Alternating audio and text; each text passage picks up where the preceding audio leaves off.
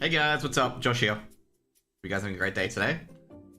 And you know, it's a funny thing today. Someone, including myself actually, I've googled when daylight saving stopped. Okay, because someone posted in EU today asking if the games will be observing CST or they'll be operating on CET. Because that's kind of important, because I don't know if I've got to stream the game at 8 or at 9. Which is very important because, obviously, you know, if I'm still streaming WoW, then I've got to quickly log off and do a few things. But if it's streaming at a different time, then it's completely different. Like if it's streaming at the current time it's on HLTV. Which I'm trying to check at the moment, actually. So, in fact, it's streaming at... Okay, cool. So it starts... Okay, cool. Now, the reason why I'm concerned about that is because, let's just put it this way, okay? One of the guys started a bit early last time. I voiced it in Discord. I don't think he knew. And he could take it as a slight. Basically, he started streaming like 30 minutes before the game started. And I'm sitting there, you know, ready to go. But I know, since the broadcasting rules say this, that you don't stream casting until, like you don't start streaming until 20 minutes before. The reason why this was brought in is because of a certain streamer, cough cough, the one who called out Vortex, used to start his streams an hour before the game started. So basically what he would do, if you guys don't know, is I just check, make sure everything I'm live on all the other stuff as well. So what he would do, deliberately, is that he would do this starting out earlier. So betting embeds in particular, they will not focus on a channel unless they're live. So he did this deliberately so that he would get all the betting bots and whatnot and then promote himself to sponsors. This is what I believe he did. Then he would promote himself to sponsors to get more sponsorships by his increased viewership. But then people realize that betting is not a good way to do business. Anyway, it didn't stop him from doing it and continuously to do it. So yeah. I'm not sure whether or not to get Tuga's quest done today or not. I'm not sure how hard Tuga's quest is, because Tuga you have to get to here from here in 2 hours. So yeah, but what we'll do is we'll farm a few thingos first.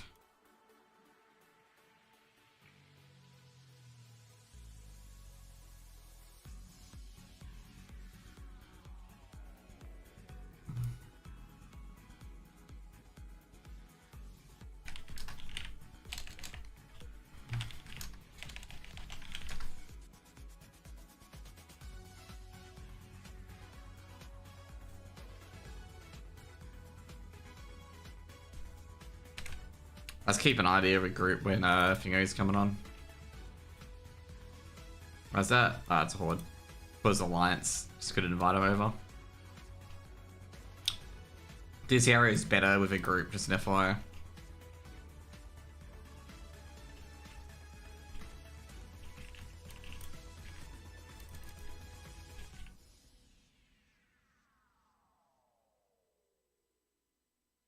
So hunters are generally pretty good at this.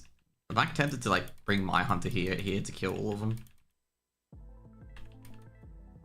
over my caster, because casters all you get is the resist chain basically. And having a resist on drain life is not ideal.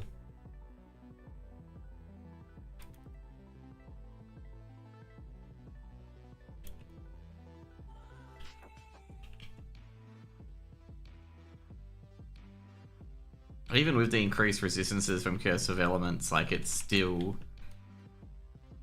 not good. Unless this is it. No, another upper mat fragment. So I've got cured hides here, don't I? No, I don't. Oh no, I thought I did. I must have sold them.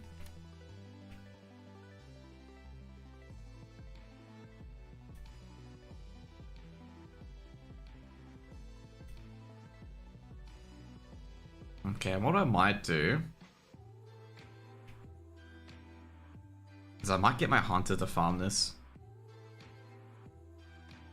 See how my hunter goes in farming this compared to my warlock.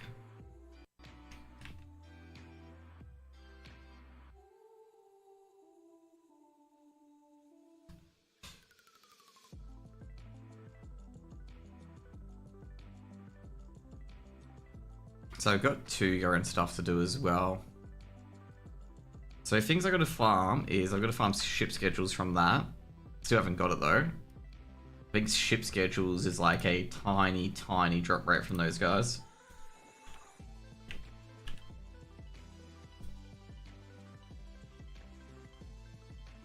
Let's see. Yeah, ship schedule is a 17% drop chance actually.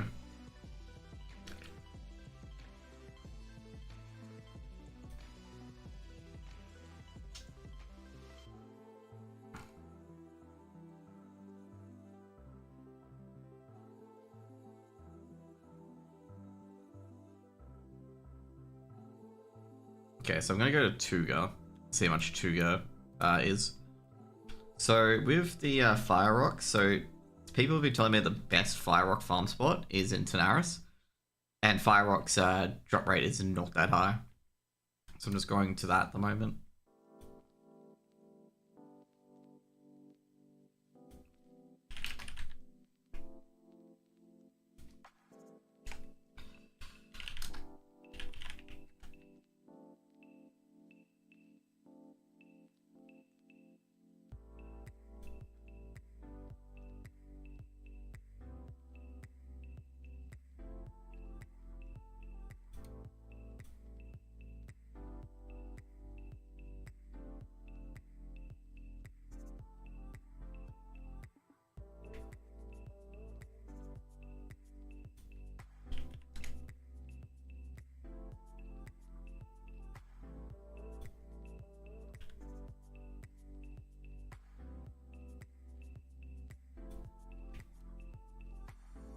Okay, I got Tuga. That's good.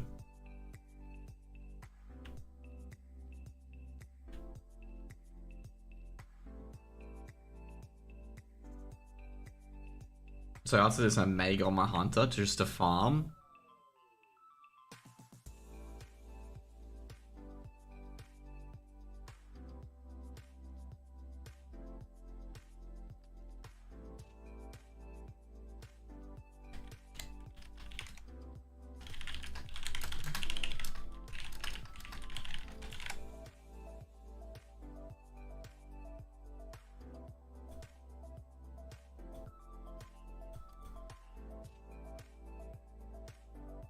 Oh shit, you know what I forgot to do? I forgot to promote my channel on Twitter.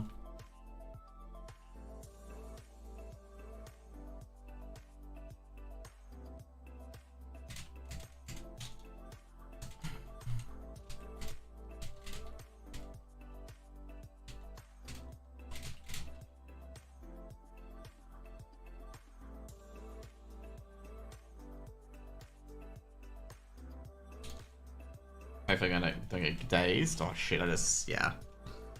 I'm just saying it's not very smart.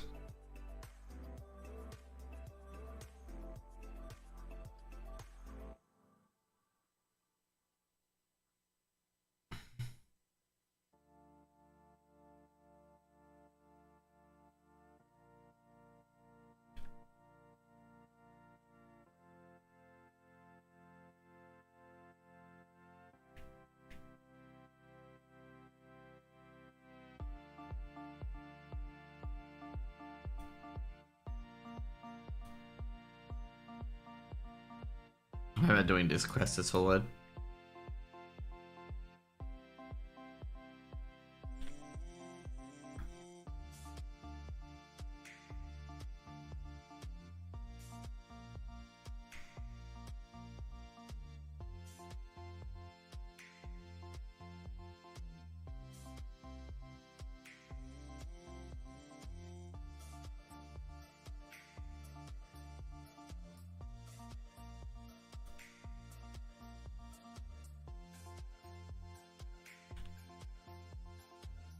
Ah, shit. These are whole glass-eyed lasers, right? And it's petrifiers. Oh, shit.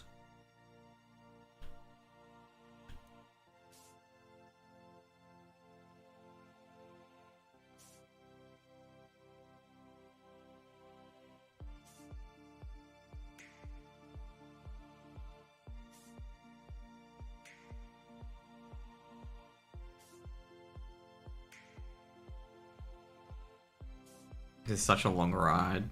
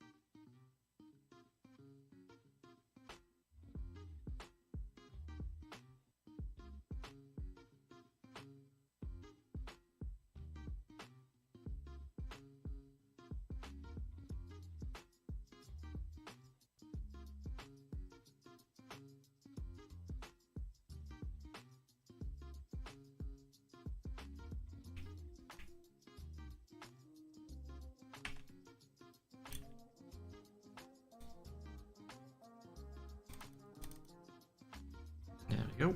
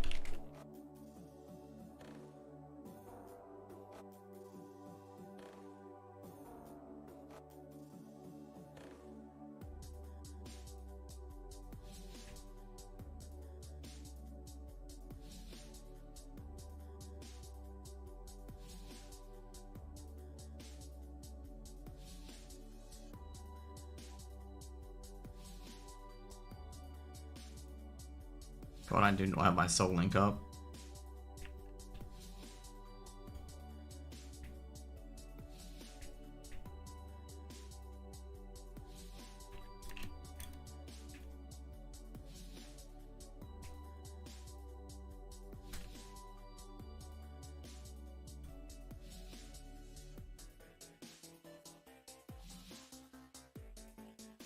Fucking hell, every fucking time it's always first time days.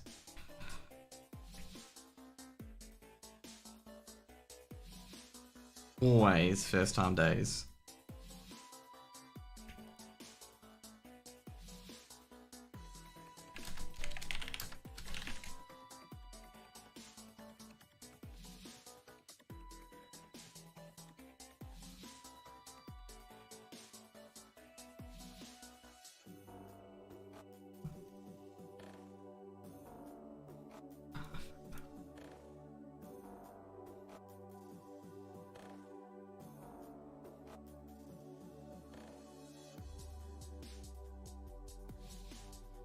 Oh no, why did you cleanse?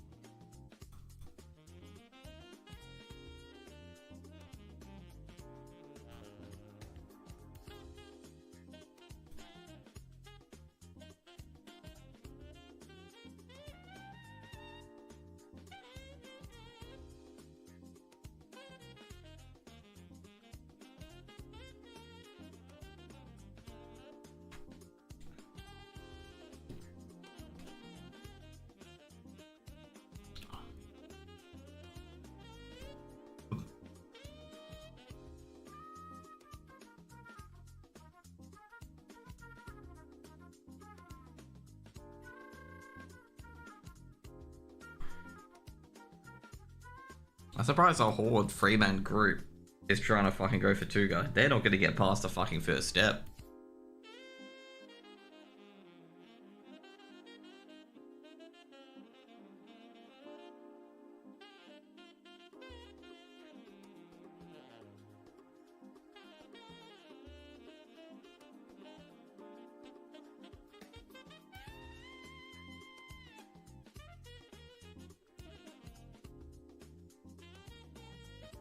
I had to do a double take there. I wasn't sure if I was like stuck on something.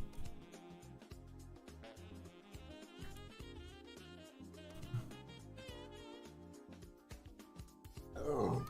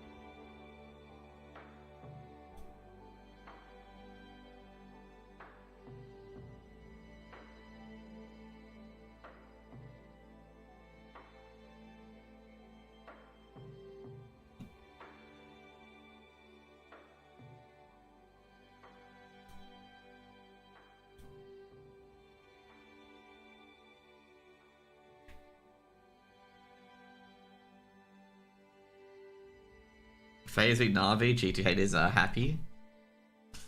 Well, like I say, like the people, the G2 haters really focus on Hoopsy way too much. Like it's never Nico's fault. It's never Nexus' fault. It's never Hunter's fault. It's always Hoopsy's fault. Okay. Always Hoopsy. Okay.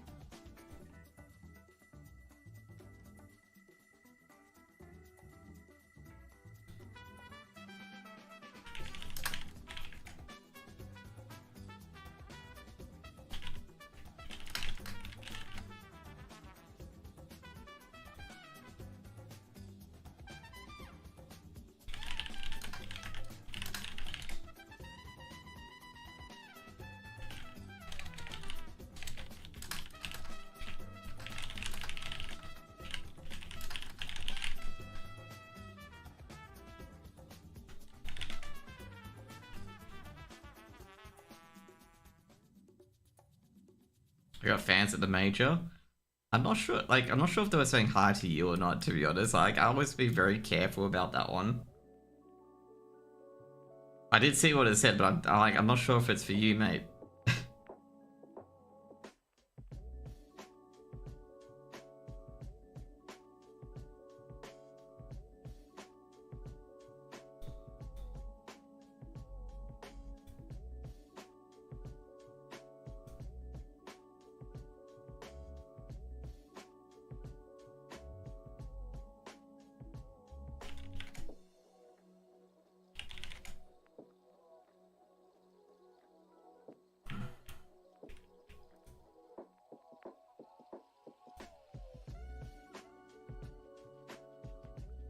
Take it anyway.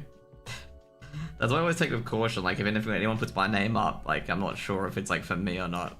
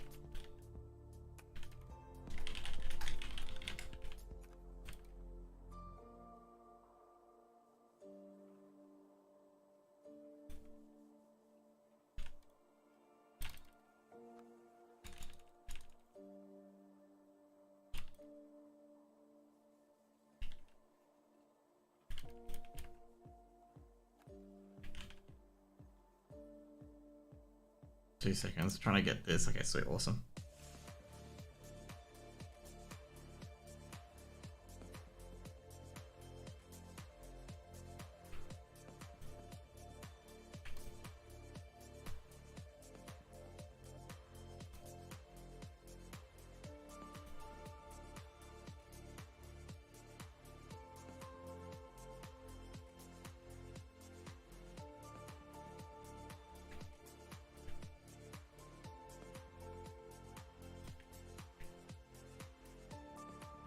Let's go.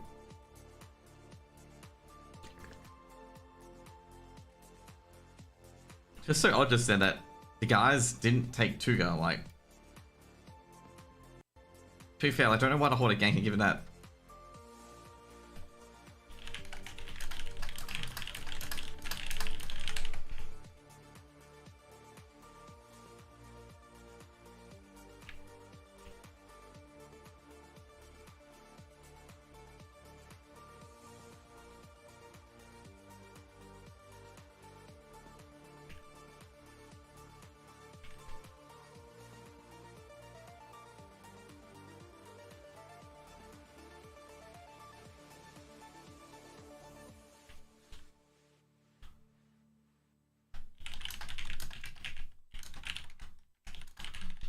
ECL?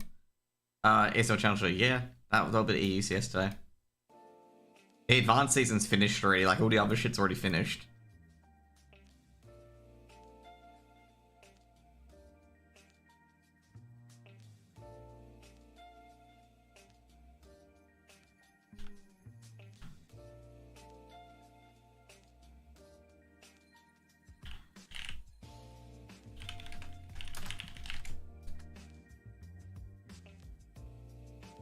Shit. Of course this would happen. Fucking dazed.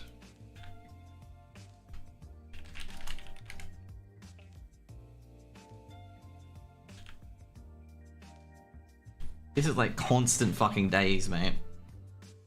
Days for days.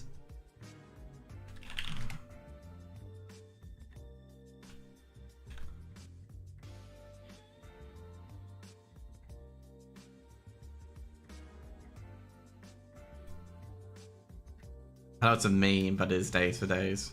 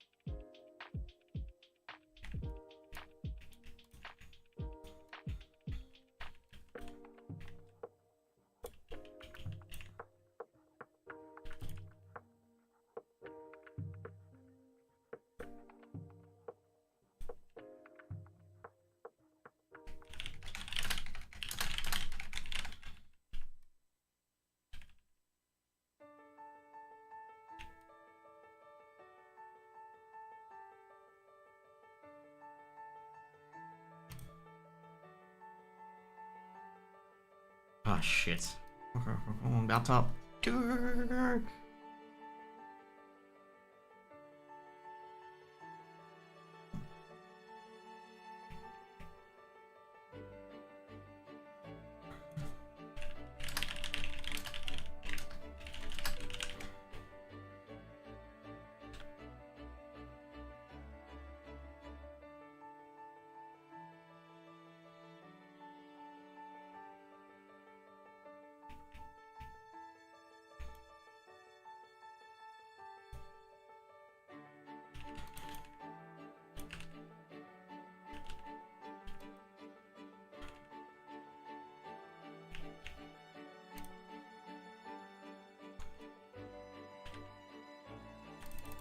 Let's go.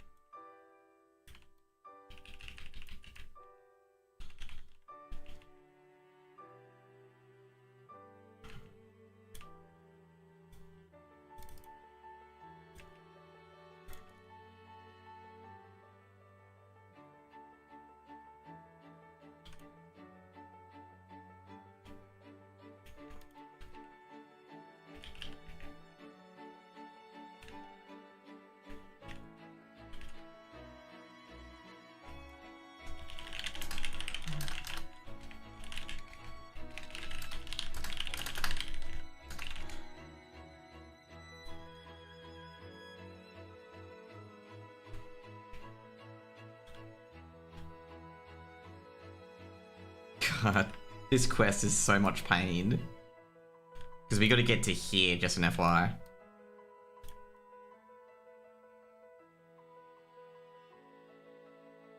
Like, we gotta get from here to here. Like, this is the hard part getting out of this area. Because it's all level 47s and whatnot.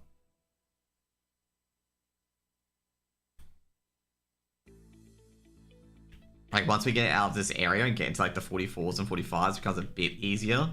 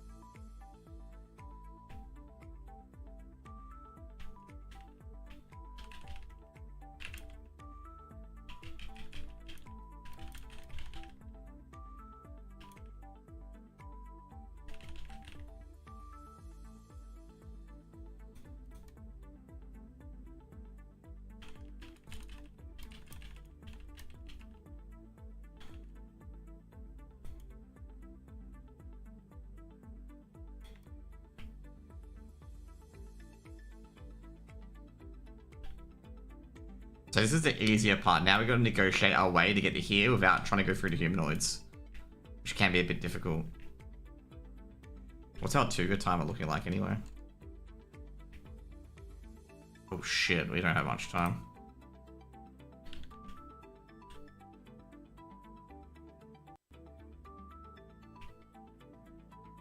Because we're, like, Tuga starts here. We're halfway on our timer.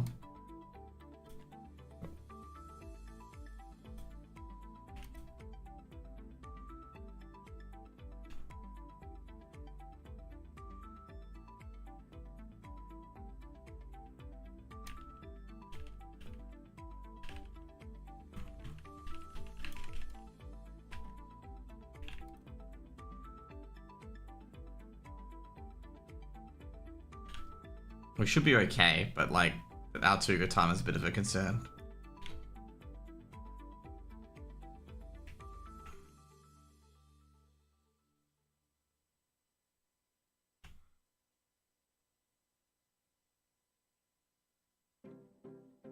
Because all we have to get to is around here. We can get to the beach and then we just go north, I'd say.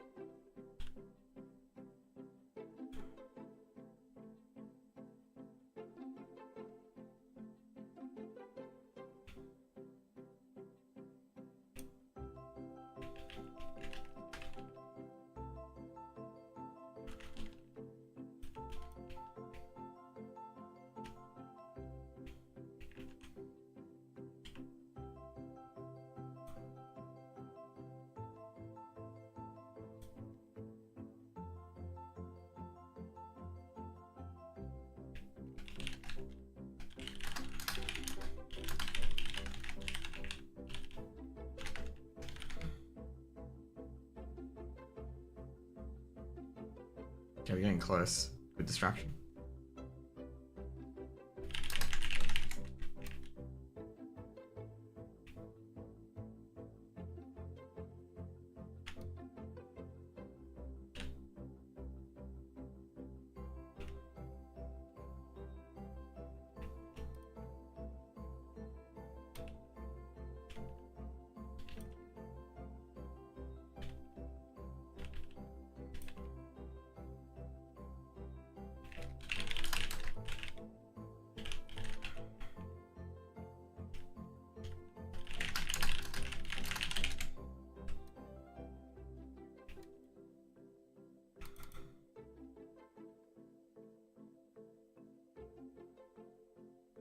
So what I want to do, as I said before, go across the bottom to the beach.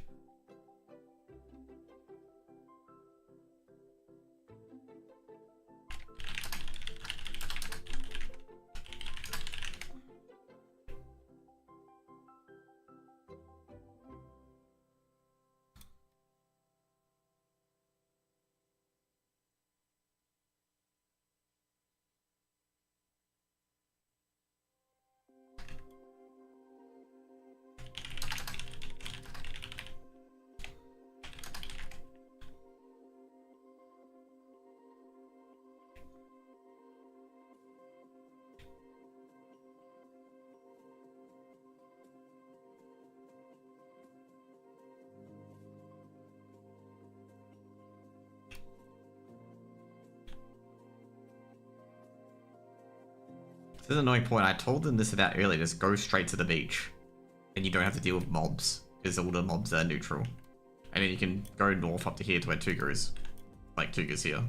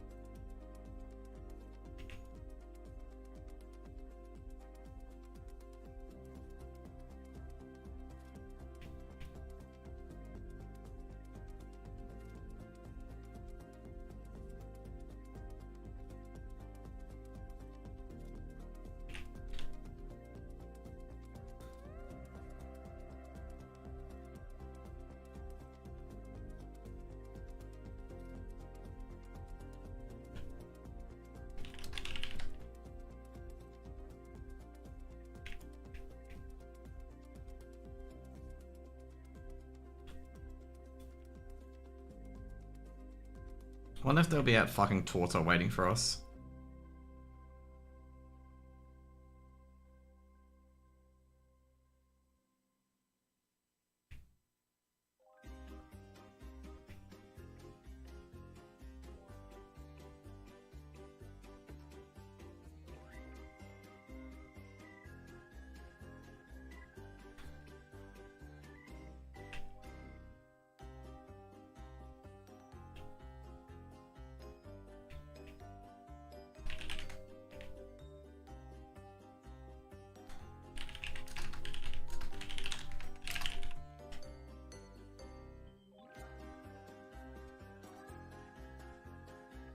God, this is a quest, this is a pain.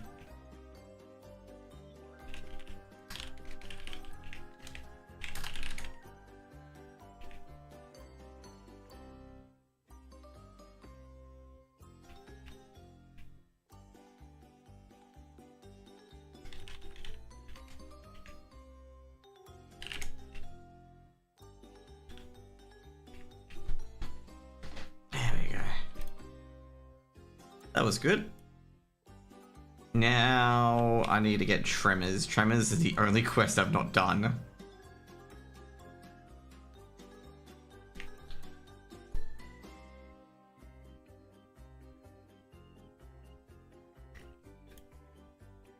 Ah, shit.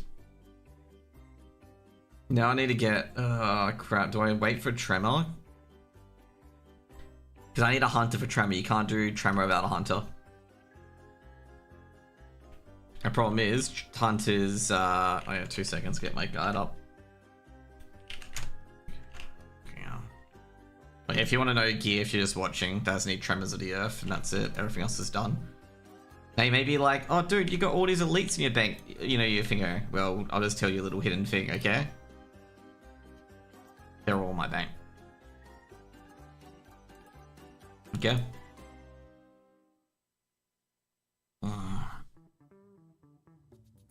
I'm trying to figure out what I want to do at the moment. I could collect pirate footlockers and trade it to my main. And not open a one. I gotta see if pirate footlocker is... I gotta see if it's tradable first of all. It is tradable. Okay, awesome. So I'm debating whether it's easy to farm my hunter who's in Tanaris. Because I know, like, farming the giant eggs will be easier for my hunter. Because obviously hunters can hit shit.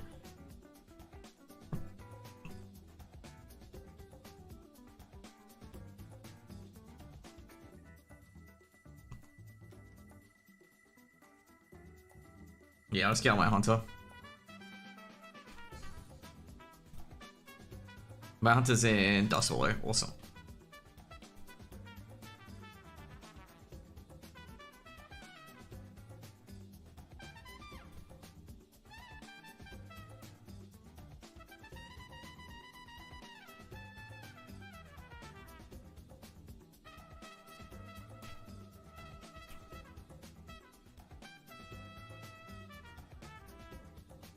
So basically, this is the worst part, okay?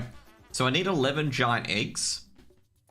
And just an FYI, giant eggs, like, they say it's a 50% drop rate. It fucking isn't, okay? I killed like 40 fucking owl beasts today to get one giant egg, okay? And supposedly a 33% drop. And someone wrote in the Wowhead comments, oh, it's just a bit of bad luck. This is a guy for ages ago, okay? And I'm like, bro, it is not a bit of bad luck. They are not a 30% drop rate.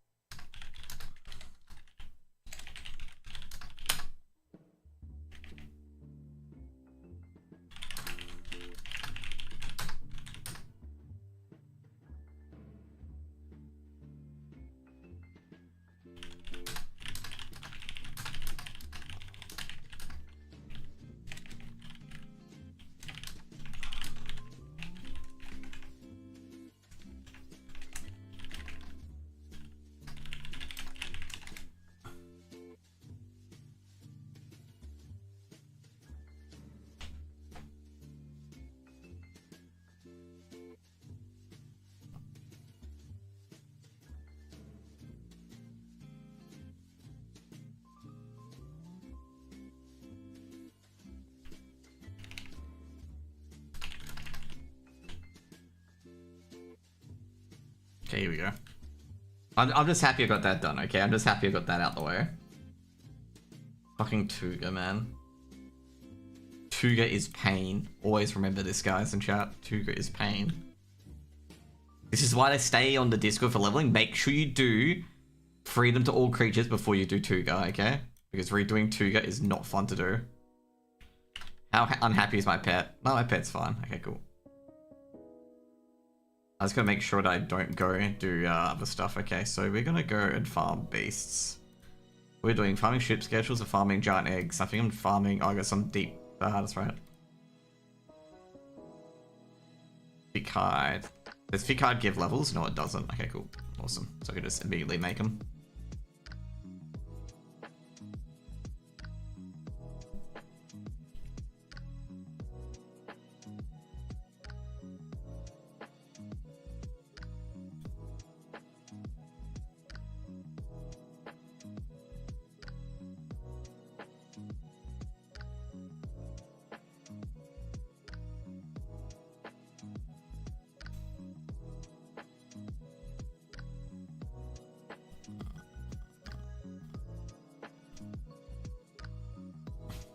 Thing their alts.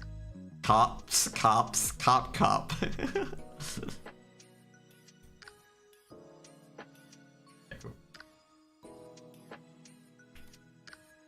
I know it's too early, but it hasn't been the same for him.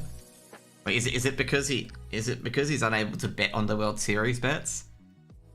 Do you see the Babylon B fucking reference? Like the Babylon B comment or the article? Let me show it, okay? It's pretty good. This is why I like the Babylon B, because nothing's out of reach, okay? Let me try and find it.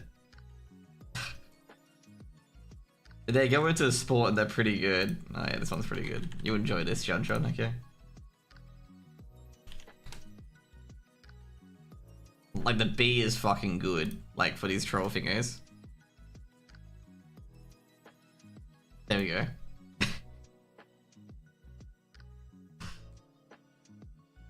I like this one with the NFL. I think this NFL one's pretty good. But they have like, they take shots at everyone, okay? They take shots at everyone. One of the funniest ones when Kanye was just going off the rails with like the Jew stuff. Like obviously like hating on Jews. They've got like, you know, Kanye's been zapped by a giant Jewish laser and it's like got his body parts flying everywhere.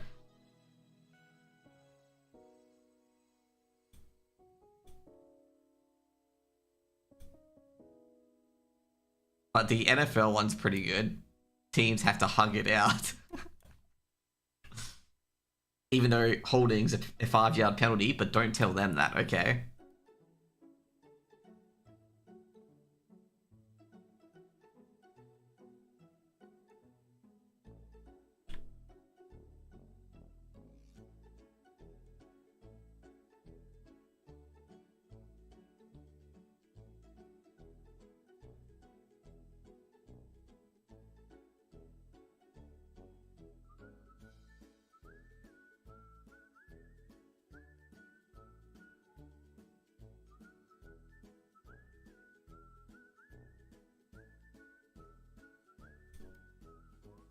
So yeah, with earlier with Tuga, the reason why I was getting him to the beach is because all these people are bots.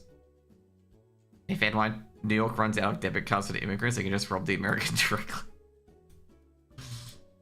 Dude, trust me, Babylon B is fucking hilarious, okay? It is fucking hilarious. That's you know the funny part though? You know why Elon Musk took over Twitter? It's because Twitter banned the Babylon B, okay? Just remember that, okay? The Babylon B, like the reason why X exists is because Twitter banned Babylon B from Twitter. Now, if you want to know why they banned them from Twitter, so the Babylon B basically put an article up with Caitlyn Jenner, and their comment was basically Caitlyn Jenner, you know, the first time that a man has won a Woman of the Year award. Like that was the joke. And they banned them from Twitter because of that.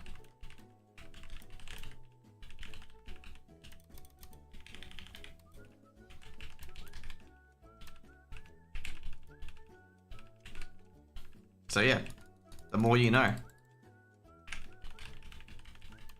Okay, cool. Problem is I probably need a... Oh, I've got a lot of bandages. I'll probably be... Oh, should I spec Spirit Bond? It's a bit late now to spec Spirit Bond, ain't it? Just set my pet in. But yeah, that's the entire reason. Like, the Babylon Bee is fucking hilarious. Like, so funny. Like, they are unbelievably funny. And that's what they got banned for. So they got banned for, you know, making a comment that, of course, like, Chris, that, whatever, Jenner, like, you know, Kylie, or not Kylie Jenner, whatever it is, one woman of the year. And that was their joke. Their joke was, you know, that it's good to see a man winning a Woman of the Year award kind of thing. Like, they made that comment saying, you know, basically a man wins Woman of the Year. The sad thing is that people out there believe that everything is posted on that. Dude, it's like, exactly like The Onion. It's like supplanted The Onion. Like, The Onion now actually have a competitor.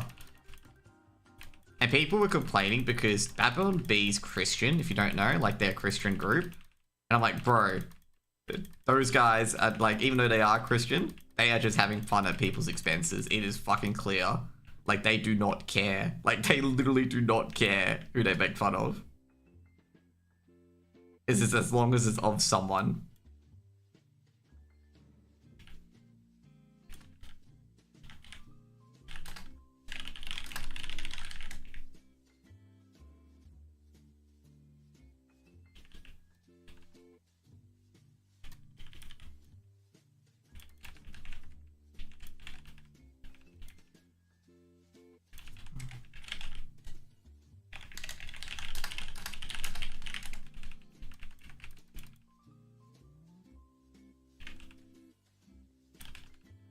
Oh, is he not inviting me? I thought he was inviting me.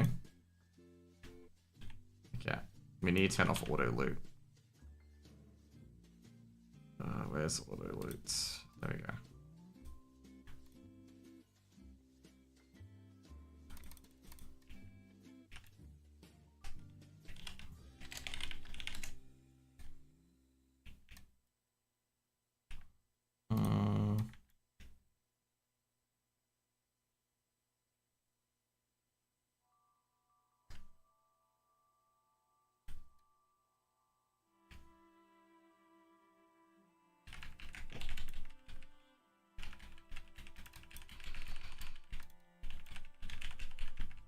I really need an auto attack macro.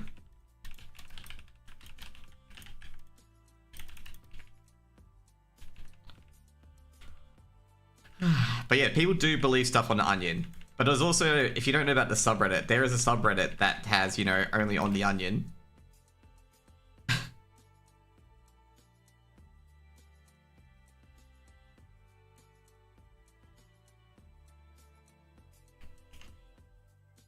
Which I find very humorous. Oh, dude. Oh, to be fair, we gave him a mercy killing, which is good. Because he would have taken, Dura. So I made $5 bet on a home run parlay to win 190. He asked Twitter where we should cash out. Time he did, I should cash out. Dipped out. Oh, no. Yeah, you gotta be very, very quick on those things. Oh, shit. This is my pet to attack.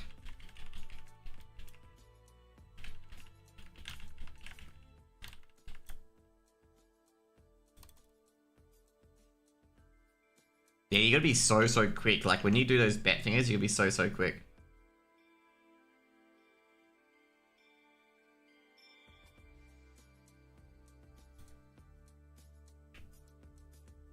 Let's go for it.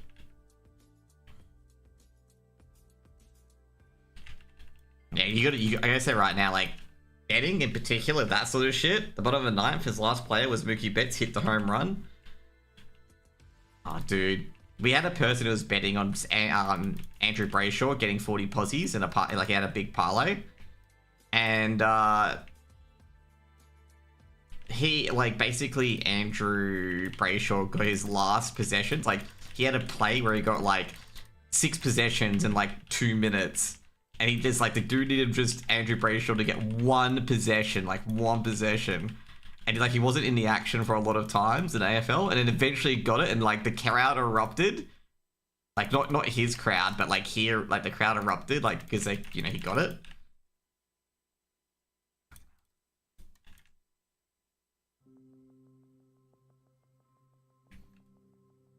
Not having good luck with the map fragments at the moment. But dude, I think it was like only about 2 minutes left in the game when he got the final possession, and like everyone was he was super happy to get his bet. I think he only won like $200, but you know, winning's winning, okay?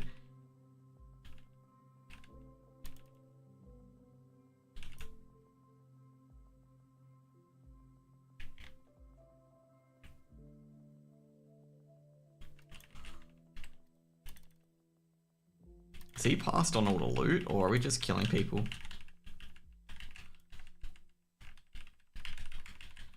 Dude, my pet's shrekking people, man.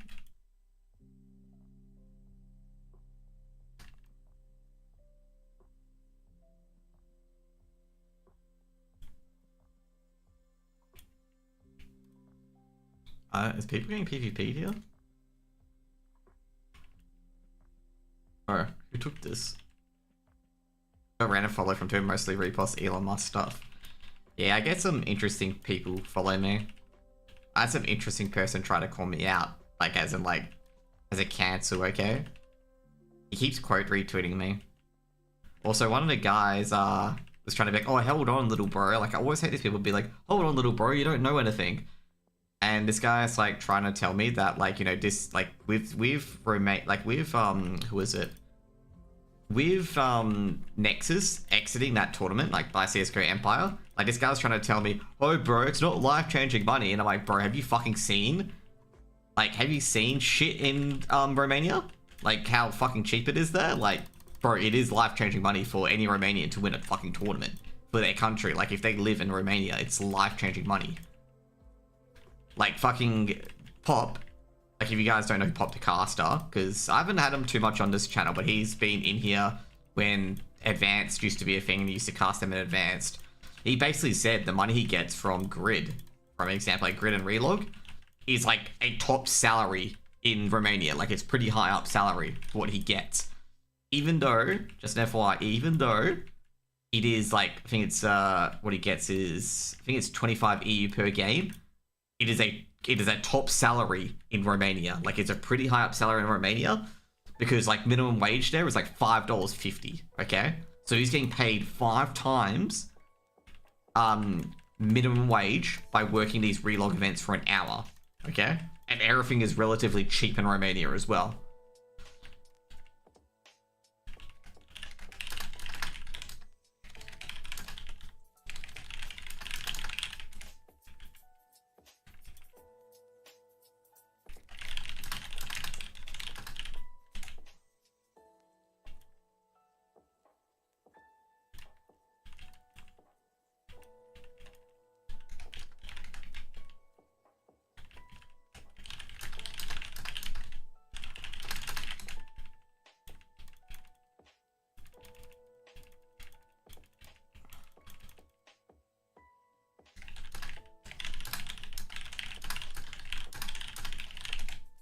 Yeah, made pretty sad. The majors are surprised. Yep, I'm happy. I'm really happy for them. This is the luckiest pirate footlocker drop I've had.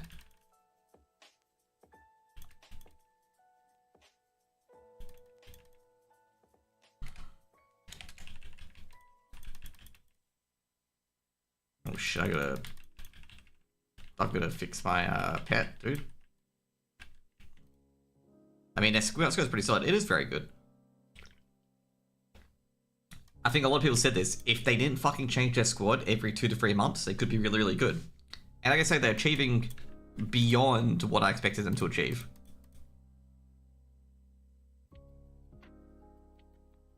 Like, let's be honest, like, no one expected EF to get to Legend stage, okay? Or to get to playoffs of the major. No one expected that. If you did expect that, I think you're lying, to be honest.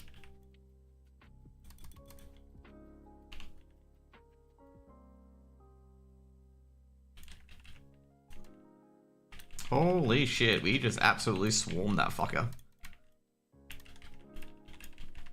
I expected to do better against certain teams, yeah. Like, there'll always be that one guy. Like, I really hate casters who do this because I know they don't actually think that. But there'll be always that one caster that says, you know, I've been watching them for so long, I know they would do this. And it's like, bro, like, you've not been watching from so long. You're just doing it so you can sound like you're enlightened when you're fucking not.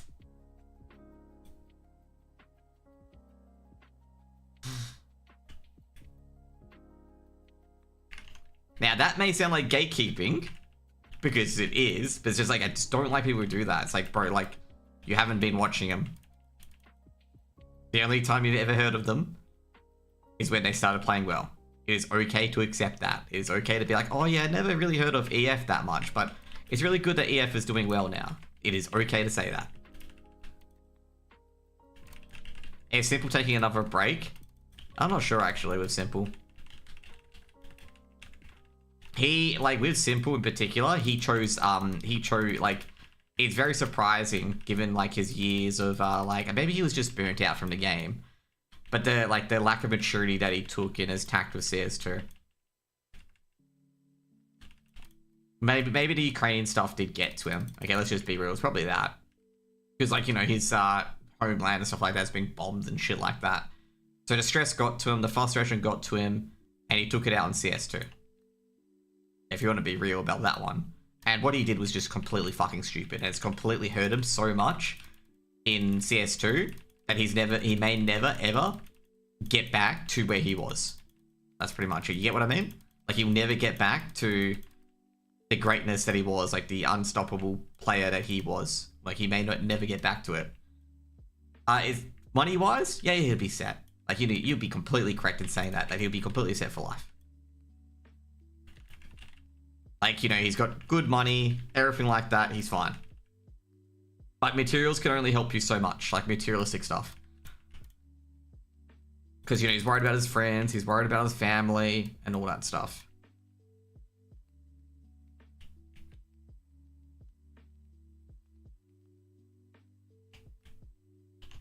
Like, for him at the moment, it's not stats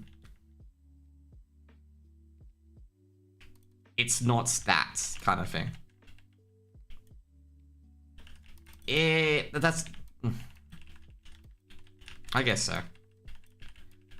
As I said before, it's generally not about that. Oh, is he done? Oh, no, he isn't done. And like, it's still like the issues for him, it's not financial stress, it's emotional stress. Like, financial stress, like the financial stuff he's happy with, okay? Like, you know, I think he's happy he's got money and stuff like that. That's the emotional stress. Yeah. That's what you meant, yeah. Oh, fuck. But he's just, like, yeah. And that's hurt his career. And, you know, you got, like, with a lot of people in particular, money is not the thing they're trying to aim for. It's a strange concept for a lot of people, but, like, some people don't, like, view money as their main goal. Is WoW still the strongest MOBA Blizzard game around? MMORPG, you mean? WoW's not a MOBA.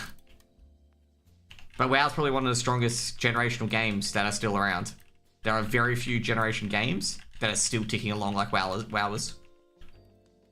Despite the amount of people who say that WoW's dying and whatnot, WoW's one of those games that people would fucking, like any game dev would kill to have.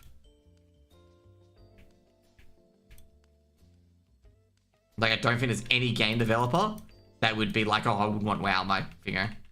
I don't want to say MOBA. League's a MOBA. Like, League and Dota are also, like, generational games as well.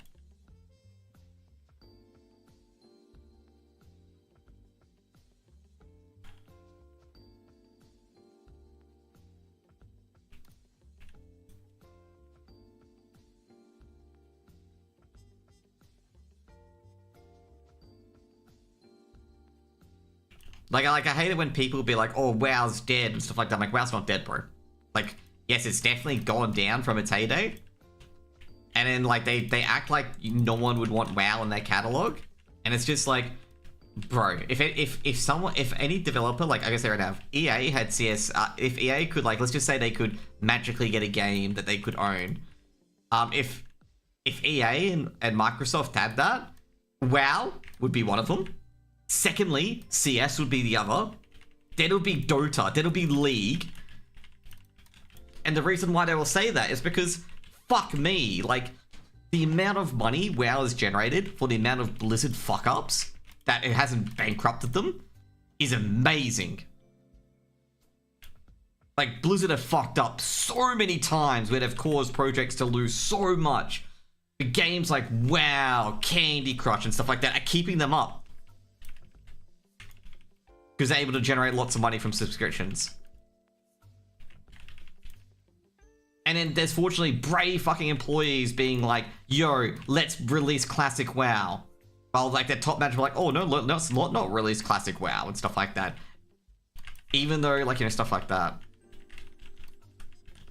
And like this is like, even though WoW, EA's just released the same shit. I guess so. Oh shit, I'm in a bit of trouble. Because I don't have my weapons out. Fucking swashbucklers, man.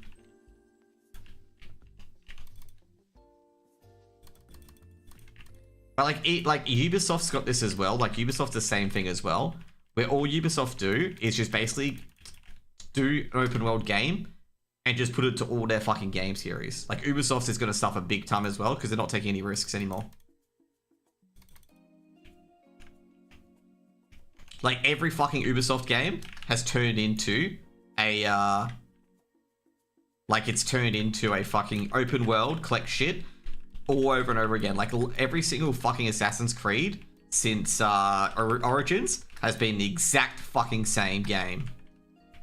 And I was talking to Rosie about this. I was just like, I really can't play another Assassin's Creed game because it's literally all the same shit over and over again. There is no fucking difference in game style. Now, someone may be going, oh, WoW's like that. Yeah, it is. But it's an MMORPG. Do you think Nintendo's one of the few companies that continue to keep different games with the same characters? Yeah, they can. Like, Nintendo collab quite a bit with their IP because they have to. Like, you know, with Mario and stuff like that. But that's because Nintendo have to. Because if Nintendo don't, they don't live. But remember, Nintendo don't want anything going off the... What the fuck? How did I pull that?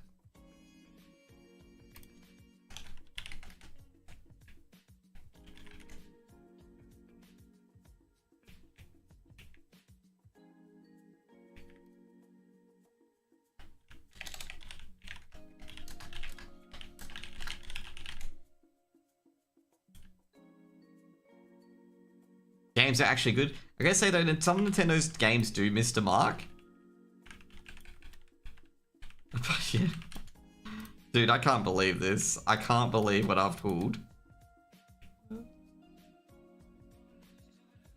Oh my god.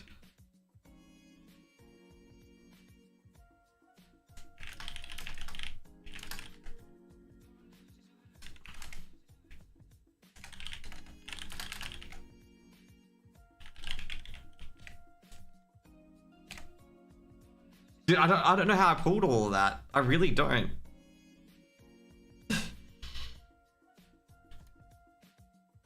Oh man.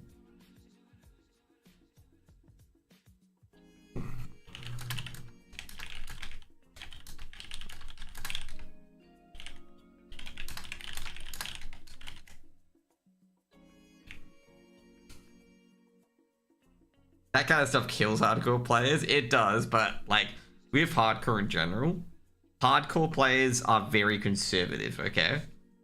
Like a lot of hardcore leveling guides focus on making sure these quests are green before they do them. Like that's what they do.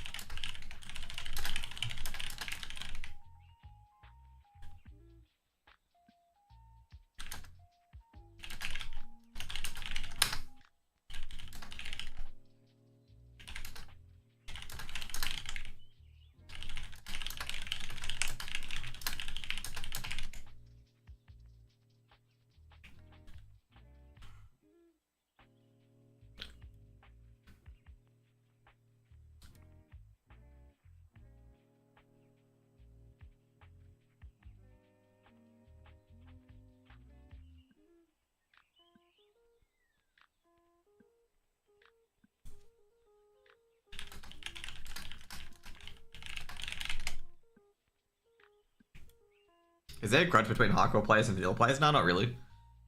There are people that try to shit stir it, but not really. Like, hardcore players are very conservative. Like, these quests here would be green before they try them. Like, they would do these green, like, they keep these quests green before they do it. Mainly because they don't want to die. Now, other vanilla players are different, so it's fine. Did my pet die? No, it didn't. Okay, awesome. He needs a feed because that was, as humorous as that was, basically one of my favorite games to play was locally was Bomberman. Bomberman's a fun multiplayer game.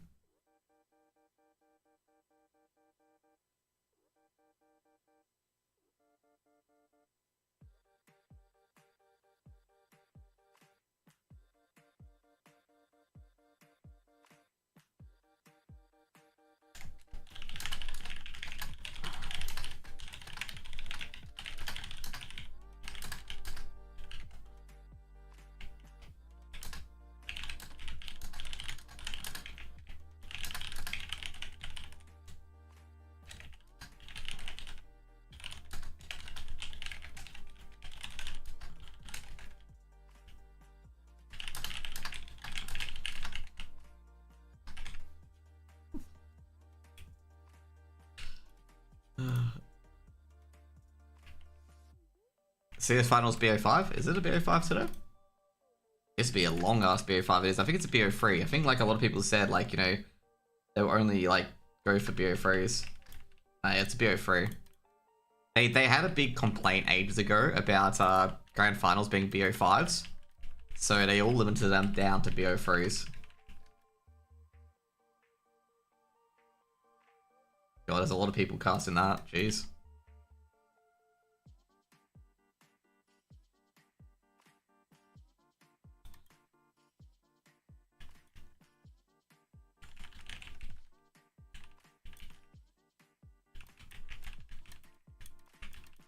It used to be BO5 back in the day, but I decided against it because basically what happened was that BO5 is just too long, man. Because with Tommy, like I think Tommy's like, he's on the mark with a lot of things. I agree with him on a lot of things. At the end of the day, his positions are well researched. And I sometimes disagree with him as well.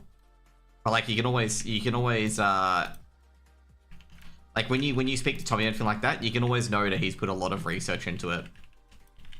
Like, you always know he's put a lot of research into it, and, like, he's not one of those guys that just says it off the cuff kind of thing. And he basically said that, like, you know, a lot of people don't watch the entirety of BO5s. Like, he says, like, a lot of people will watch BO3s, and that's it. Like, you know, some people get 1 or 2 matches to watch, and that's it. And I agree with him.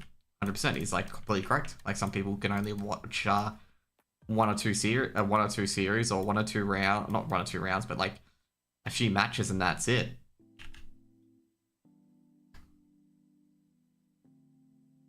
And, so yeah, so that BO5s is one of them, and he basically said that BO5s, like, I don't think anyone has time to sit down for 4 hours to watch a fucking BO5. And he basically said, like, it's longer than most sports games, stuff like that, so BO3 should be standard. Like, he basically said, like, most sports, like, real life sports, of course, are only between, like, 90 to 120 minutes. With, you know, a break in between.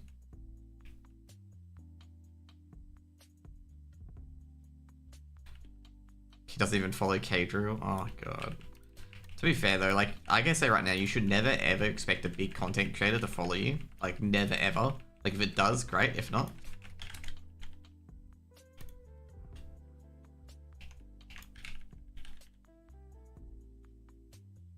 Do you like the pace of CS2? I do. Like, I think they were right in the end. As much as I don't like the MR12, like, as much as I disagree with the MR12, you know, I understood they had a good, like, I think they were right in the end, which is good. I've been enjoying it. Round-wise, I gotta say the economy requires a bit of work because the economy is pretty shithouse at the moment, for obvious reasons. As, like, CTs really have to go all in very early on.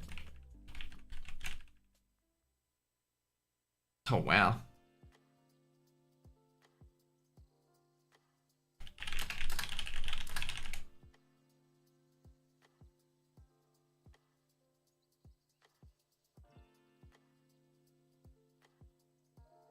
Okay, sweet.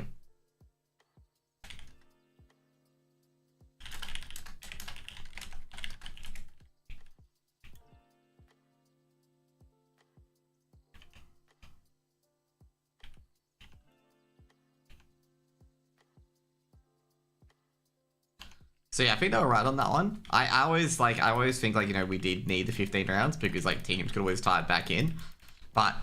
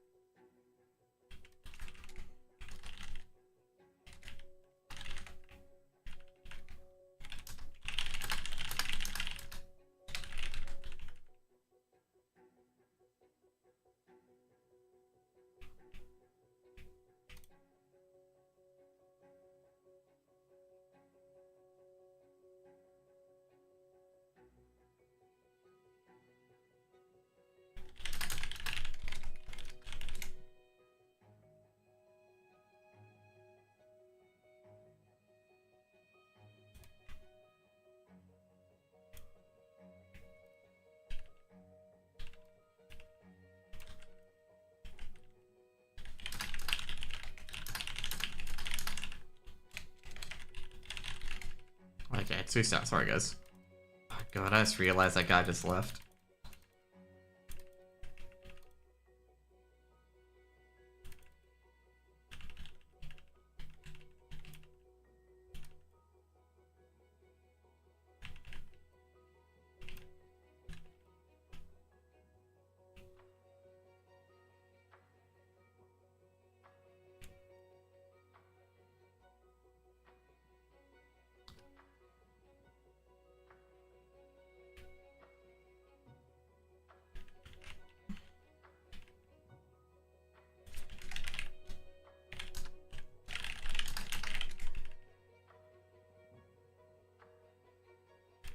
Okay.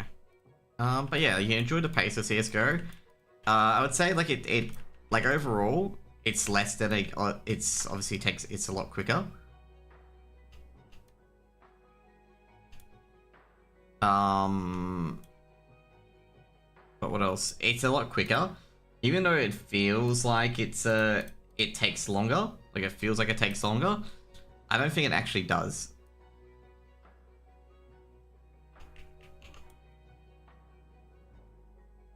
Economy Mines is it's meh, yeah, pretty much.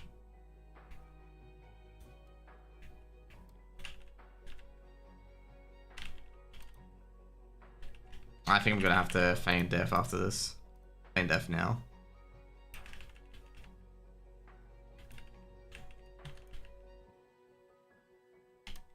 Fucking really?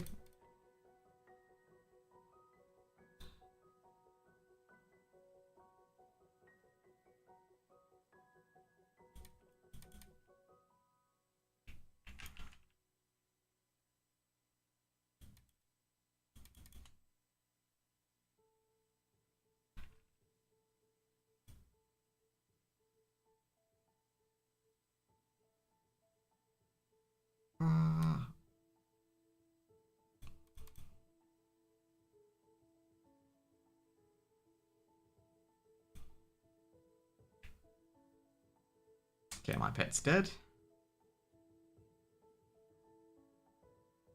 And my pet's back alive again.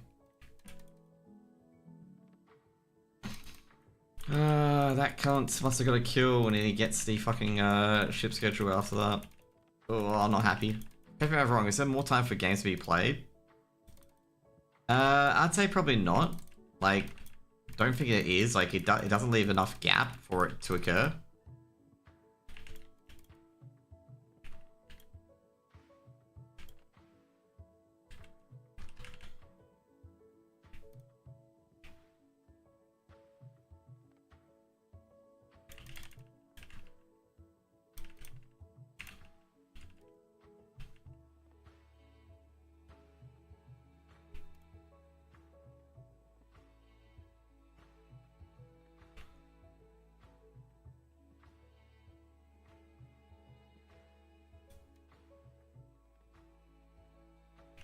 I remember there was a day, there's 6 series being played, but I thought it was going to be beer 1 was all beer free. Well, they were played at the same time, I assume, right? You can safely assume that.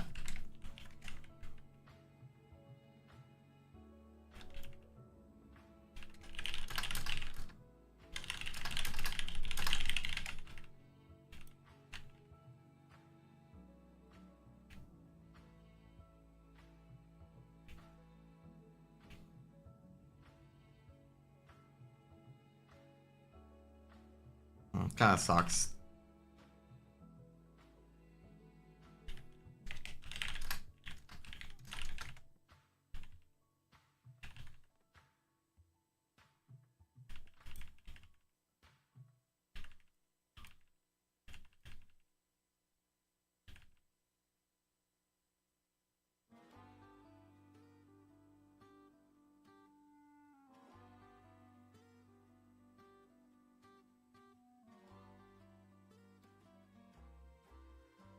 I think it was 2 series at the same time. Yeah, you can do 3 beer frees in a day. Definitely doable.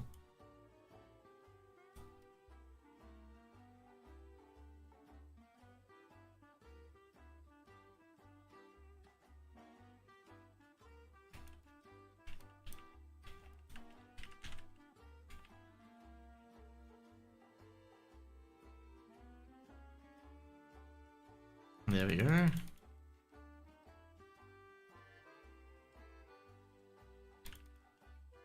Shit. I think I'm in a bit of trouble. Because my guy can't reliably kill these people. Oh, shit.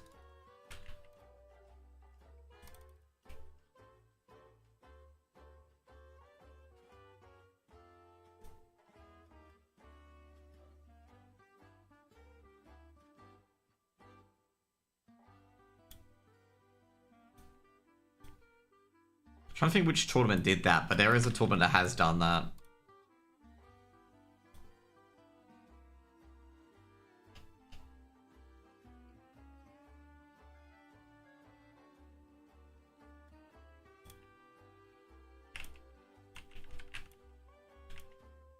I remember the CISPA getting up in arms when like a team, I think it was Astralis or something like that, to play 3 berry frees in a day. And then when Mouse had to play 3 berry frees in a day, there was nothing said. I think it was Astralis. It was a team that was like well known, and CISPA got all up into the TO's faces about it.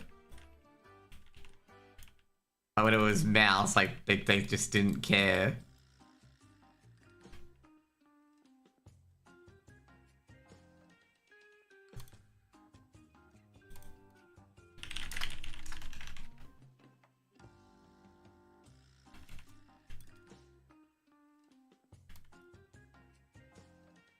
They prefer a small break in between. Some TOs give about 2-minute break, and then they get production to come in, stuff like that, and get the advertisements in. And then they will immediately like get back to game.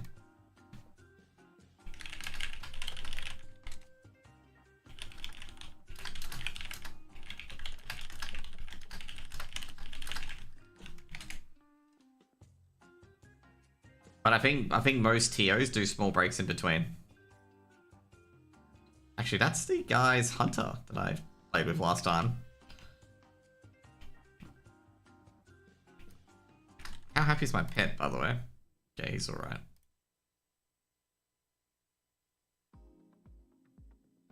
But with other games, like with like advanced and open games and ESL Challenger and whatnot, generally they just play right away because they know, like, unless there's broadcast on it, they just switch right away and play next half.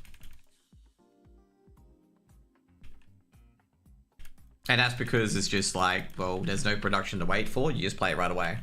But it's, I guess right now, the small break between each half is production based. Always production. It's always about production. Like to not give cast a small break, but, you know, fit in advertisements and whatnot. It's never because the players want a small break.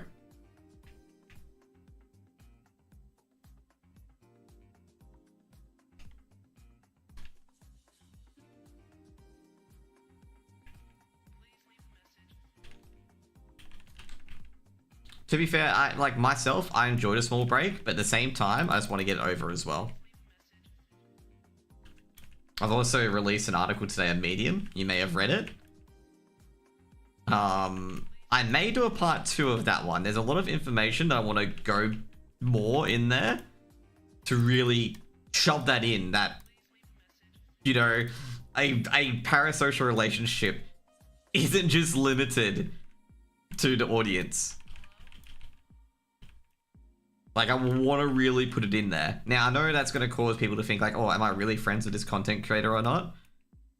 You know, there is that side. Like, doesn't mean that, you know, that what I'm gonna say is this, is that parasocial relationships isn't a little thing in a box, okay?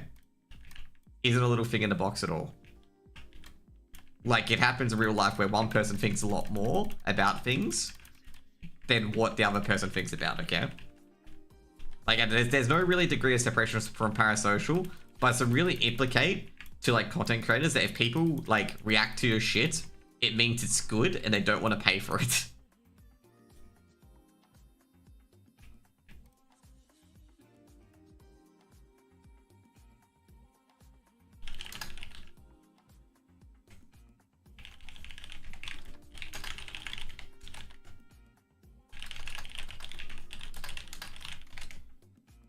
So, yeah.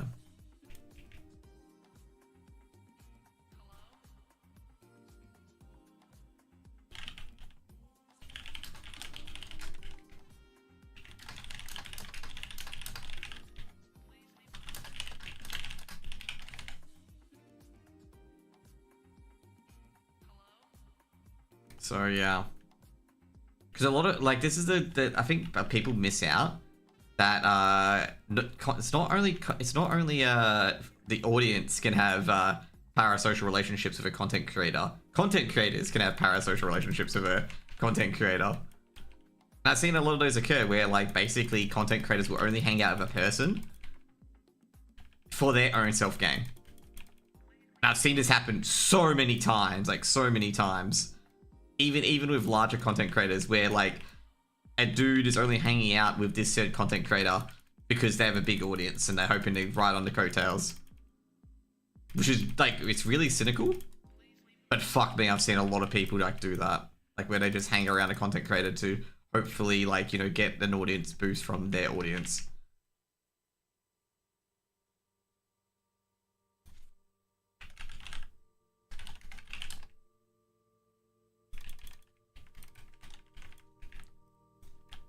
But anyway, the reason, like, as I said, the reason I wrote that happens with GTA RP eventually. Oh, definitely, it happens in Among Us too.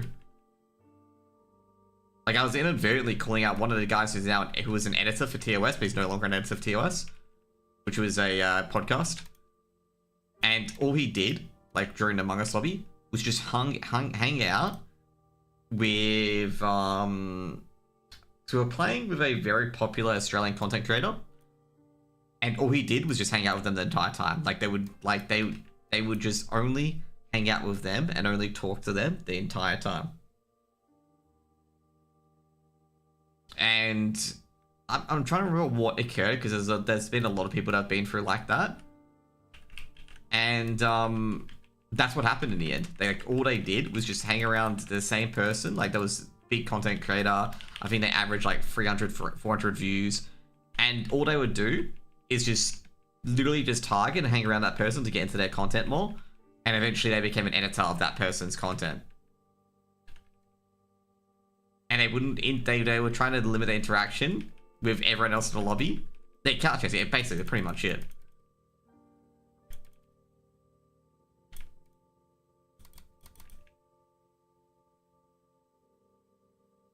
So I think in the end they dropped them trying to, like, they tried to get their own content, but yeah.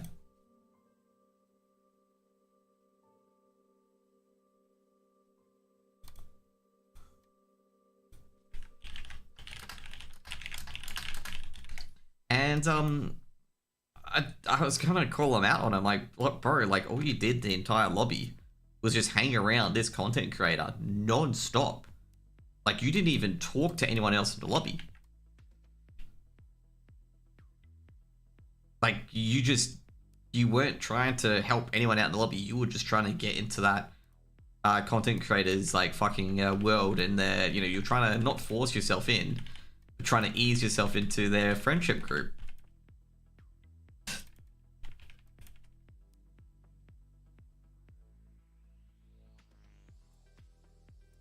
Like, because of course, like with a lobby and whatnot, like, I don't care who I play with and whatnot. It's just fun, basically.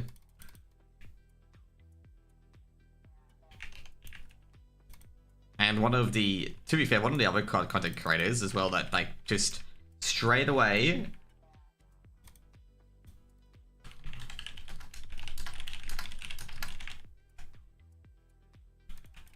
Like basically one of the other content creators that were biggish that he was trying to go after, he basically said no to him. He's like, nah. And one of the dudes was about to call, like, I don't think anyone called him out in the end, but one of the dudes I think was close to calling him out because, oh man. But yeah, he's not much of the community. He's not much of the community anymore because all he was doing was just clout chasing. Like, he was just chasing after bigger content creators.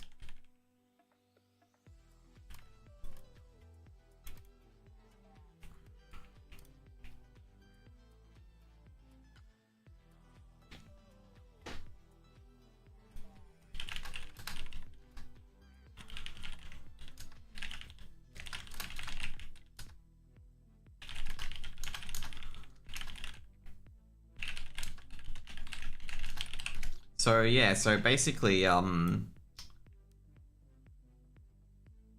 can't really vibe with those kinds of people. And those kinds of people in the industry, in particular, like content creation, get called out very quickly. Well, not called out, they get caught out very quickly.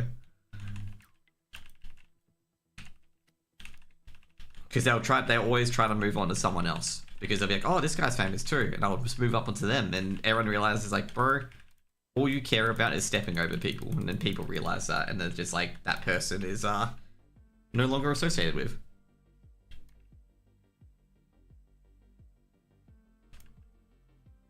Yeah, like that sort of stuff as well. I do understand that, where you're forced to like a fucking person when they're just like, you can't possibly like them. It happens in a lot of shit. It even happens at work, even happens in casting and stuff like that, when you clearly don't like the other person.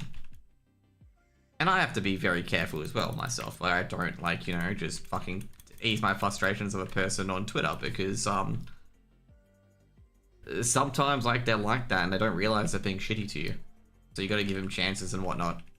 Just kind of say, hey, yeah, that's fine. Like, didn't know you felt that way. Stuff like that. But if you, like I say right now, if you're forcing yourself to like someone, that's gonna take a lot for your mental health. Always. I have no issues with peer pressure. Like, I don't really get impacted too much by peer pressure. I just do my own thing. If anyone tries to peer pressure me, it just makes me less want to do it.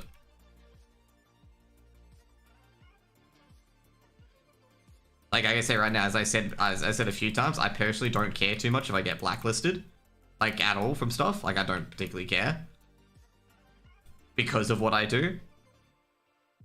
Like, I'm just happy if I do it and I'm happy with it, it's fine.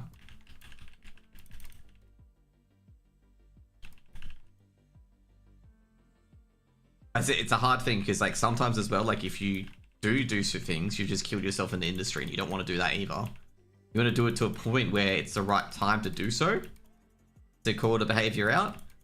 And also, yeah, that's the thing. Like, it's a very tough line to manage when it's a good time to call someone out. So, like, a lot of these people in particular, when you call them out and they're being slimy, they try to, like, hide behind any old excuse that some people who don't know too much would, like, fall for.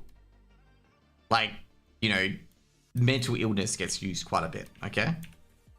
That old chestnut gets used quite a bit. And they try to hide behind these things, okay? And sometimes they get away with it. Sometimes they do get away with it. Like, Config, for example, got away with it. And people who had no idea of Config, like myself, accepted that he had mental health issues.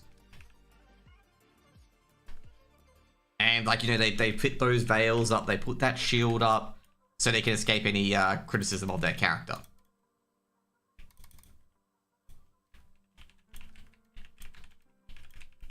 Like some people, like this is the worst part, is that I don't like doubting that person has a mental illness or anything like that, because just in case they do, just in case it pushes them over the edge. But there's also a lot of scummy people who uses it as a shield, and it just doesn't help things. It's like that person who accused, what was it, Wilbur of sexual assault, basically. Was it Wilbur? It was someone of sexual assault, which was 100% not even true. But anyway. Yeah, I just gave up fitting in and trying to satisfy other people. Especially if they were never gonna fucking like me. Like, just no point. Just gotta accept people are different. And that people have different interests, even though it's not your best interest at heart. Makes you a much happier person. The old adage of just focus on what you control and what, like, don't worry about what other people control is pretty much it.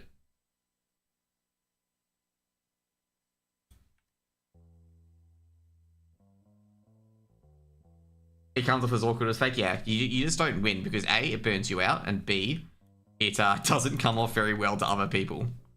And, you know, some people can tell when you just don't like the other person. Like, I'm gonna tell you right now, I think people are fairly obvious of, like, who I don't like in the scene. And everyone's like, yeah, okay, yeah, Josh doesn't like this person in the scene fucking clearly.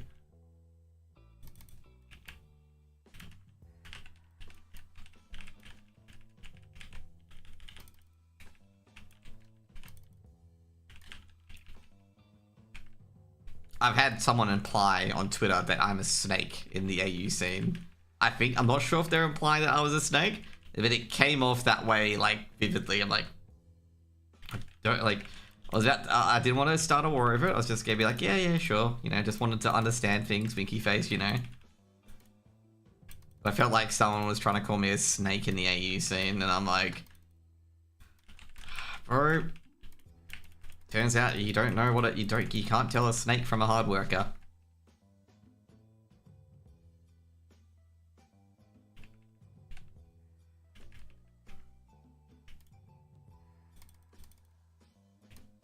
I think people compartmentalize a lot of people, and like if they don't fit that stereotype, they force them to fit that stereotype.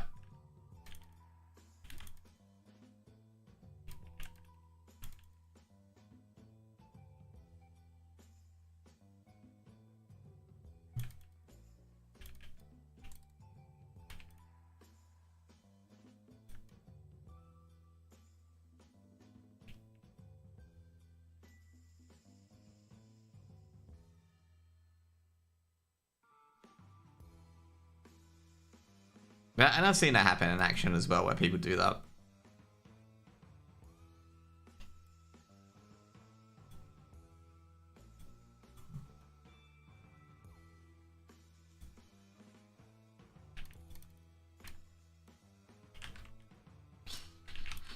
I think the funniest person I've had to deal with though, like in that aspect, is, oh no, I just forgot the person I was dealing about in that aspect, about, you know, not liking him. It was a person who was trying. Oh, okay, yeah. Now I remember. It was a person trying to like emphasize with the struggle of, like, you know, hex debt in Australia, and they literally announced, I think it was like 6 months ago, that they were now hex free, and they like said, oh, you know, I'm glad to be 30 and hex free now and stuff like that. And they were complaining about how they would have to pay the hex debt until they were 40 and stuff like that, like until their retirement. And they were talking about how, like, they would never pay off the hex debt. This was like before, and like how this was like 2 to 3 years ago, and how like everyone was locked in basically with, like, you know, hex debt and stuff like that, and they should forgive the debt and whatnot. And then, of course, they repay it. Okay, they've also been complaining about other industries as well that have, you know, issues in it as well. And I found the greatest irony when I saw their post later, that they had repaid that their hex debt was completely clean. They didn't have hex debt anymore. And I'm sitting there going, like, what? Like, you said it would take until you're 45 to repay your hex debt 3 years ago. And I'm sitting there being like, so how do you get the money to repay your hex debt then in 2 to 3 years?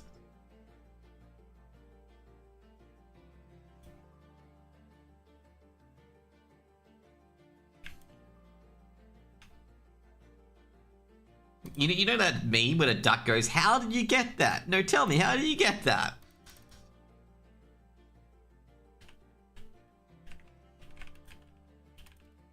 This is why I don't listen to people who do any, like this is why I'd be very cautious in people who promote specific political things. Like, you know, try to emphasize people, but they're not in that situation themselves. They can't possibly understand it.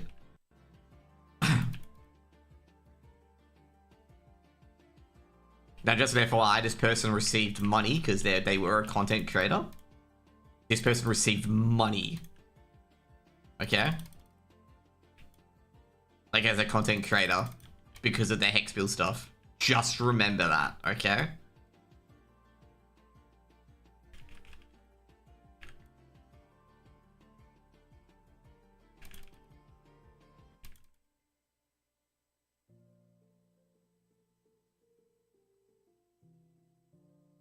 So they were getting money while they were complaining about their hex debt, and then 3 years later they repaid it, okay?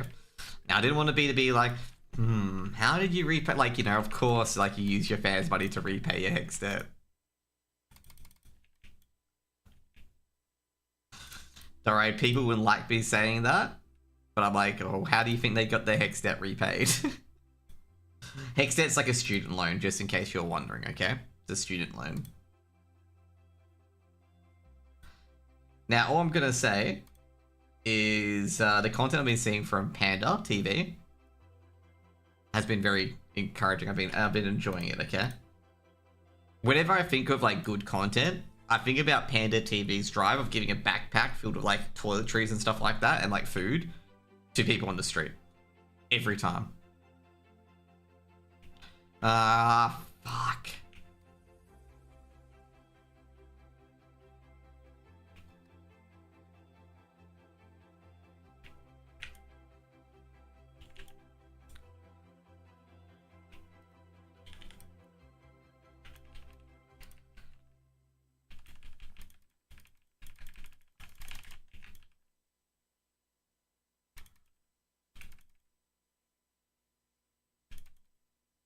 Hey, why am I getting hit?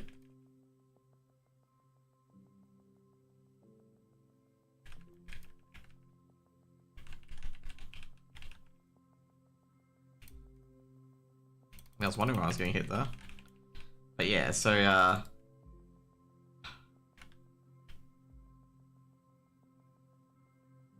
as I said, I didn't want to say it. I'm like, oh, okay, so how did you get all your money to repay your hex debt from? Because I knew that was going to end poorly.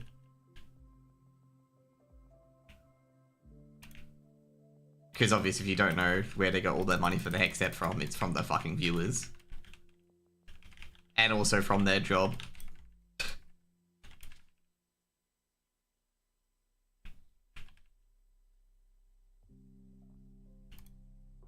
It's like when I say this kind of stuff, it's like trying to tell people, like, don't try to emphasize that you're with that mob when you're fucking not. It's kind of like Hassan. Like, every time I see Hassan, like, you know, Hassan's in Australia at the moment, by the way. I think he's in Melbourne.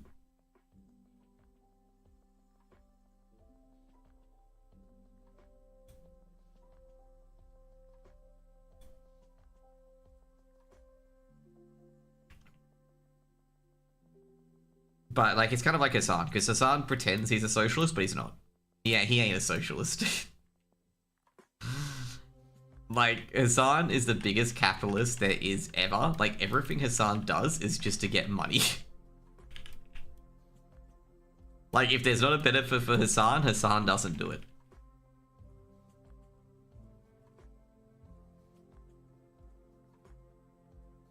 I mean, Hassan's little fucking fit at people wanting him to make his own content is like, you know, what am I meant to do? Die? Instead of creating my own content? It's like, bro, like, you know. He literally said that. Like, I'm not even kidding. Like, The funny thing is, this was like a clip from Dark Viper stuff. Someone was trying to claim Dark Viper took that out of context. And like Dark Viper said, no, include the entire fucking segment in. And the ending as well. And I'm like, oh, which part of the VOD is it in? And I watched it for myself. I'm like, yeah, you didn't fucking clip it out of context. Like that's like the part of Hassan as well. Like he always goes, oh, it was a clip chimp. He clipped it out of context. They're trying to hurt me. And it's like, bro, no, like they clipped it in context. That's the most in context clip you could possibly get.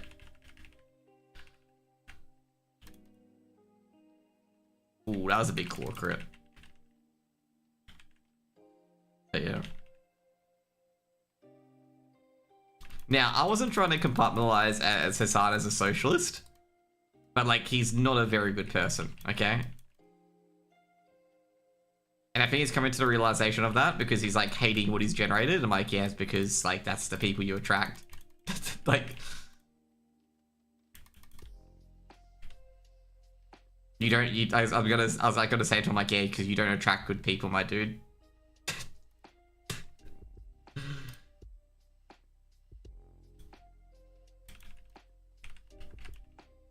The funny thing is he acts like he's a victim on all of this. He's like, can't believe I attract this community, dude. This community's problem, it's not me. It's like, bro, you're a piece of shit. That's what you attract.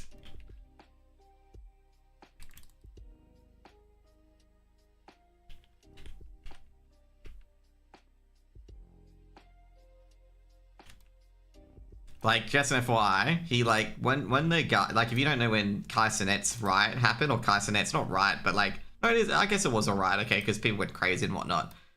There was this old guy who was running a drink stand, like on the street of New York, I believe it was in New York. And basically he got attacked, and of course, like his shit got stolen and whatnot, like the drinks he had and his thing and stuff like that got stolen, and obviously he got robbed. And Hassan basically said that, oh, no, that's fine. Like, you know, that's okay that he got robbed. And that, like, he lost his livelihood. He's fine. He's rich. And I'm, like, sitting there going, like, this guy was sick. This guy was clearly old, just an FYI. This guy was very old that like, they robbed. Like, he was in his 60s. Like, in his 60s, clearly. Grey hair. Wrinkles, of course. Like, and, you know, you can tell that he's fucking old, okay? Like, that he was doing this, like, to generate some money for himself. And, like, he immediately assumed that this guy was rich. Okay? Like, he immediately assumed that this guy was rich. And he wasn't. Like, this guy, like, I'm not sure if they found that in the end. This guy was poor. Like, this guy was, like, had no retirement savings.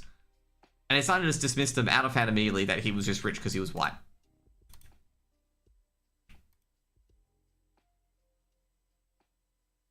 Like, this is like the sort of, like, these are the sort of people that say they're empathetic, but they are fucking such scum.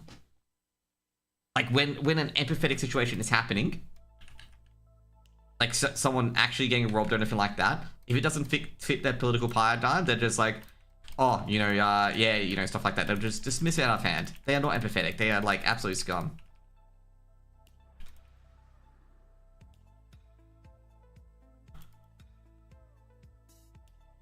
Like, I'm gonna say right now, I don't picture myself as a paragon of virtue or anything like that. I don't think I'm the greatest person there is. You know, compared to, like, some of the other shit people are doing, I don't think I'm a great person at all.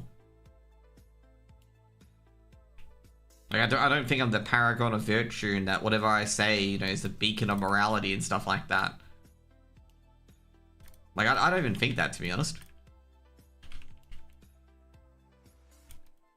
Like, I think there's a lot better people out there that do amazing things for people, for charity and stuff like that, that I would probably not do. Probably want someone else to do.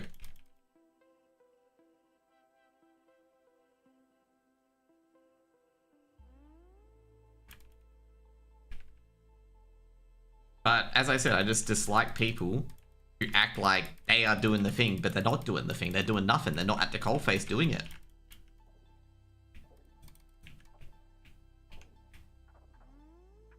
There's a line in my article saying that these sort of people are toxic in the corporate world in relation to people who order everyone around to do things and they never do anything themselves. Like, when I say that, these people are extremely toxic in the workplace. Like, they are so terrible in the workplace, it's not even funny.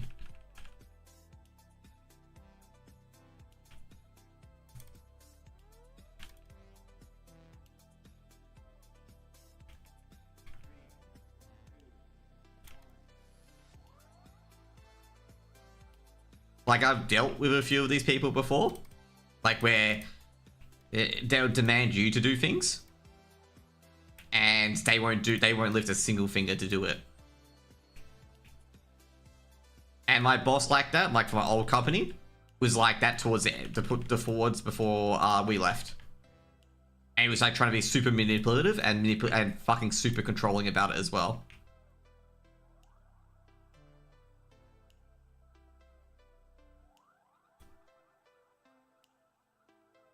And like, he was doing a lot of shit behind my back, knowing that I wouldn't fucking approve of it, to some of the my co-workers. And my co-workers only started talking about it because they got closer to me and started talking to me about it. And I'm like, that shit would have not fucking fly at all if he fucking did it near me at all. That would have not fucking flown. And I've told him that he was a fucking dumb cunt, and if he ever fucking does it again, that I'll just be reporting him to the fucking licensee.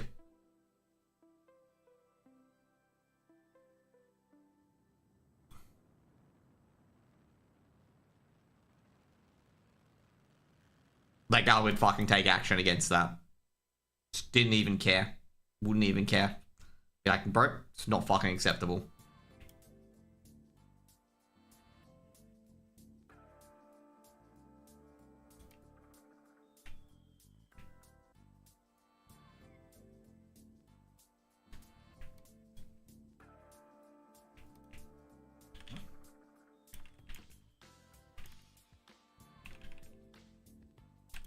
Like, this is the sort of shit that happened every fucking time, okay? So, like, I had a plan ready, wanted it checked, you know, because I needed to get out that day. He would not check it and immediately go up to have a rest. Like, every fucking hour. Like, if he had to do any hard work at that point, he would be like, oh, I'm gonna go have a rest, okay? Like, you know, if I needed him there in particular, because I, like, organized time to go for a meeting before we have it, like, plan and whatnot, he would find a way to get out of it. Okay, like have a nap or like take extra at a certain area and stuff like that. And he'd constantly lie to me in those last few years on what he had going on. Okay. Now, he also deliberately made his, not deliberately made his life harder, but he made life harder for himself. Because for his family court case, he would not hire a lawyer. Like, he would not hire someone to do the work for him. He would always try to get like free advice from someone else every fucking time. And I'm like, bro, just get a lawyer, pay for it, and fucking your problems will be solved, and you won't be doing this and stuff like that. Even one of his best mates basically told him to focus on the fucking business, okay?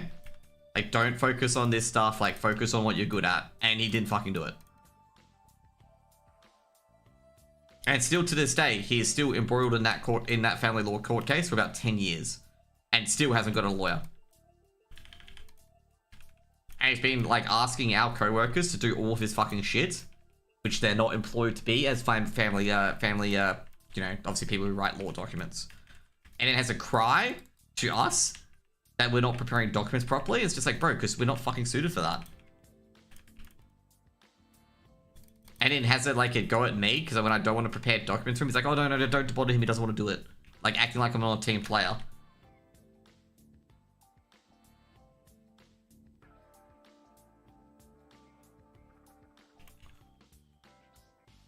Like, that's why they're toxic, just an FYI. That is why they're toxic. Because they'll try to do everything they possibly can to act like they are good and they're doing things when they're doing fuck all. Like, super fuck all. Like, they avoid hard work like the fucking plague.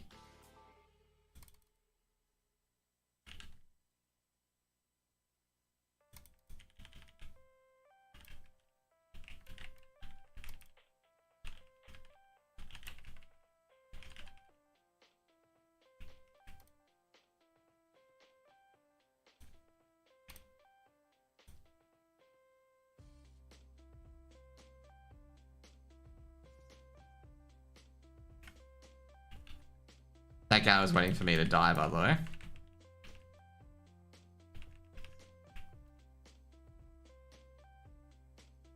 And then the thing is, he tries to get away. Like, he tries to get away without paying me a redundancy, by the way. And most of the fucking co-workers that worked his shit. And just an FYI, I'd been working at that firm for 10 years. He was trying to get away without paying redundancy. Oh, fuck's sake.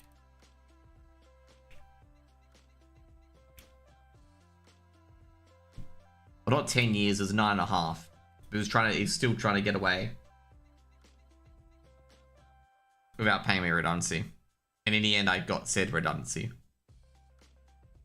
Because I fucking confronted him about it. I'm like, bro, we worked for your firm. In fact, I operated most of your firm for the last 3 years.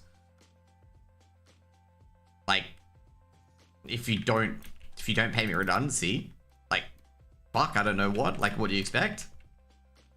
And he's like, oh, thank you for your hard work and whatnot. I'm like, yeah, you can thank me for my hard work by paying redundancy, bro.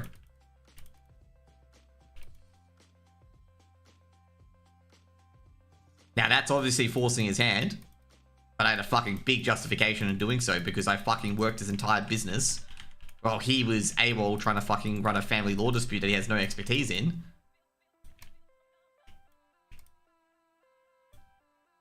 And I'm not getting the money that he's pulling in. He's getting it. And he's spreading it around.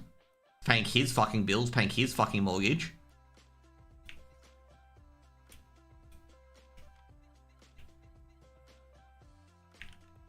Because someone actually mentioned to me, it's like, why are you on this sort of salary? And he's there making you do all of his fucking work. And you're getting fucking good basic bitch wage for it. I'm like, yeah, exactly. That's why I fought for my fucking redundancy.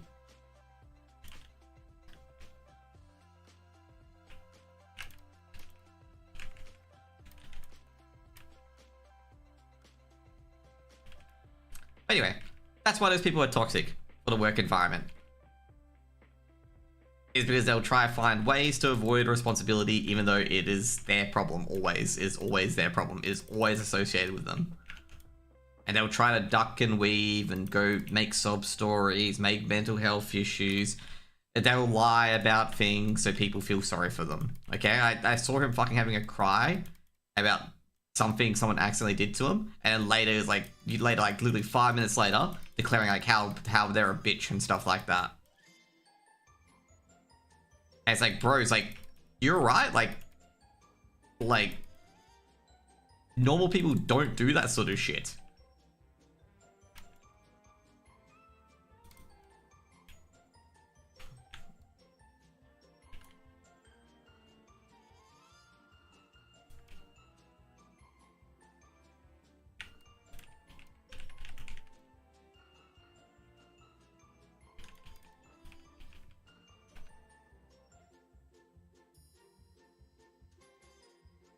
So pretty much my new boss is like, that was my ex-boss, okay? My new boss is amazing, okay? So I felt really bad for this, okay? I felt incredibly bad for this because I'm just like, no, it should be me. Like, I basically insisted, like, nah, should be me doing this, not you, okay? So what, boy, fucking hell, bro. You're a cuck central, bro.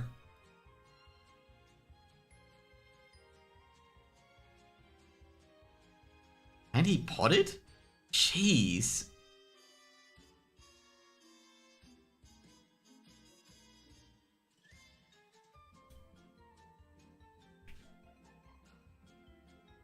So anyway. He potted as well, by the way. That guy potted on killing that druid.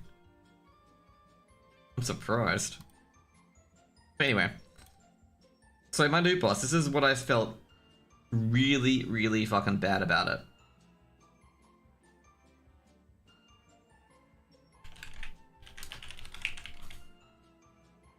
So basically I fucked up an ROA and it was with the old template. And I was like, my boss is like, no, I'll rewrite it. You go do your other stuff.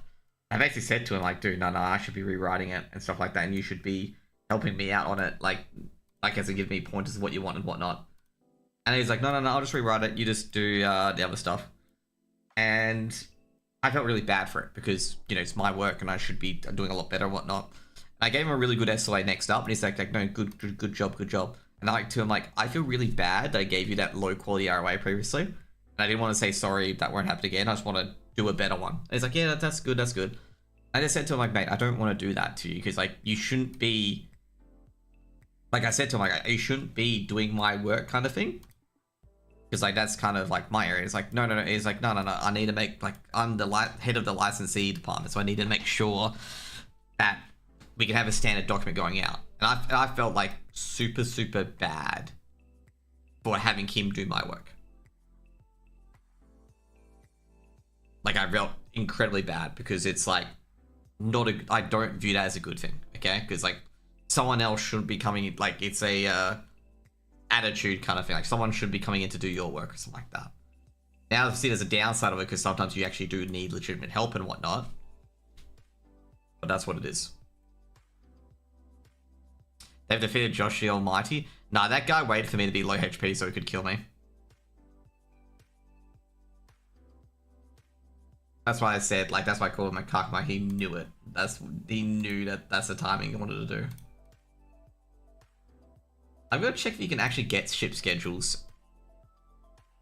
It just feels like it's taking forever.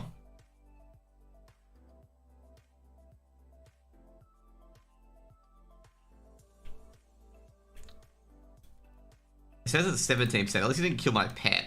The annoying part would have been if he killed my pet, by the way.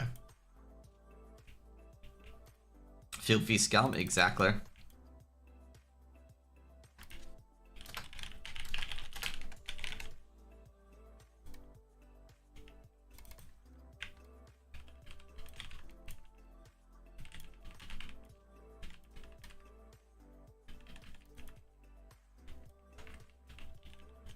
It's a PvP server? Yeah, it's a PvP server.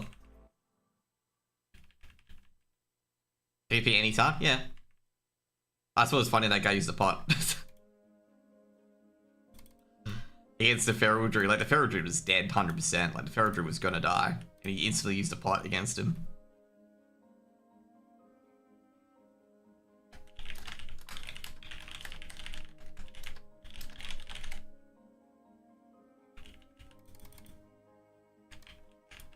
Like, he got me on low HP and popped all his CDs.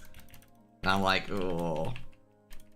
But I just said to the druid, I'm like, it's funny, he used fucking, he straight away popped the healing pot against the feral druid. I didn't even switch to him because I was still killing a pirate so I can get my footlockers. Oh, fuck, I hate this so much.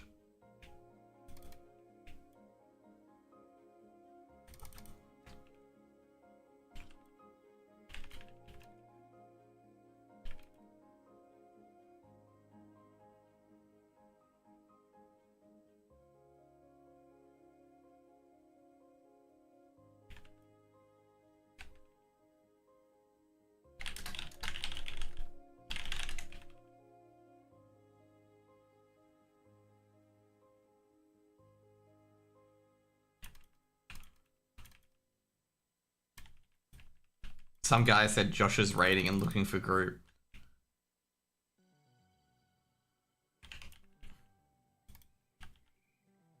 Of course I'm raiding.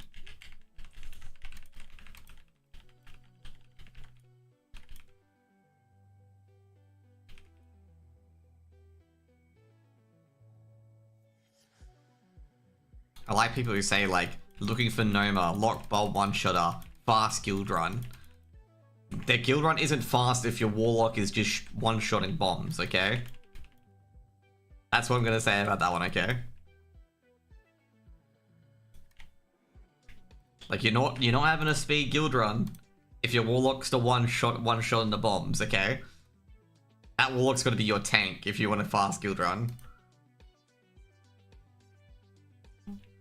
I know one guy in particular, he definitely said, like, you know, he wasn't expecting a speed run. And I'm like, yeah, you're not expecting a speed run if you're having your lock that isn't your main tank.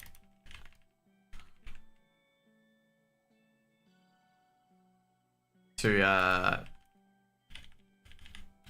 tank it. Because, like, the speed run for Thermoplug is one phasing fire. So, like, he doesn't cast a extra Furnace Surge.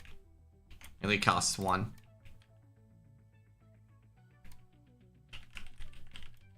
God, there's not a bit. By the way, there's not been a single group today for Tremors. Like, have not seen a single group today for tremors.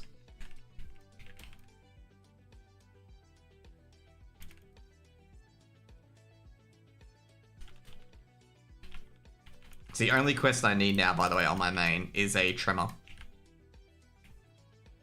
Someone to do tremors with.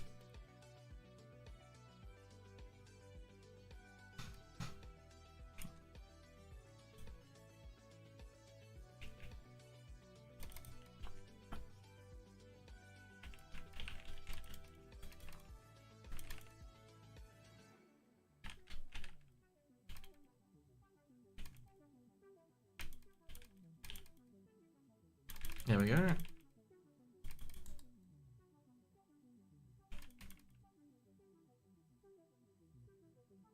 Just make it looking for Droop. Jozo help speedrun. It's just you need a hunter for that. And that's the worst part, is that you actually legitimately do need a hunter for that.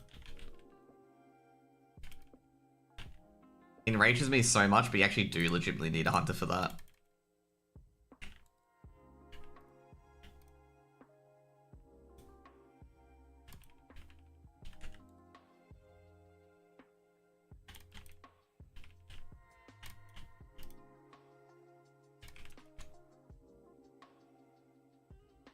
Oh, rip. You are a hunter? No, for my warlock. My warlock. Not for my hunter, I've already done it on my hunter, okay? Just an FYI, okay? But, Shadow. Already done it on my hunter.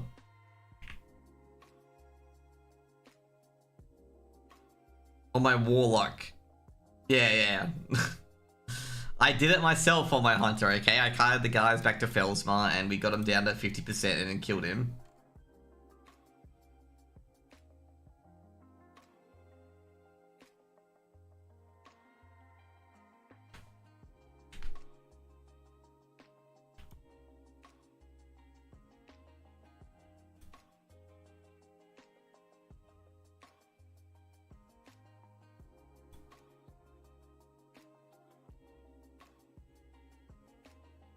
Oh.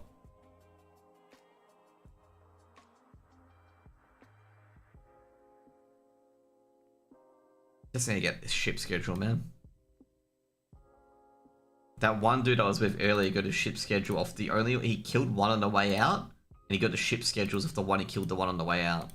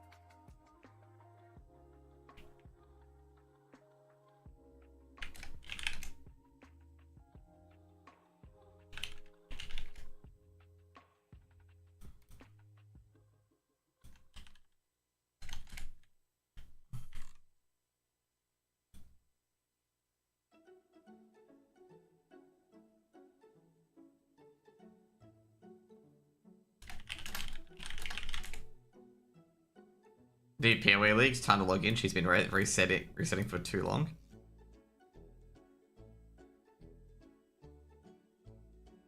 So some guy was trying to get 2 10-man raids for Princess. Summoning the Princess.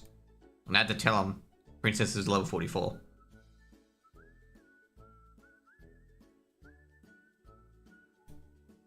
I think I may have broke him as well by saying Princess is level 34.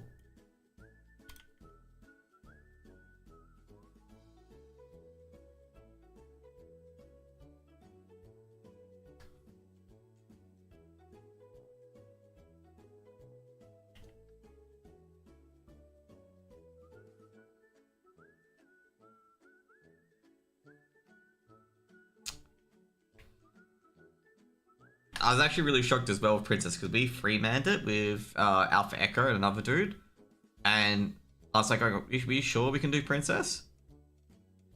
And it's like, yeah, sure. And then we saw Princess as level 44, and we just like absolutely just grinded her down without any healers.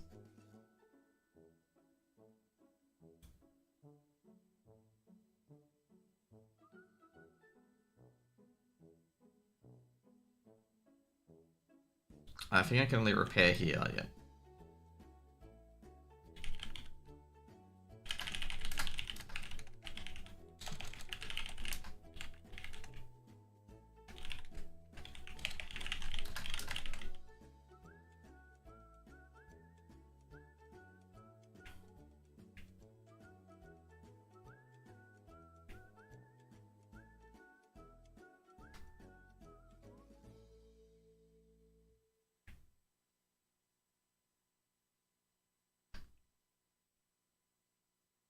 Just helping that guy out, because that guy was under the impression that he had to get like 2 10-man raids like Obsidian to do it, which you don't. Fucking, can you imagine if you needed 2 10-man raids like Obsidian? To like Rise Obsidian to do it? Oh god.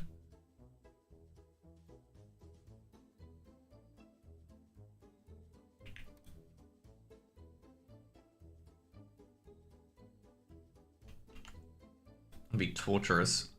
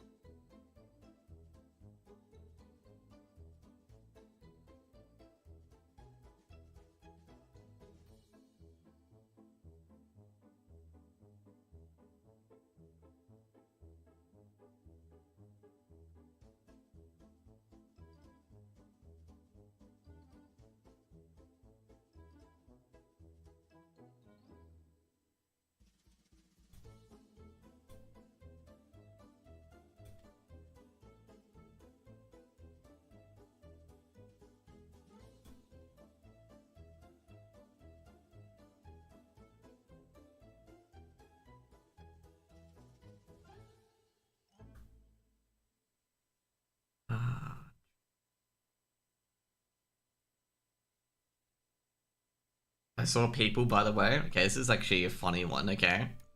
People have been going to the gadgets on the roof and basically trying to kill people from the roof, which you can't do anymore, just an FYI.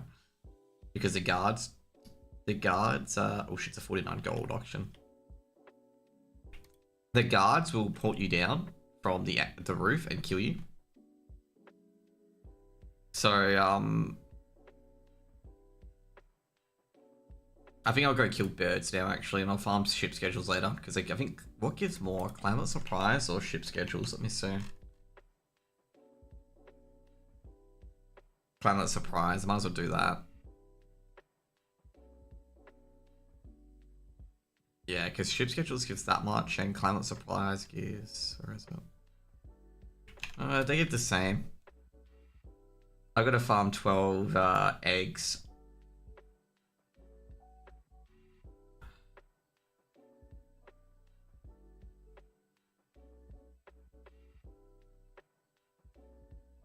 $12 giant eggs or 11 giant eggs. I got one off. So in the hinterlands, they said like a certain drop, like you got a certain amount drop from this dude, like a 50% drop rate from one of the owl beasts, and I killed like 40 of them, and I only got 1 giant egg. And there was some dude that said this before, like said like, oh, the drop rate's incorrect on the side. And some smarmy guy goes, oh, just because you didn't get any luck doesn't mean the thing's wrong. And I was like so tempted to be like, no, he is right. The thing is wrong. Whatever you say is wrong. Like, you are so wrong. So these guys apparently have a 33% drop rate. They do not have a 33% drop rate.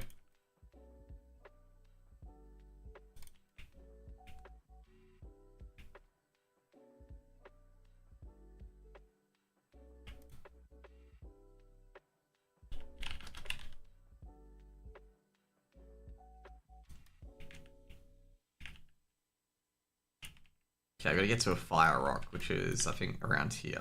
Yep. So the things I'm gonna be killing are these rocks here, because they drop apparently a giant egg.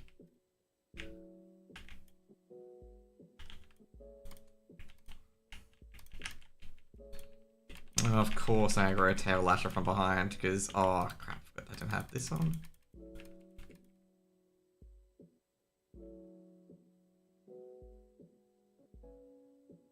Okay, cool. There we go, another giant egg. It's huge. That's now I need 10 more.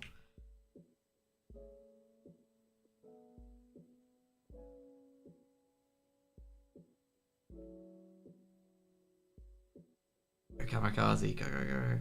You got this, buddy.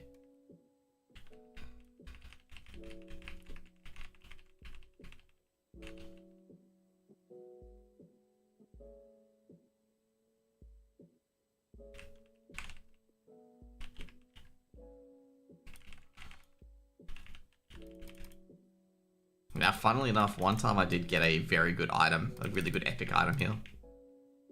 Like, really, really good.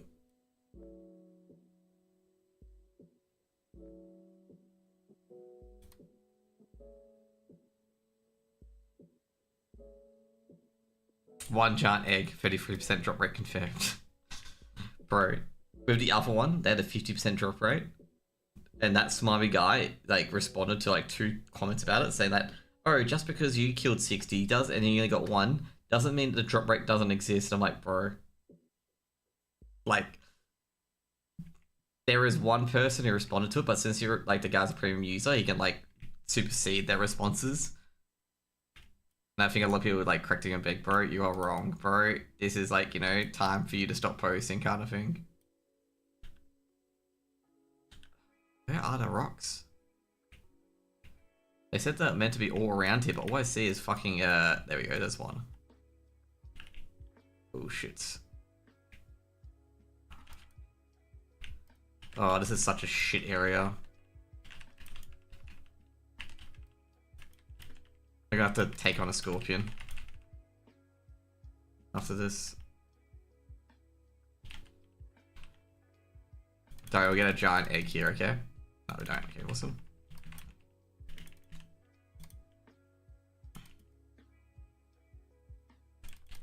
Oh, at least this is a lot easier farming this than it is farming it on my warlock. That's what I'm gonna say. The positives here. Farming this on my warlock would be pain.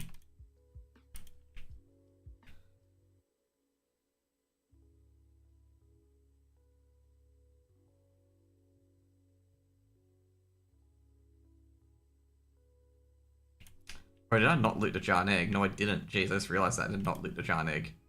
Oh no, I did. Okay, never mind. So I gotta get 10 of those. So I gotta get 12 in total, but 10 more. So they said there were a lot here at the ribcage of this thing, eh? But it's all hyenas.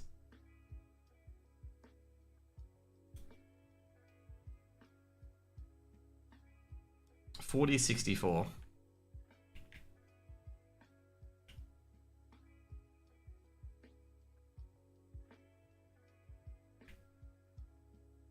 My guy, I don't think that's burning fire rock area. 46.38. It's here.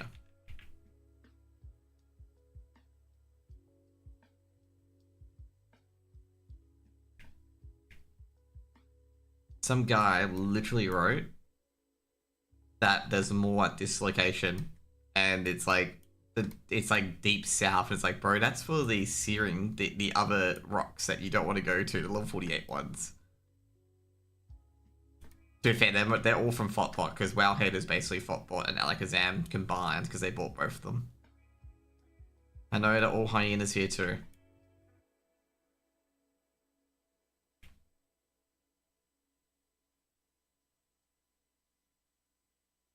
Okay. So it's like the Hinterland dudes as well. You gotta kill all of them to get a drop. But this is a rock area, so it's not what I want to kill.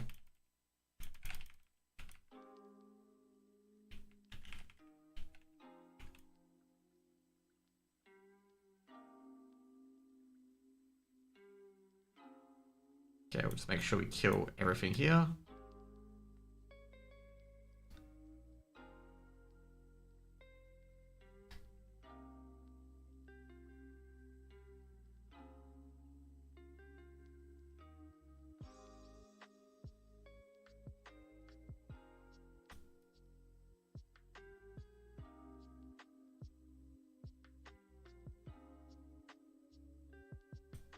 Okay, so I've been told that with the fire rocks, that they share a spawn with the hyenas. So you have to kill every fucking hyena.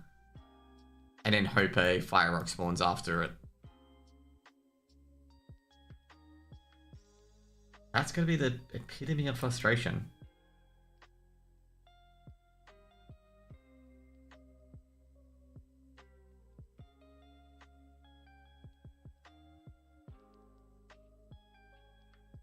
Because, you know, you could not get a rock because someone, like, you've gone away by the time that the things respawned. Ugh.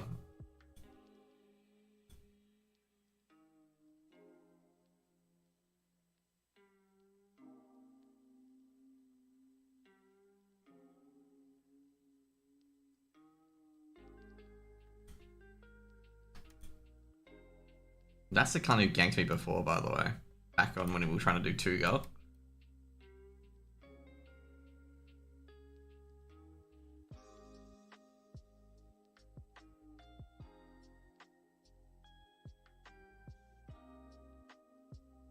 Like, there were a few people ganking me during Tuga when, like, our 5-man group were trying to do it. That was one of the guys.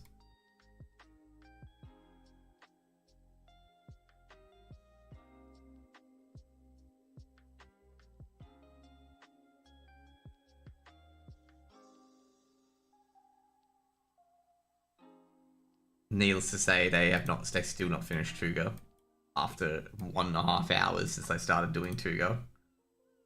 That's a yikes and a half for me.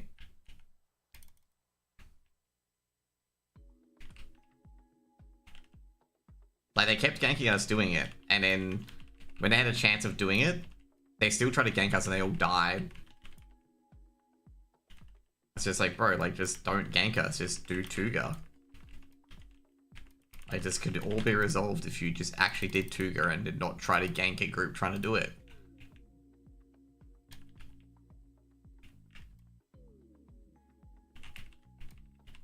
Now, some people may be like, oh, you know, they're just trying to, you know, get the Tuga drop before you, so you have to wait for them. It's like, bro, like, if you keep ganking their Tuga groups, like ganking a person trying to do an escort quest, you are going to take longer doing the escort quest because that person's going to PvP you back.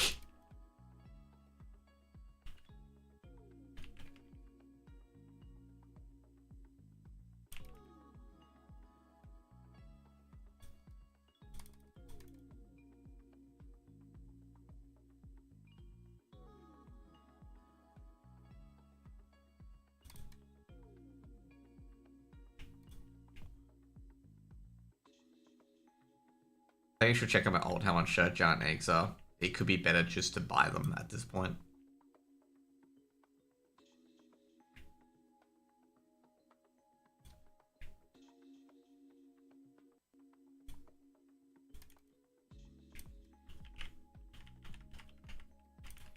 Or maybe log out, hopefully I get a better phase. I'm not sure. Where am I at the moment for fire rocks? I'm in the area where they could be. I could go along the edges in front of the cavern's time. I'll check that area out.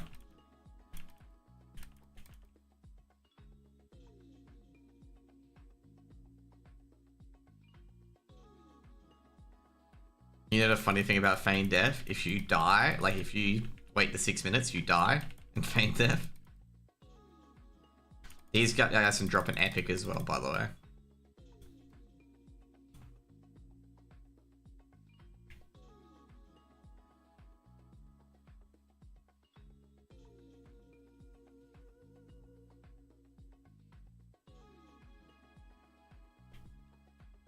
Well, you know what? I'm an idiot. I can track Great Beasts, so I can see if there's a fire rock nearby or not.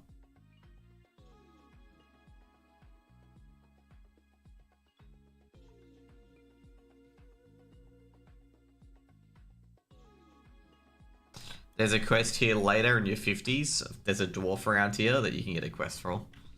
And you have to like find these little things here and loot the coins out of it.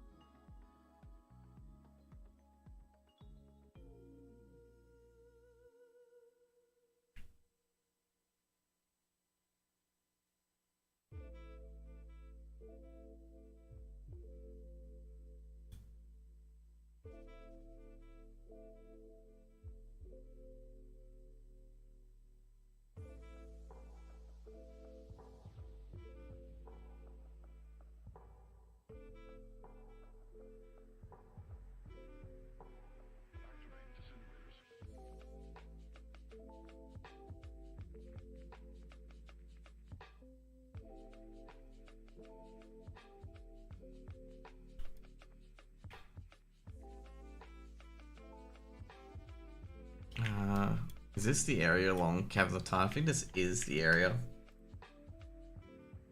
Oh. This could be like, you know, a false positive. Like, a lot of people said there's a lot over here.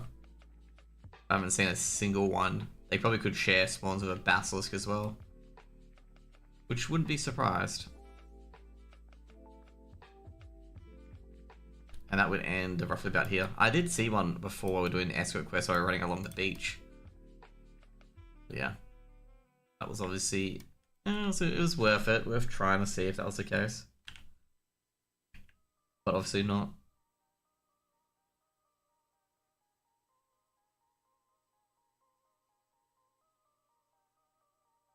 I think getting into a different layer. Is there... how many layers are on this? Oh, there's 2 layers. So it could be a layer where there's a lot of fire rocks, and just a layer 1, which is a... whatever. Has no fire rocks. Because people have farmed it. Which proves my theory about the drop rate being shit. Because if they got it very quickly, then there would be more fire rocks up.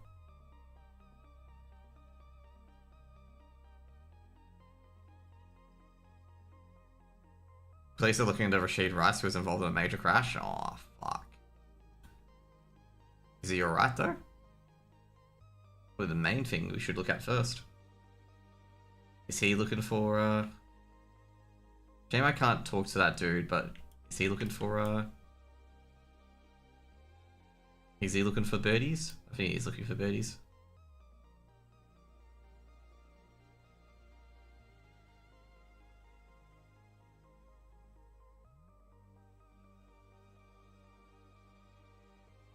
I swear to God, I might as well stay at the Pirates with this luck.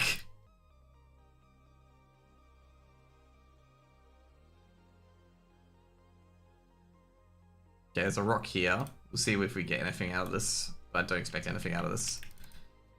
We've got 2 rocks here. Fuck, I made a pun about 2 rock just then, okay? We've got 2 rock, okay? 2 rock the hunter. A dinosaur hunter.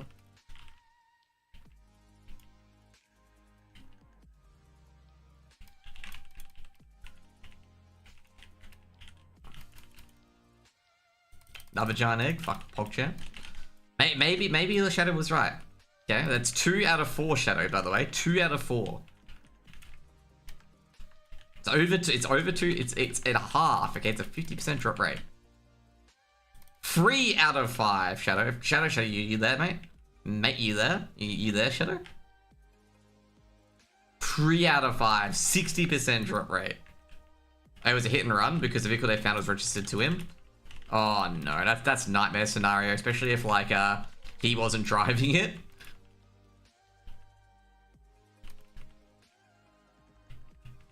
Anyways, we got we need 4 more for Clamlet surprise.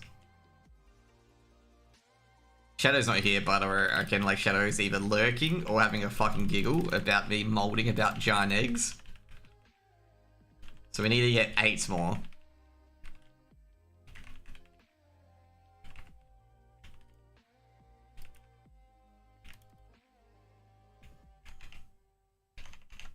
2 seconds.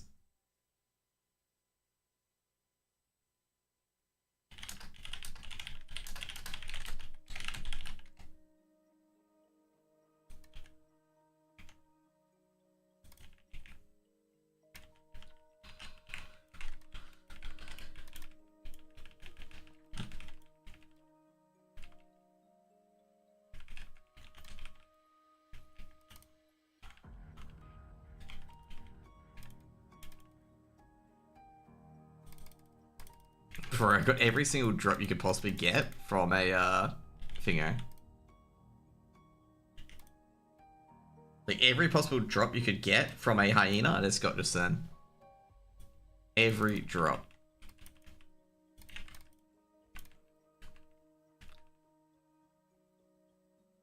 Oh shit, you know what I've got to do? I've got to put aspect of the line back on.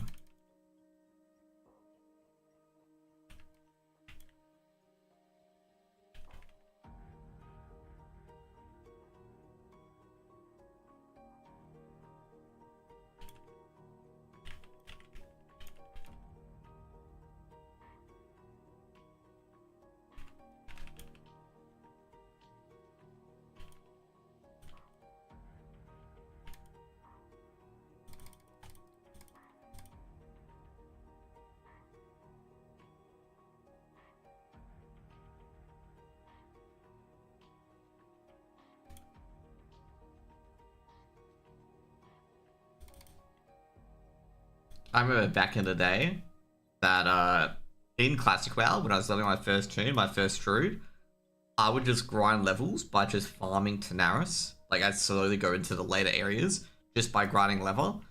And then I found out how to get my Warbear Willies. And then I started grinding bears in Fellwood, then grind bears in Western Plaguelands, and grinded bears in Eastern Plaguelands, then sorry, not Eastern Plaguelands, I don't think they have bears. But I just basically grinded bears until I could get Warbear Willies. And then I realized that they were gate kept behind they were behind a Timbermore hold rep. And I farmed as Feral on my Druid for the longest time to get revered so I could make my Warbear Willies. And then I realized that yeah, they Druids never played Feral in Classic, okay? Because Feral was dog shit. So I was like thinking like Leader of the Pack was like super good, but no, turns out that no, none of it was any good. Oh, Fire Arc, Fire Arc, Fire Arc. Okay, cool. Let's get that motherfucker.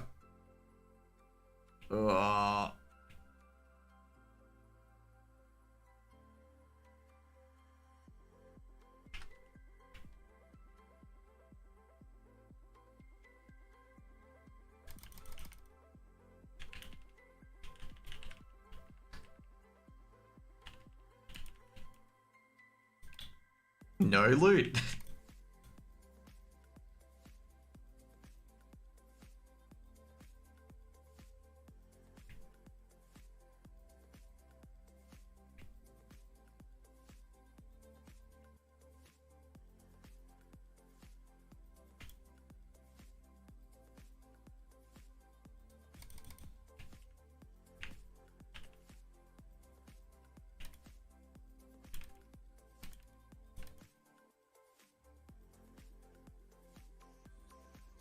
Also, I gotta say, people really rose tint glasses Twitter quite a bit, okay?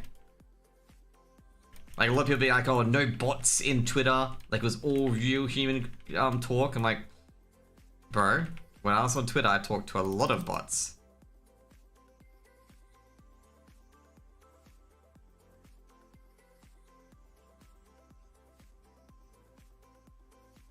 Like, not everyone on this platform was a bot. So it was a real person. I think a lot of people have romanticized like how old Twitter was and how new Twitter under Elon Musk is bad. I gotta say, like, you know, you can say that, but it's like, bro, like, you're just over romanticizing how good Twitter was as a platform previously.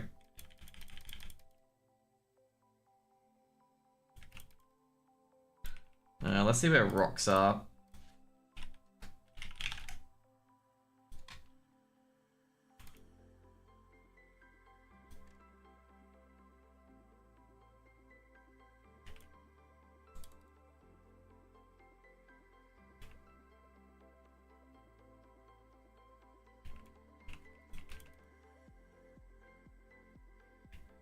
Okay, cool.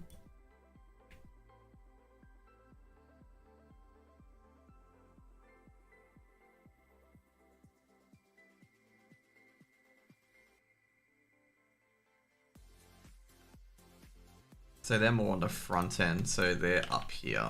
Okay.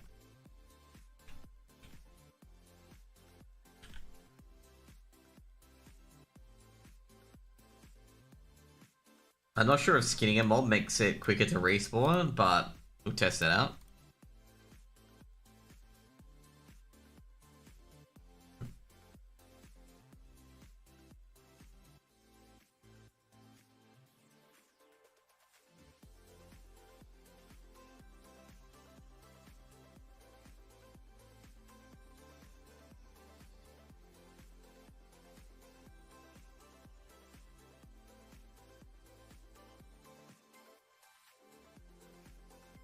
Let's check if there's any respawns here. I doubt it, because I only killed them just recently.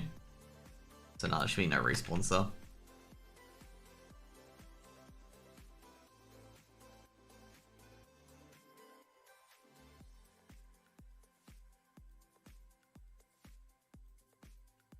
Hey, rock! Yay! We'll discard, drop a giant egg.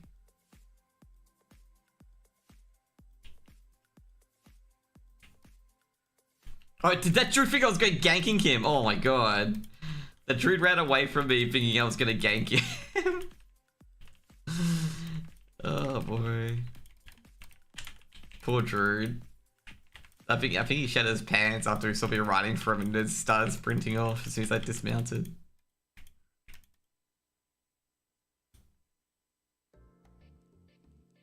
We get nothing out of that.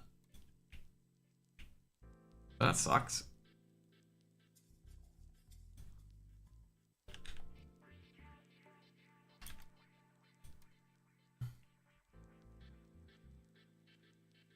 That poor druid, I feel bad. Because he like started running thinking I was coming after him.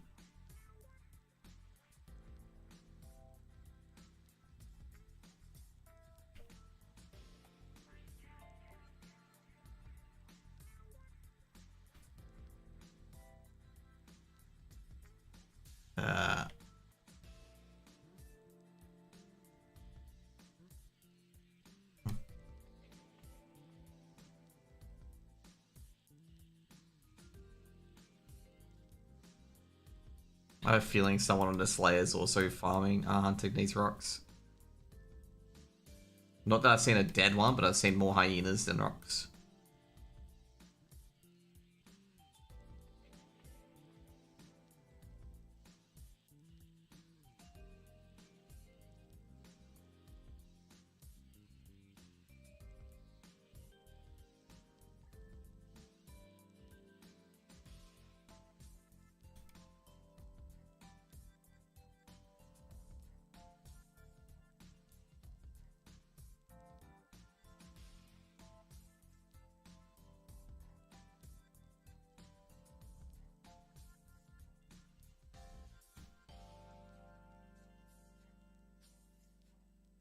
There we go, we're going back here.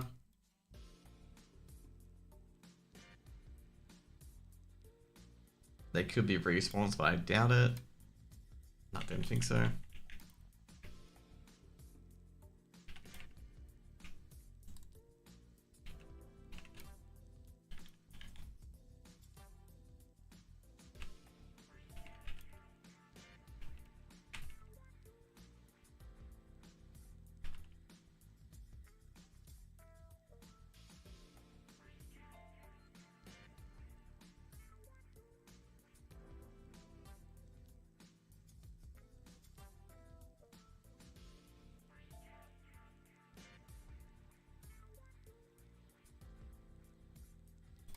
That's cool. Actually, I think my pet is actually unhappy. Oh, there's a... Okay, cool. Thought it was because it was doing less damage.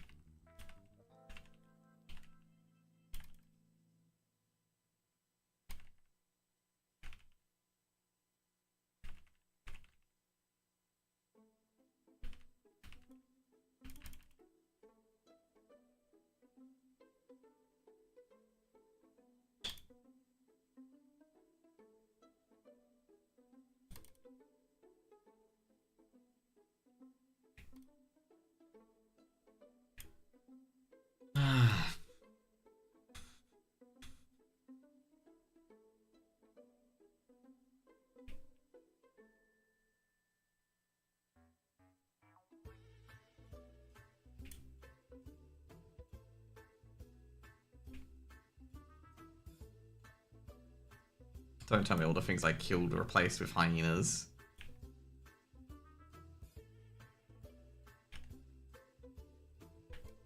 That's unfortunate. All the things I killed along that line were replaced by hyenas. Ugh.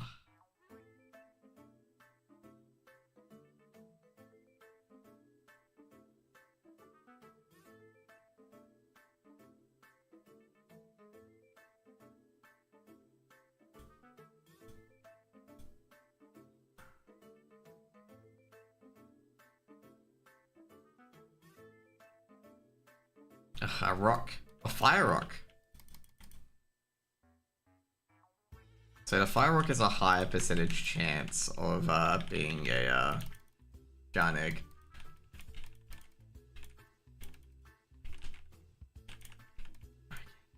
There we go, fifth. Number 5.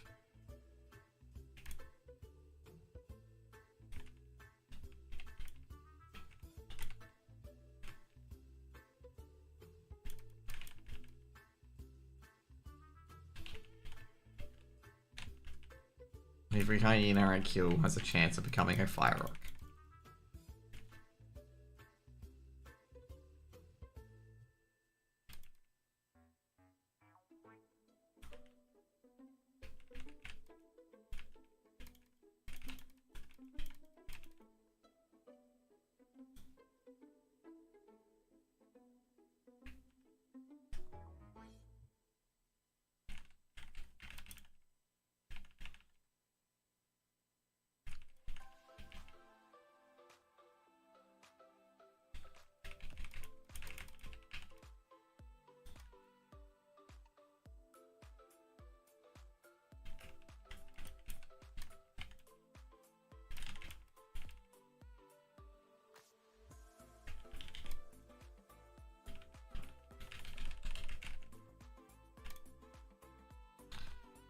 Oh boy.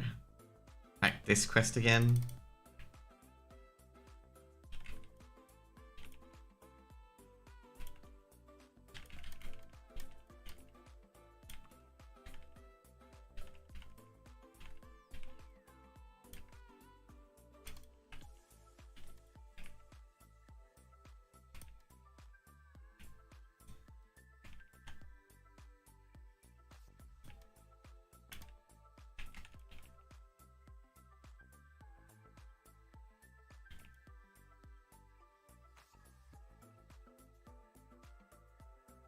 No giant egg. Rip.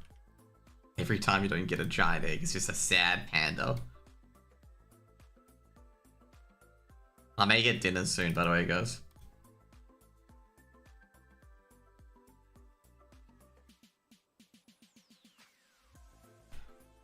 Oh my god.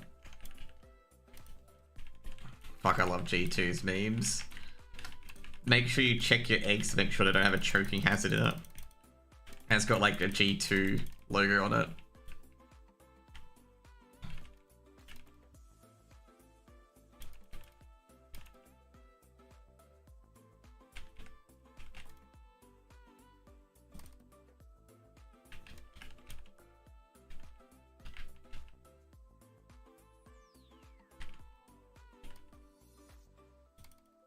Lunar Belt of Healing. Interesting.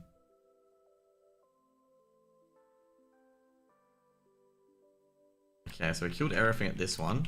Oh shit. I agreed the wrong thing. But anyway, every hyena is a potential potential bird. People may ask, oh that's right. Did you watch the new episode of Solo Leveling today? Obviously the season finale. I'm gonna say they probably, like, it was awesome, like the twist. But I really feel like they should have left the obviously, I'm not sure when it comes back. But I really feel like they should have left the, like, that shouldn't have been the cliffhanger. That's what I'm trying to say. Oh shit, A-Rock. Like, the cliffhanger that occurred. But anyway, I'm really addicted to that series. Now I've got to find a fucking new anime. Hopefully my brother can cook up something quickly as well. Like, I gotta find a new anime to watch while I go to bed. Otherwise, I have to play it on my laptop and just Chromecast it because I've got Fate Zero, but it's only on my computer. And I want to watch something I can go to bed with, not that I have to watch on my computer then go to bed.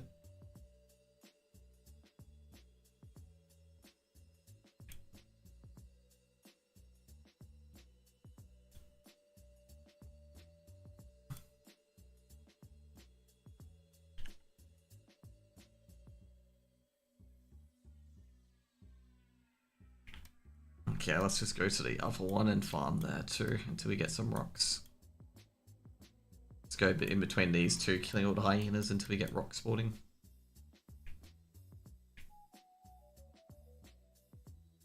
Again, I've actually got a Staff of Jordan from here before, which is pretty lit.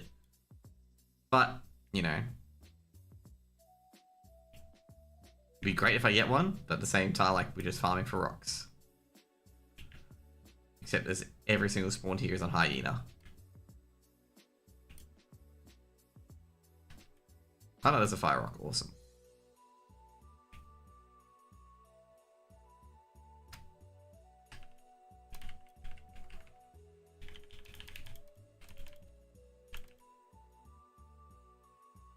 Did he miss the intimidation? I think he did.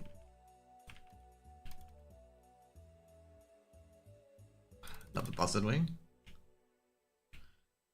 It'd be good if I was still doing Necro Lash. And I was farming those. But since I'm not doing Necro Lash, it's not the great Necro Lash, it's not that great anymore.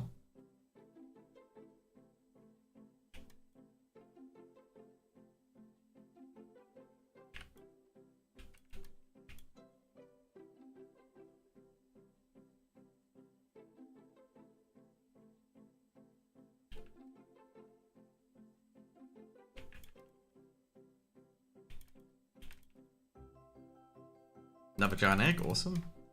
That's 6 out of 8. I'm halfway there. Oh. Okay, so what we're gonna do is we're gonna kill some of these hyenas and then we're gonna go back to the old one I cleared out previously for the rocks.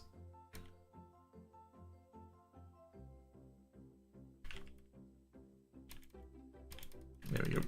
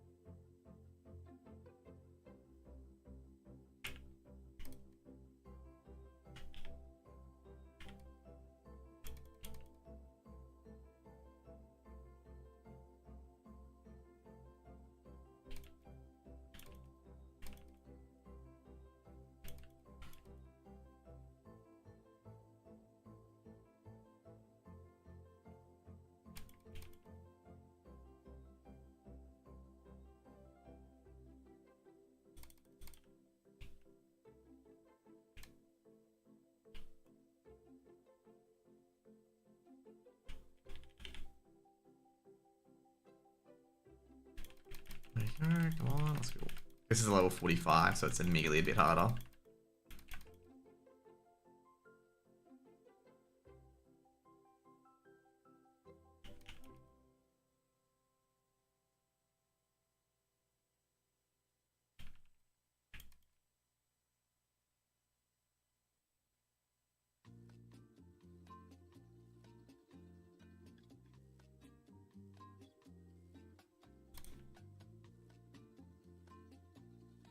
Cool.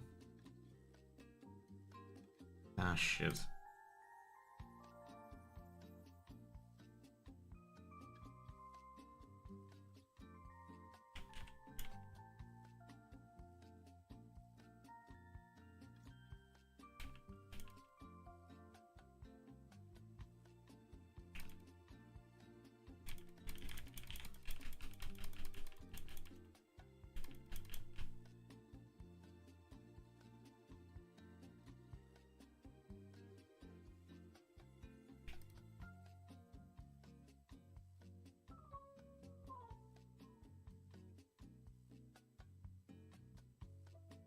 There we go, we'll just spend the pet.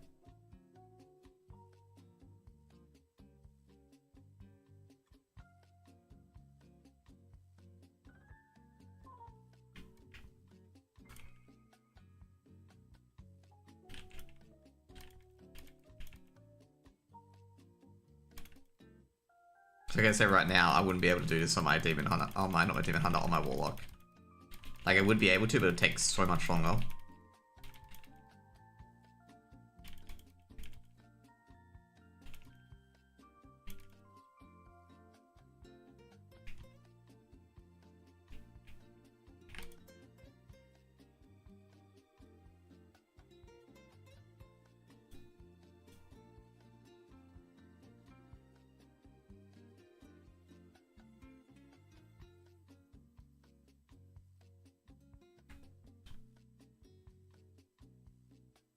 Oh, another Fire Rock. Awesome.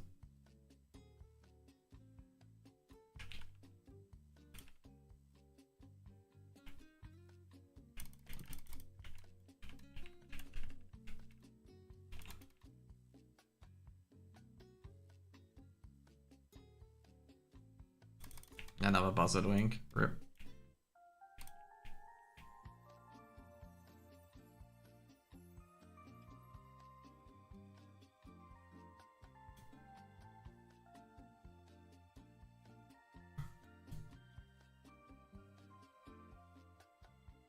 Everyone actually wrote today that this has made me giggle about, okay? Not wrote, sorry, I did a YouTube video about it.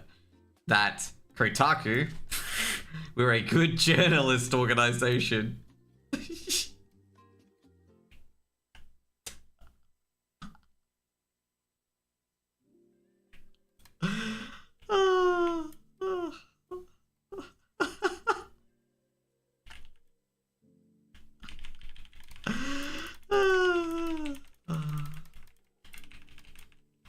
You don't know why that makes that make me laugh so much? Because they're fucking not. They're terrible. Like, they are fucking one of the worst, okay?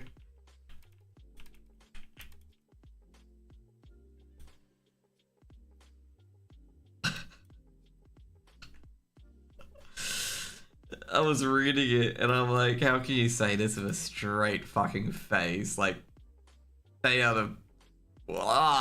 They are awful. Anyway. They barely do any fact checking, any research. Just watching him say like that they were defending Kotaku about the if you guys don't know what defending Kotaku about, it was about them going after, what was it, that Brazilian guy that made a list about Sweet Baby Girl, whatever the fuck they're called. Because those guys were trying to harass that Brazilian dude because he said that Sweet Baby Inc. were like an organization that's been involved with a lot of the shit games that the shit AAA games that come out. And they basically said, like, you know, avoid this, another giant egg, by the way. Basically said just avoid this entity because they're just, they've released trash game after trash game. And so obviously the Twitterati got a bit mad about that. And Kotaku, of course, sides with Sweet Baby Inc. Okay. And now it's been revealed, like, OUR was siding with Sweet Baby Inc. and saying that the Brazilian dude was harassing them. And it's like, bro, like, he figured out that you're like a bad game developer, okay? So he made a group of people, like, you know, these are the games you want to avoid. Like, he made a list of games that they made. It's like, people are free to do that. Like, if they don't like your product, they're allowed to congregate and do this sort of shit. And they went ballistic and tried to get him banned for harassment. It's like, bro, it's not harassment. He's not attacking you or anything like that. He just created a list of games that you're involved in because he keeps finding them that they're fucking dog shit. That's not harassment. Harassment's if he fucking went to your building and kept saying it. He kept it to himself, and now it's like more public, so like people are not buying the games that they're involved in.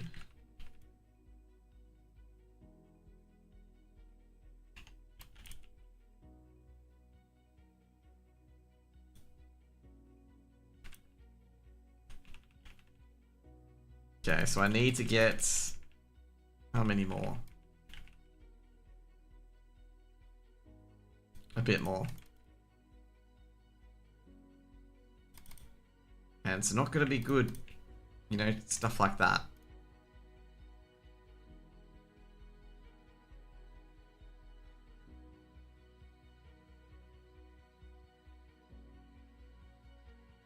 I'm gonna say I'm not sure why I sat down and drank, given the fact that. And that's why we should kill all of these just in case we get more rocks.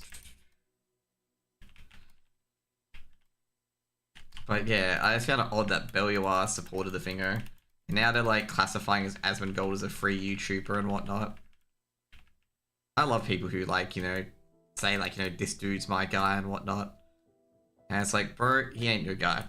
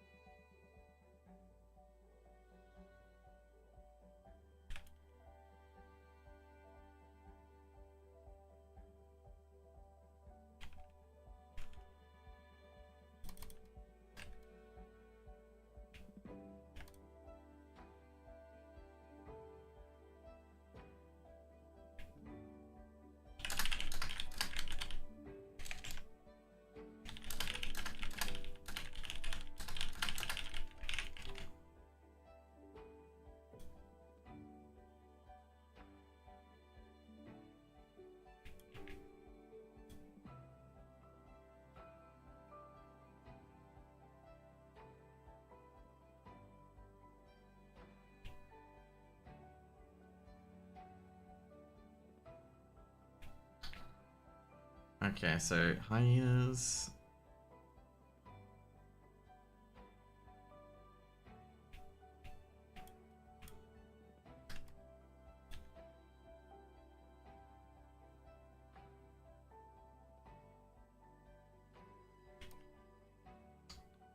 Did I just get a whole bunch of hyena spawns? Not a single.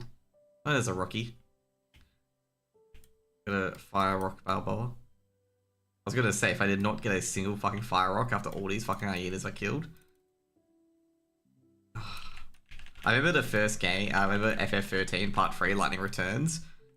And I didn't realize you could extinct entire creature, okay? I thought that was one of a cool mechanic where you could extinct an entire creature. Because I encountered a pink, it was like a pink dude in one of the sections with Fang because I couldn't find the entrance of the area. I didn't realize you could literally extinct an entire creature, okay?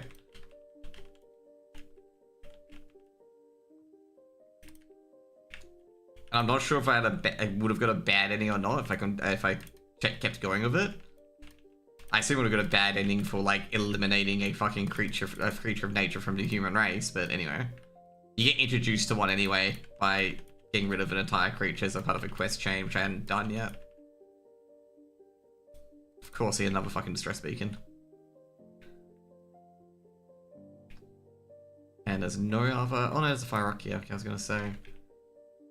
Surely I didn't get so screwed after I killed a lot of these guys, I didn't get a fire rock. Okay, so I need 2 more. 5 more. And then I've got to find a group that's doing Zul and Tremors. Okay, level 1. Awesome.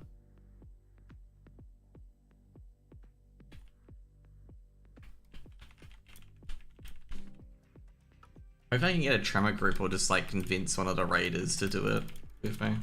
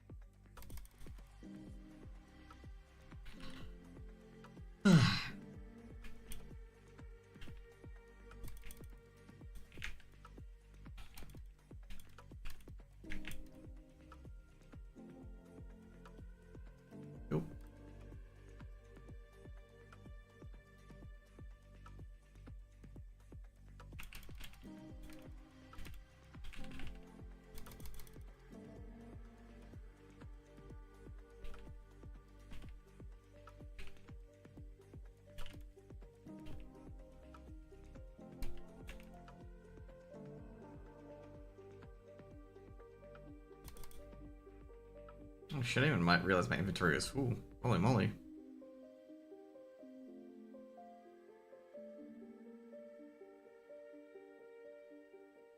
Can I get rid of anything? I guess I get rid of the mystery meats for these. That's my second coronet that I haven't had dropped today.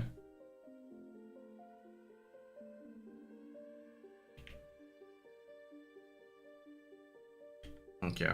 I'll just fender and then go have some dinner.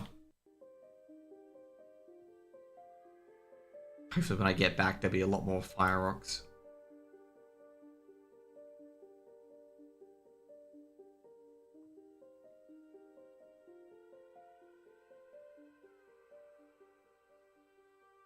There's a fire rock.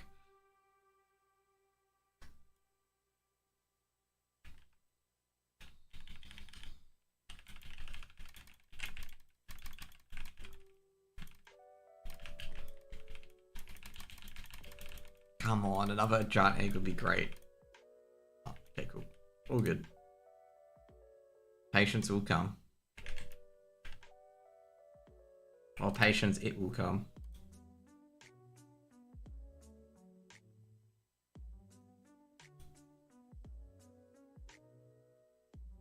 Rocks. There we go. Rocker.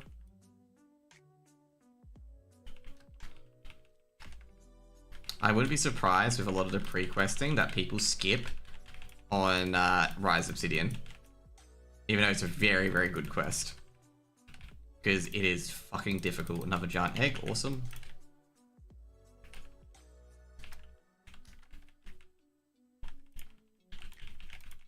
So we're at 8. Okay, good. We got the respawn here as well. Awesome. Okay, so what we can do is we can get rid of this because we don't want to do that. Actually, I think you do want to do that, but I can collect this here later when I'm higher level and I can just get Squawk. You want to collect that for the battle chicken. Yeah.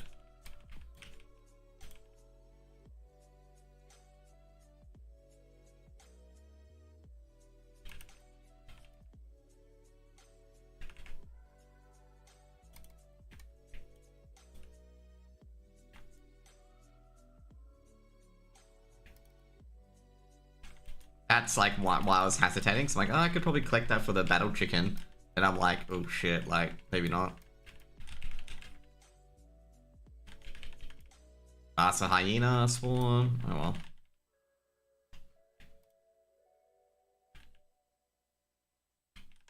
Can't win them all.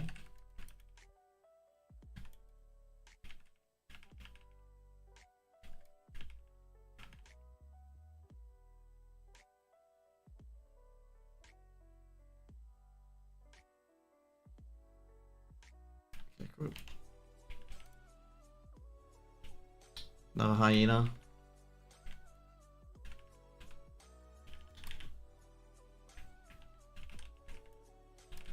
There's a rock there.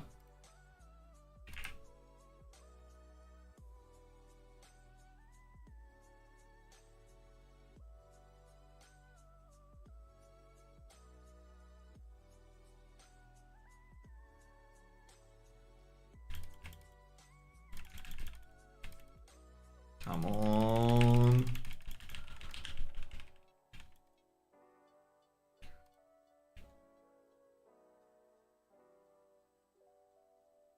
There's 2 rocks, awesome.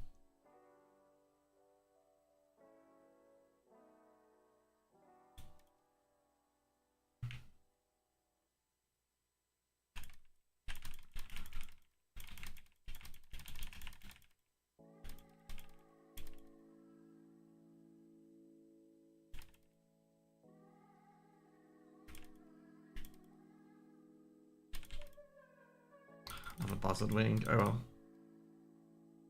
Get another chance here.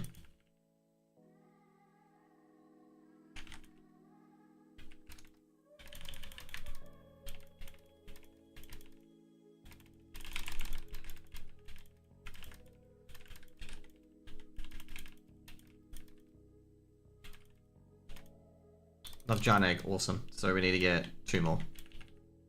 Get rid of this blister paw. That's another rock down there. Okay.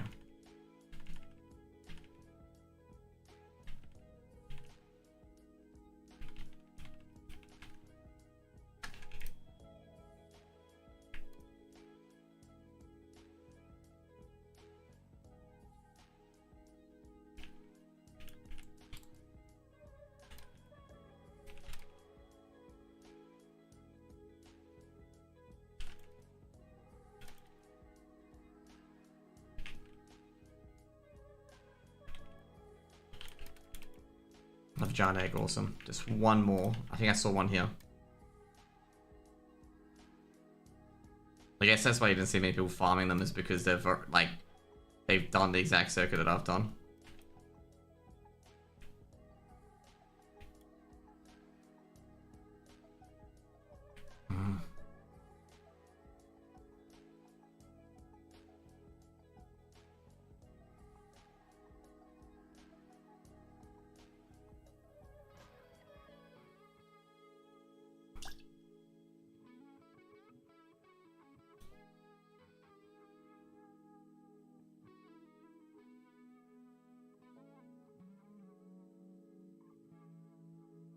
Is this guy botting, or is he going after rocks? No, he's not going after rocks. He's going after scorpions. Not sure if their scorpions got something to drop or whatever it is, but you know. He's being a homie because he's getting these rocks spawning by killing them. Give him the thumbs up.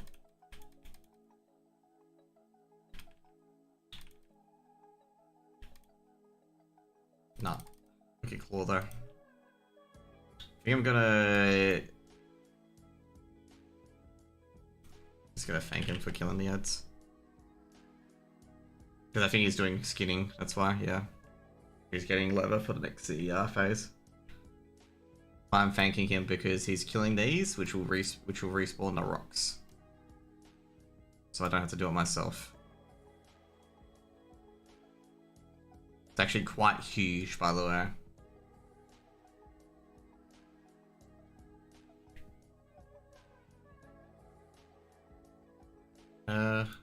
I see a rock somewhere? Oh, there it is.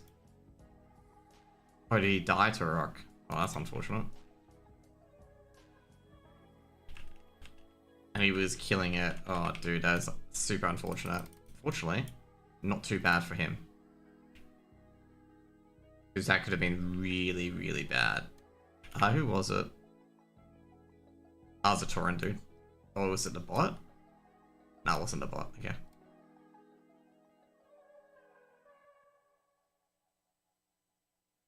To be fair though, he'd be pretty pissed off because he lost a chess piece worth 17 gold. That's what he would be pissed off about.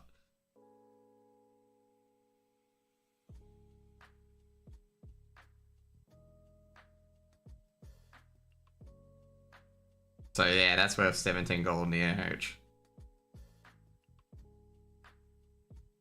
How much gold do I have? I think I have like 262. Shit, I've got quite a bit. Probably even get even more. It's the crazy part.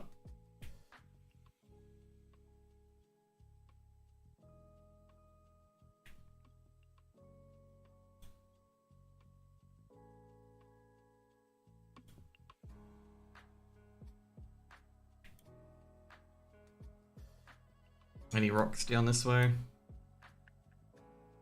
Should be respawn shortly since I've been around the joint. There we go, double rock.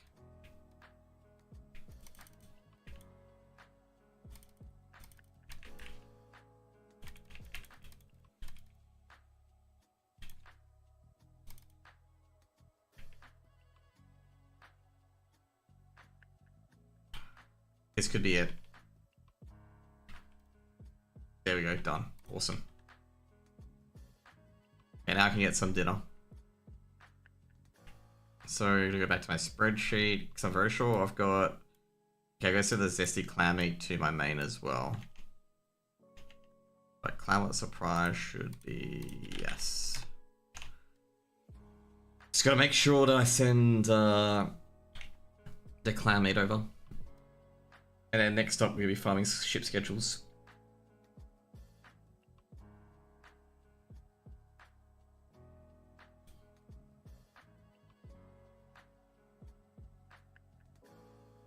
What do I have left? I have ship schedules, Eggomatic, Mage Weave. I think that's a yes now. Let's see. How much Mage Weave I got here? Yeah, that'll definitely be a yes.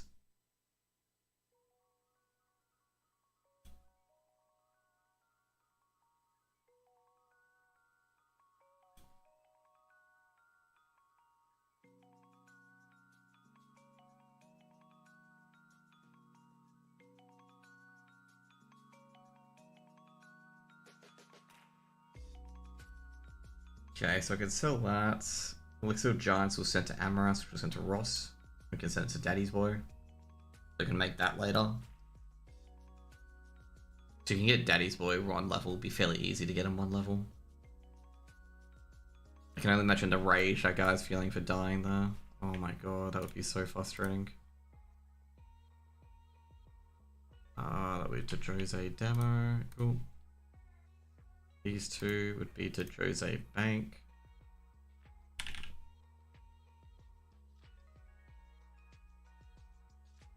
I think in particular, I think we can just make the food out of it. These two to Jose Bank. Yep. And this one to Daddy's Boy.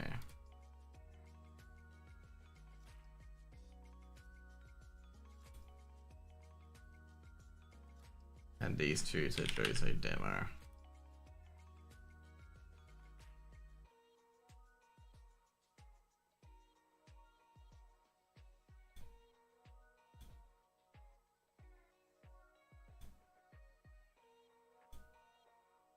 I think I'll just send these to Jose Demo just in case. Just in case he needs buzzard wings, but I don't think he does.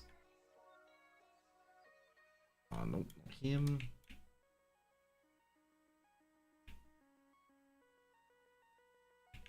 Okay.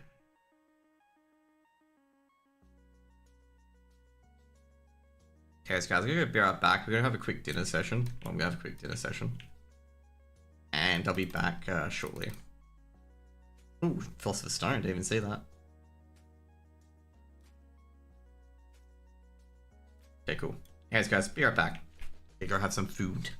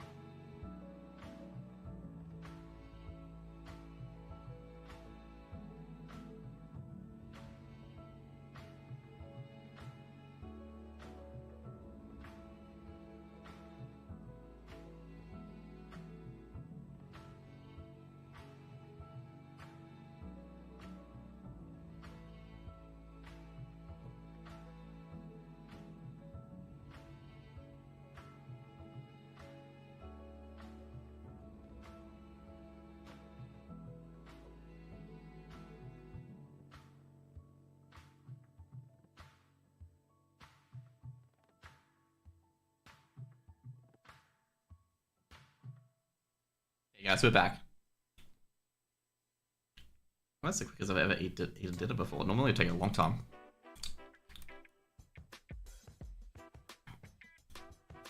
Ah, shit.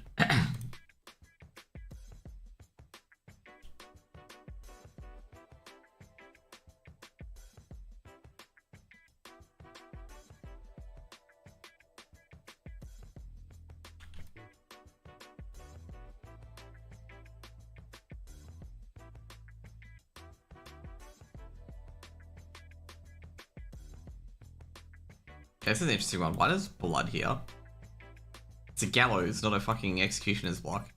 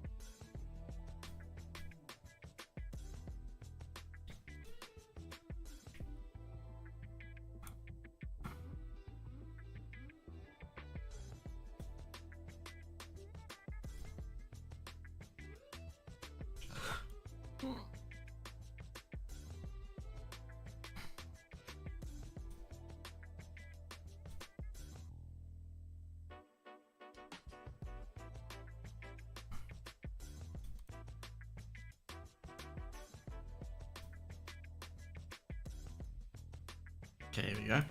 Wait, was that bullet? That's lobsters, on it that much. Oh, no one's here. That's interesting.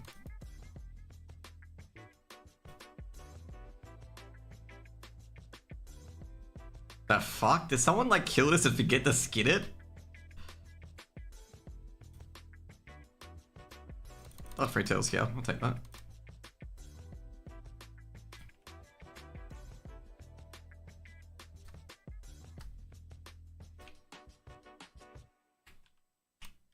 Okay, let's go.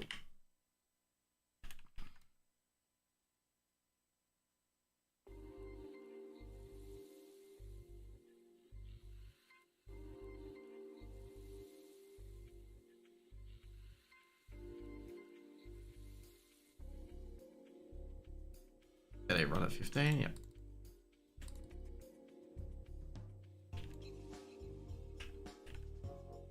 There we go. Good start. As I said, I'm probably going to be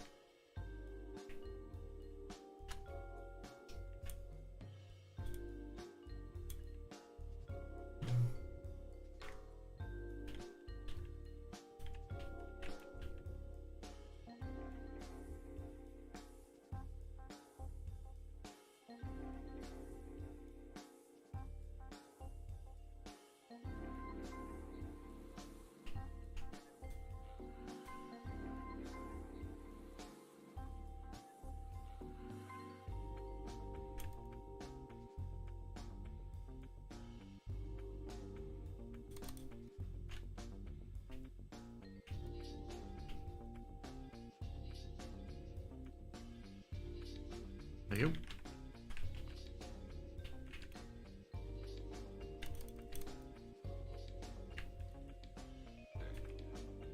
You're kidding me.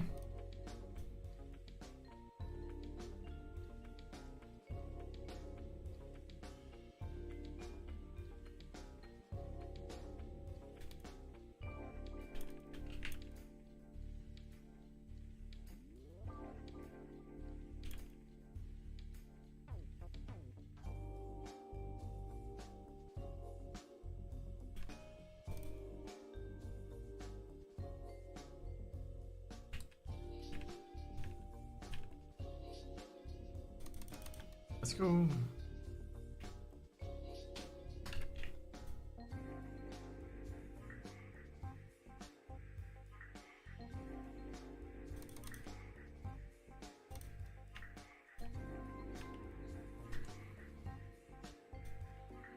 It's a druid, okay.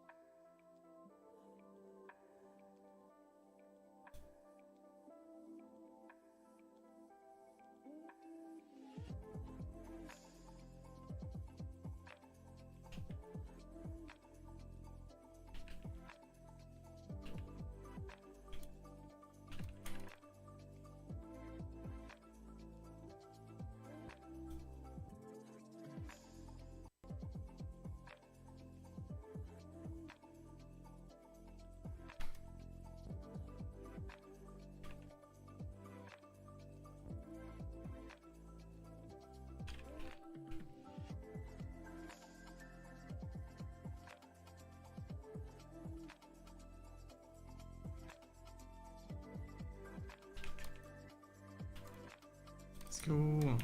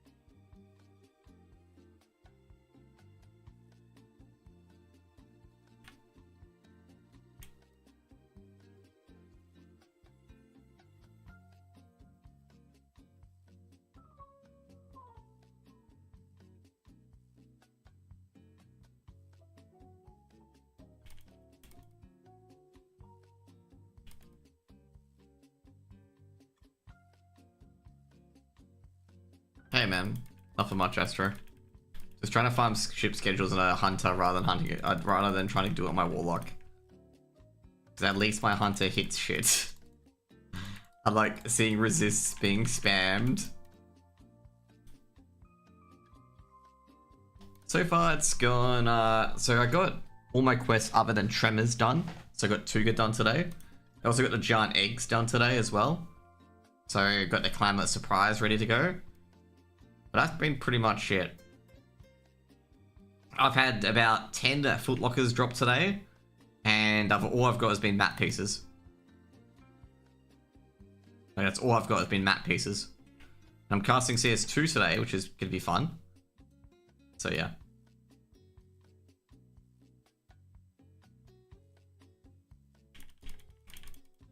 Can we get a stun?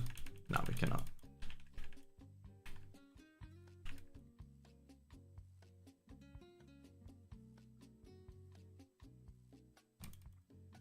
But that's been pretty much it. I haven't done too much today, as in like, you know, quest-wise, because I've got most of it done anyway. Compared to yesterday, like this day has been a bit less, let's just say... Oh, fucking hell, I gotta get out of here now. And I'm gonna die here.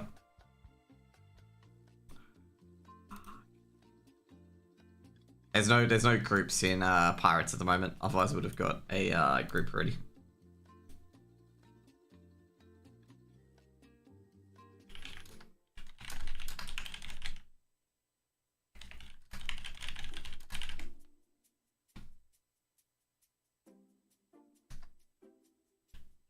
A lot of people have given up trying to get ship schedules, by the way, from that.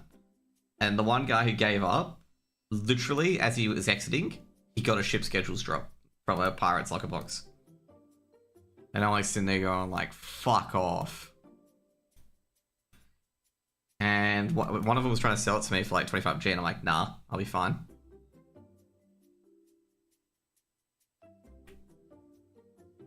Shit, can I get Tremor done in an hour?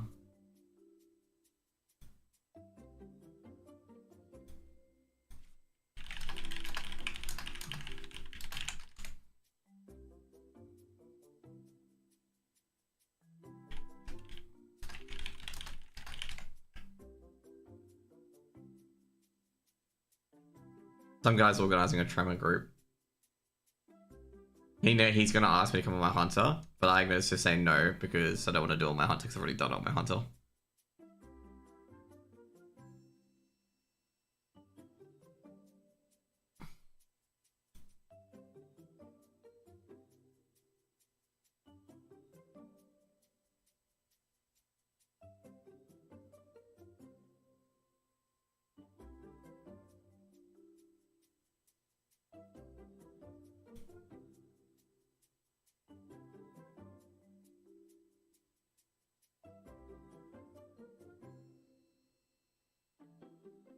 He didn't respond. Okay.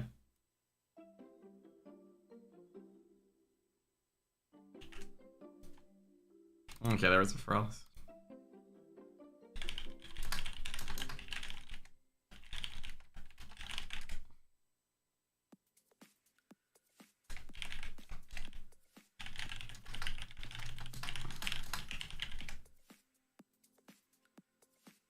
I have no idea where Josie Demo is actually. Oh, he's in Tanaris. Fuck. But to be fair, my half's in Menifil, so we're good.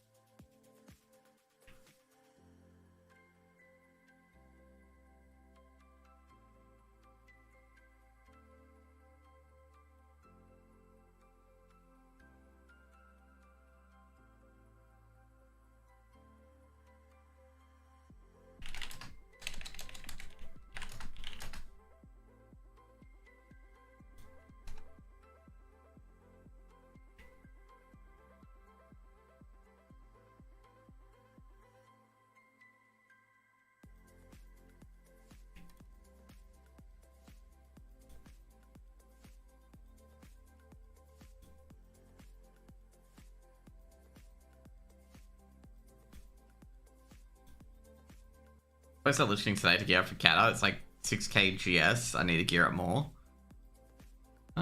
With Kata in particular, the first 2 levels, you don't replace any of your late gear from Wrath. It's when you start hitting Uldum is when you start replacing your gear. And late Deep Home. So probably good idea to prepare for that, actually. Just just an FYI for Kata in particular, unless they do really good sharding, just spam Blackrock Caverns. Don't go to fucking Hyjal, because everyone will be in Hyjal. And don't go to Vashir either. A lot of people were like suggesting, oh, you know, if Hyjal's gonna be popular, go to Vashir. And they go Vashir, and Vashir is fucking slow.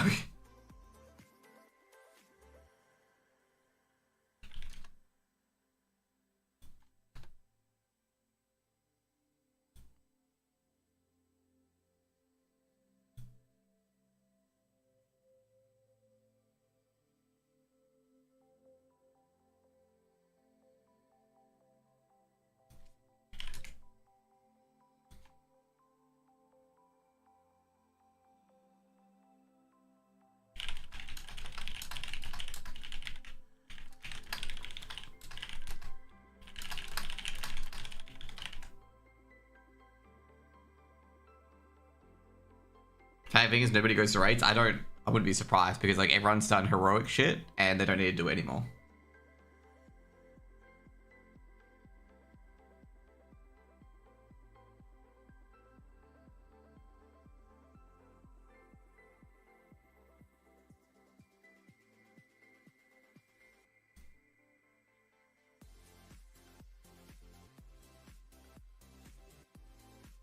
I did post about my stream.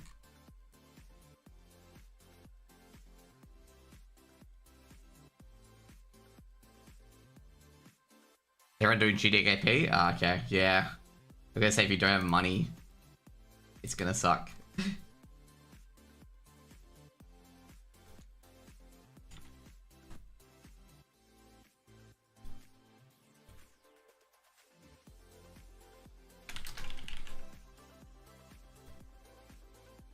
be fair, I've made a lot of gold on GDKP.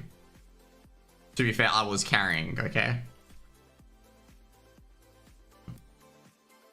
Like I was doing all the carrying.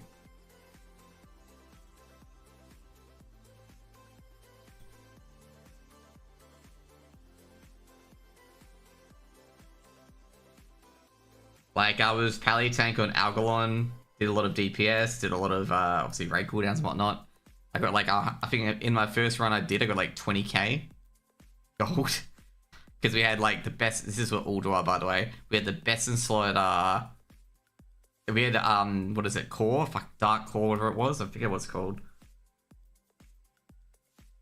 That dropped. We also had the best mace for Shadow Priest drop. We also had so we had Saduga, whatever it was, drop. We had iron, obviously the increase into iron. I lost it to a DK, wanted for off spec. But yeah.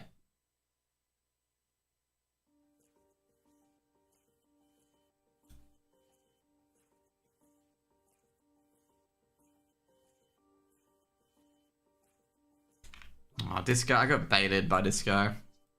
This guy's not inviting me. He's invited someone else.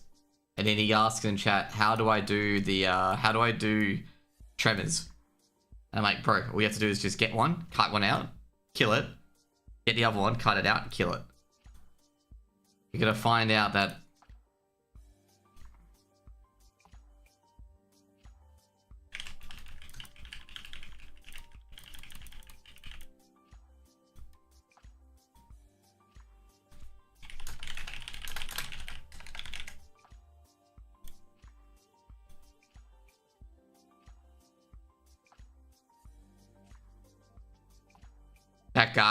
those guys were about to gank him 100% until I turned around and started hitting them.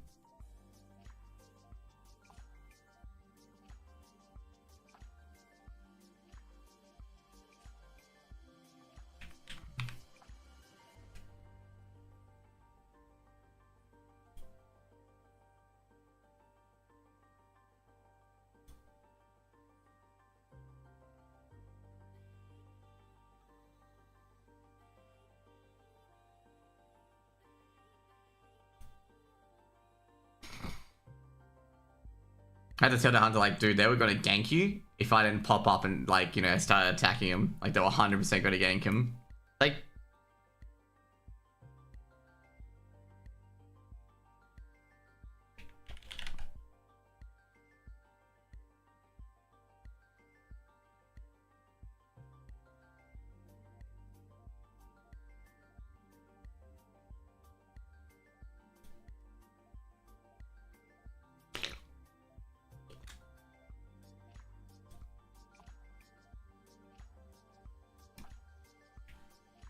so what you do, because I've done this on my hunter before, I've cutted both of them.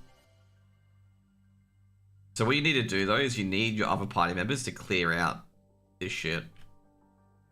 Ah, fuck, I don't have my pet out.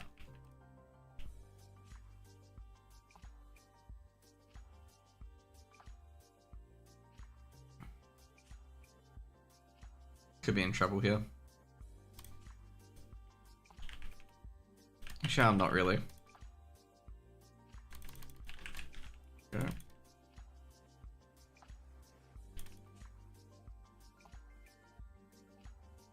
My very loose Sean's in a bit of trouble. So I'm killing the scouting whelp first. Your gate next dungeon was like 20v5. Well, that's kind of usual in Wrath of Lich King. Not gonna lie, it is very usual that you get ganked like that.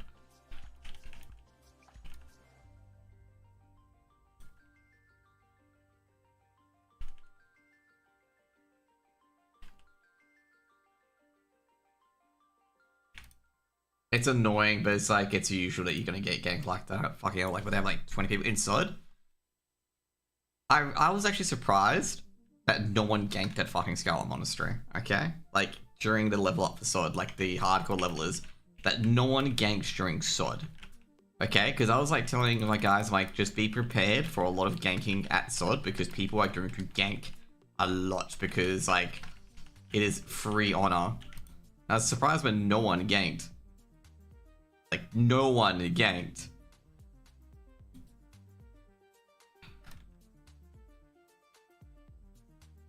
So with kiting, with this thinger,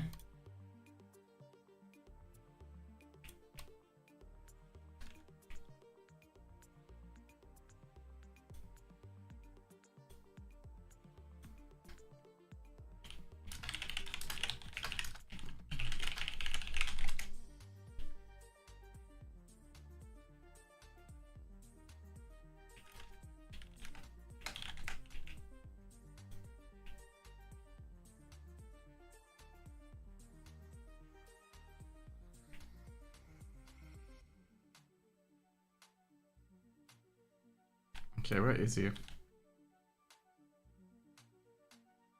It's gonna be hard. Get out. Okay, sweet, Hellbow. That's the guy I passed on during Tuga. Okay, cool.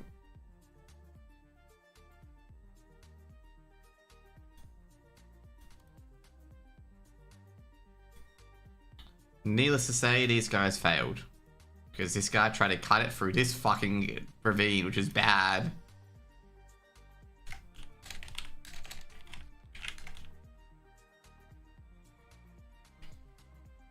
It's an FYI, I went in a door, so one wonder if I could start attacking, and then like 20 came running at me. Oh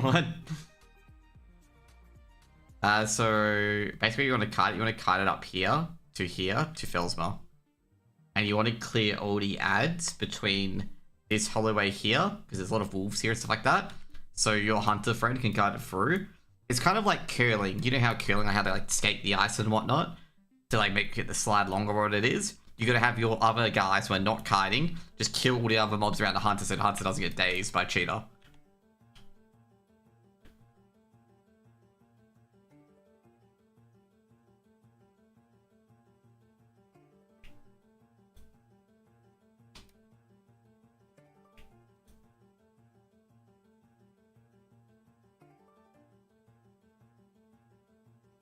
Okay, gotta help this guy out as well.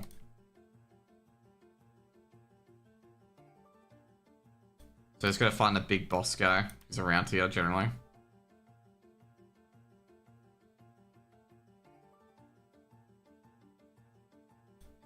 See where the sign of the earth is. This guy's doing that Iridium quest.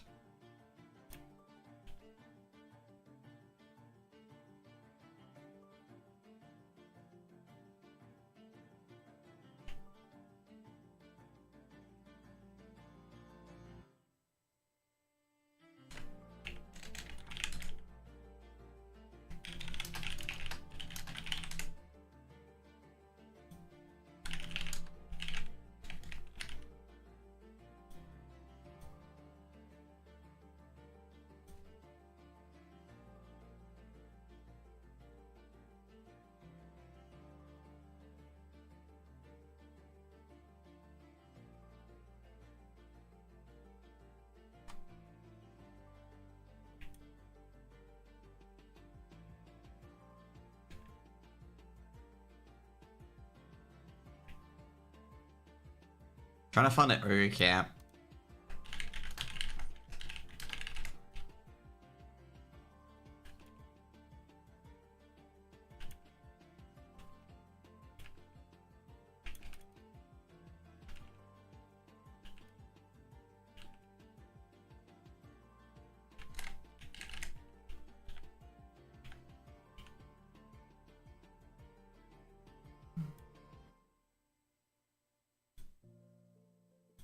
Oh, I got that.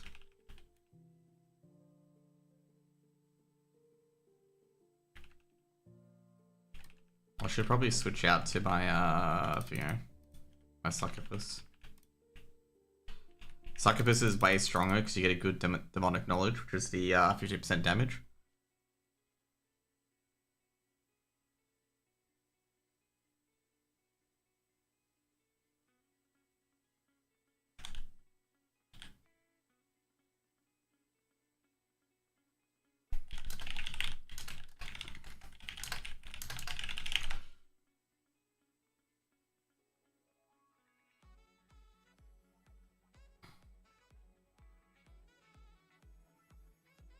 My god. Fucking every time I do a quest or doing a pre-quest, it is always, oh, looking for a raid for ZF Mallet. I'm just like, fucking hell, every time, like, you know, I'm trying to do another pre-quest, they can't set up a ZF Mallet raid.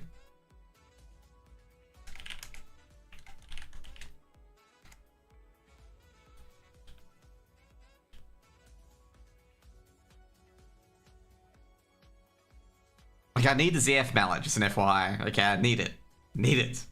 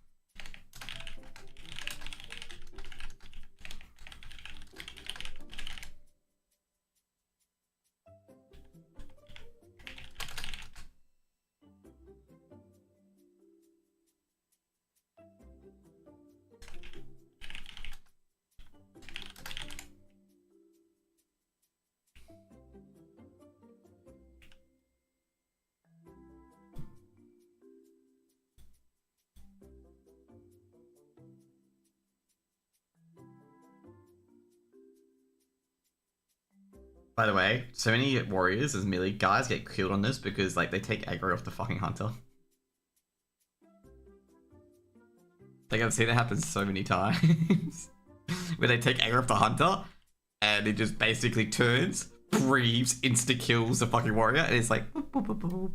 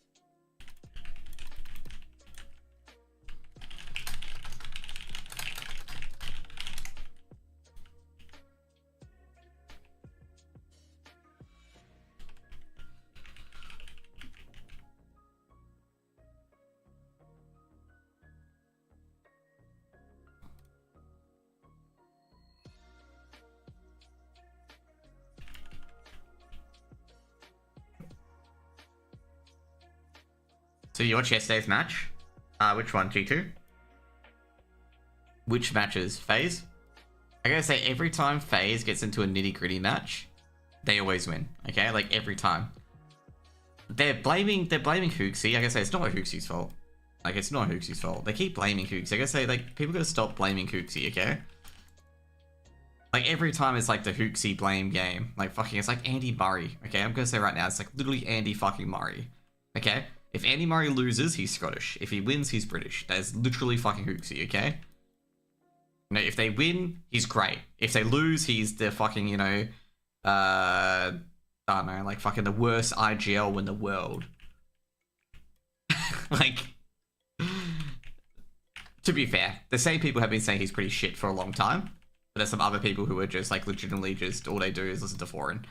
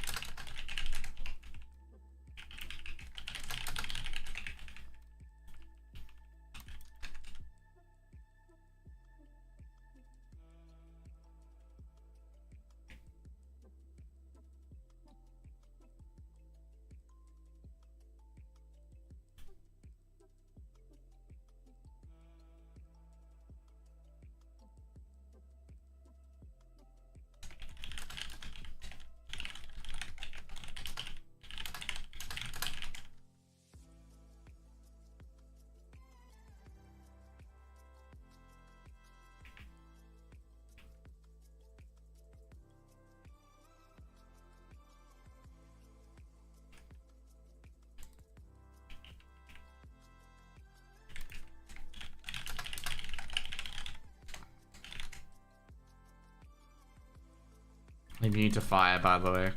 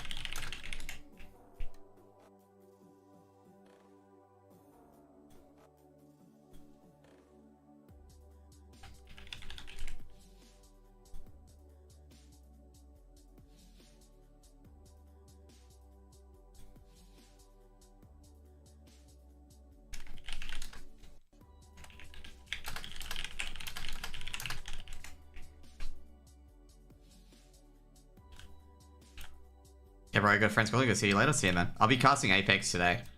Or Apex v bait.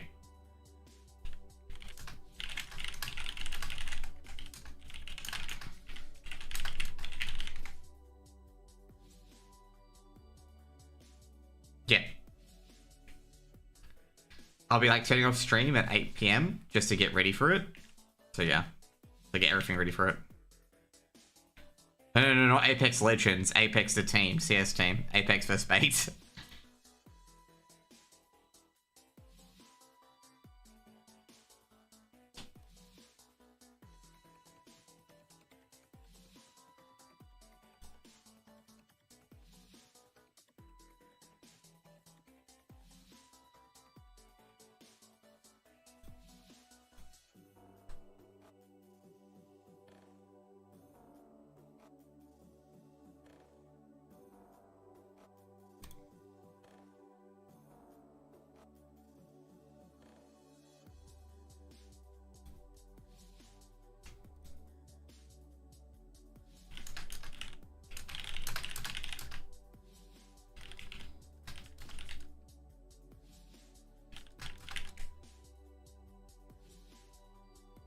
Wait, did I accidentally hit shift V? Yeah, I was gonna say. See you, man. Have a good one.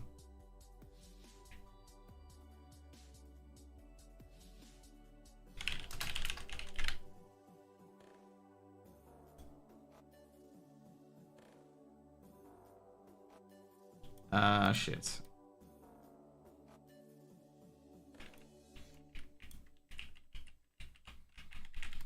You know what I should do? I think I should put the other curse on.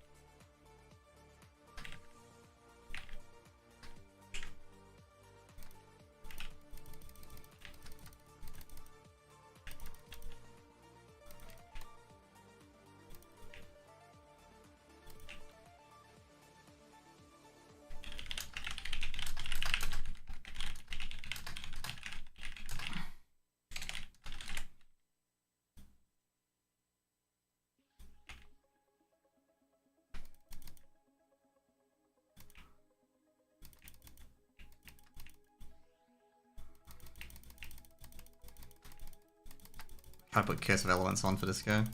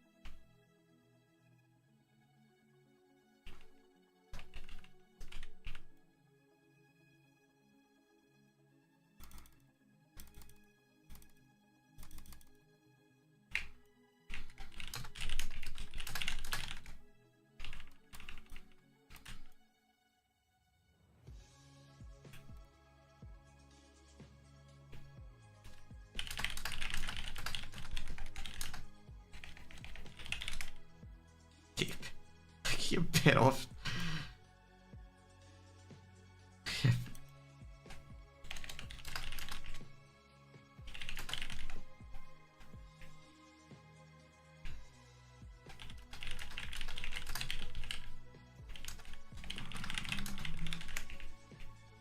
He does go.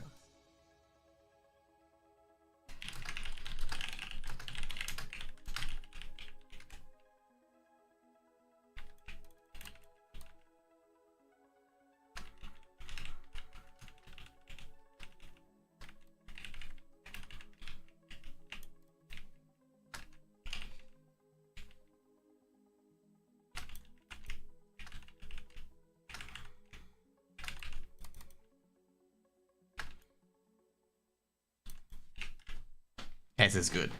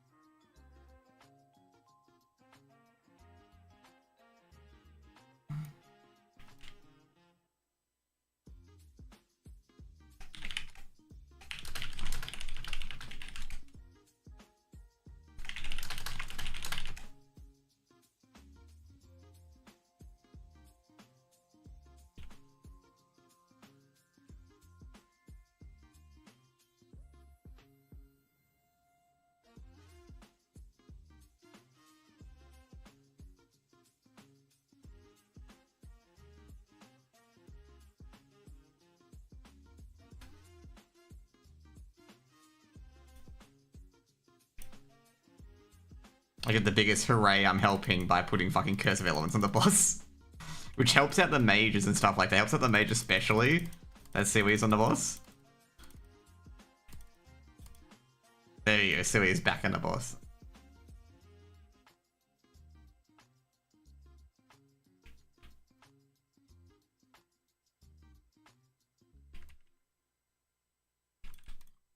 There we go.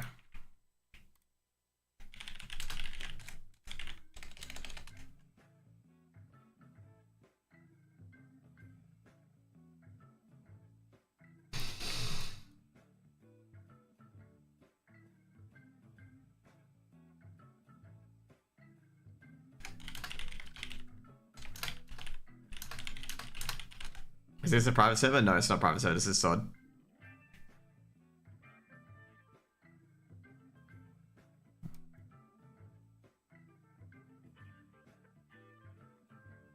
It's just seasonal discovery, my dude.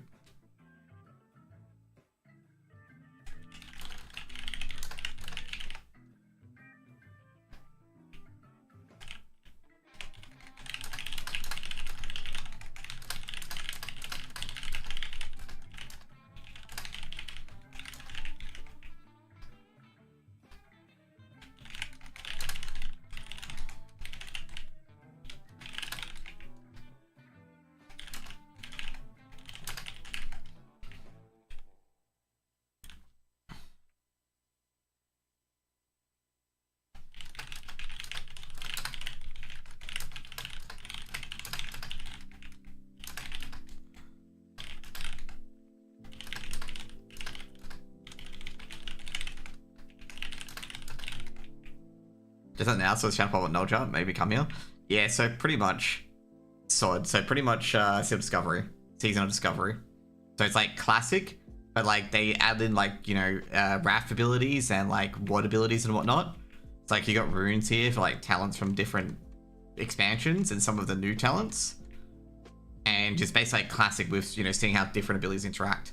It's pretty good. Like I enjoy it quite a bit. And also mixes like, you know, the good nostalgic days of classic. They've also changed some of the classic stuff into raids. So like they have Gnome Reagan as a raid. They have Sunken Temple as a raid, which is coming out next phase. So yeah. So it had BFD as a 10-man raid. So previously they had a lot of like 10-man raids. Like Nova was 10-man. BFD was 10-man. And like had different mechanics and whatnot. So that it started off pretty well. Like I enjoyed it quite a bit. They also added a few things to get everyone to max level really quickly, because like WoW and like a lot of people don't realize that people don't have enough time anymore. Like they can't spend endless days on WoW. So what they did was that they made leveling a lot quicker, like 100% quicker, so people can get into places really quickly. And now the next phase, they're making EXP increase by 50%.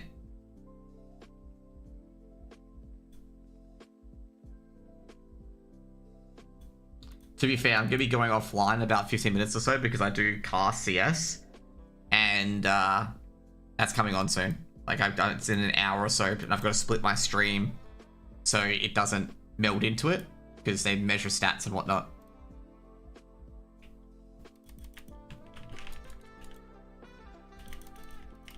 I'm better here for the CS stream? Yeah. That's going to be coming a bit later. Like, not now, of course. Not now.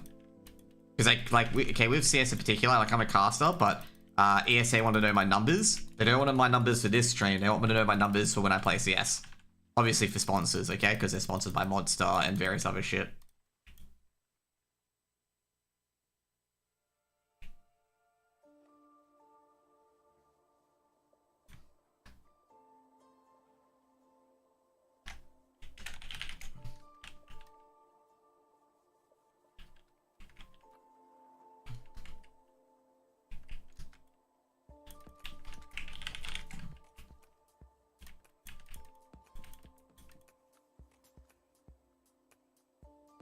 Or is he got the old WoW players? Yeah, it's pretty good. To be fair, a lot of these tactics are new. Like this quest in particular is a level 50 quest. But since you can't get above level 50 in SOD, the max level is level 40. This has the best in slot hunter shit. So people find like new ways on how to do this. So one of them is that they have to kite this guy.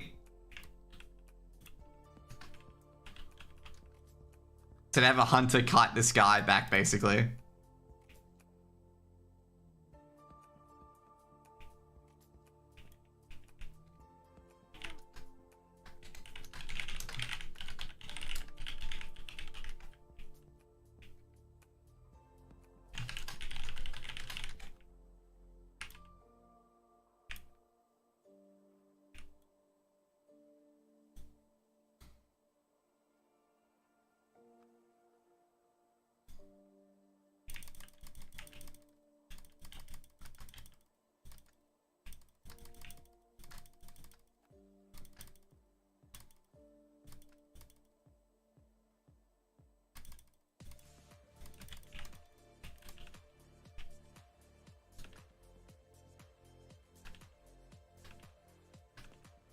Like, let's say why is vanilla kill skill? Oh yeah, it's basically SOD. You get like a lot of raft skills as well. It's like, for example, that I'll have like, you know, certain abilities that you don't normally have in this expansion. Oh shit. So like, for example, one of the runes is that my drain life is now a dot. So you can see here, my drain life is now a dot.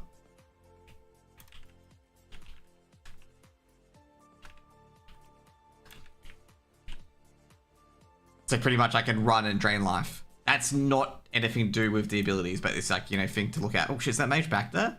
Oh shit, you're not meant to be fucking... Oh. That mage has been healing, so that thing's been aggroing. Shit, so we're in trouble.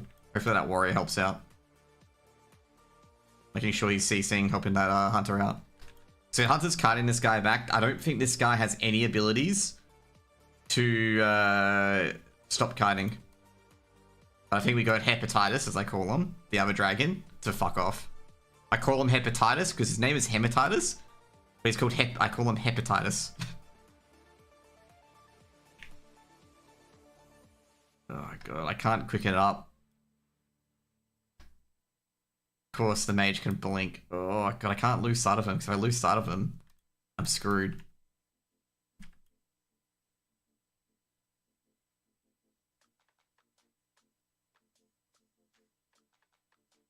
Oh, I guess I'm still in combat.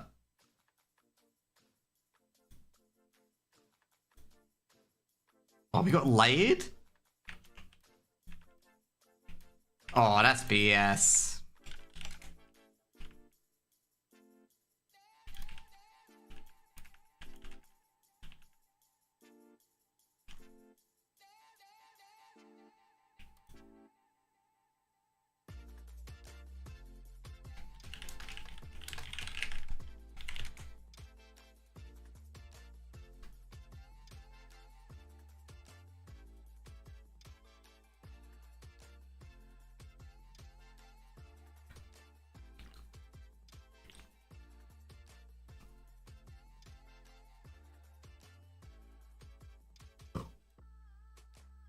Oh, dude, that's so annoying. This isn't hardcore vanilla? No, it's not hardcore vanilla. Yeah, we definitely got layered. Is that mob still up?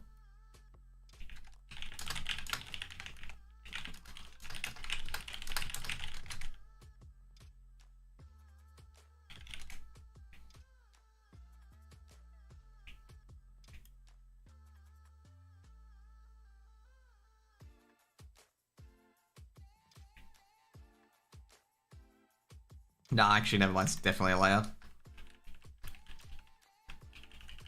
Fucking hell.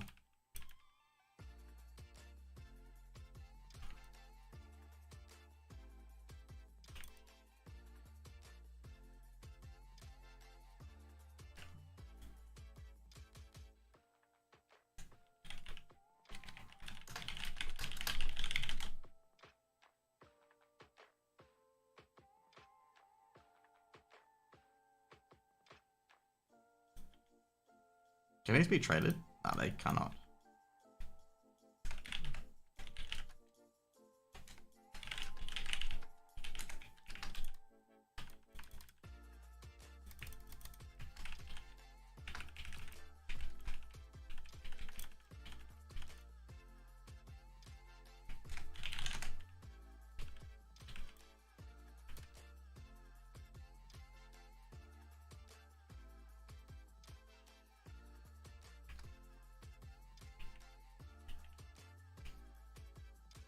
Hey, he's up. What the fuck?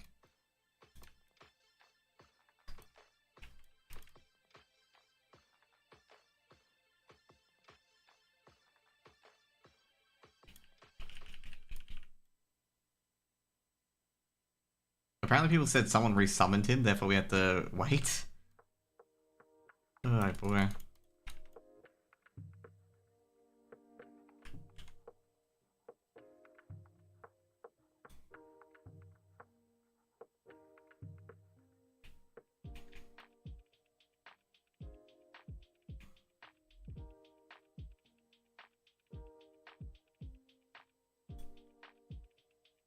They used to say gnomes look like toddlers. I don't know I have one. The similarities are endless, well, definitely.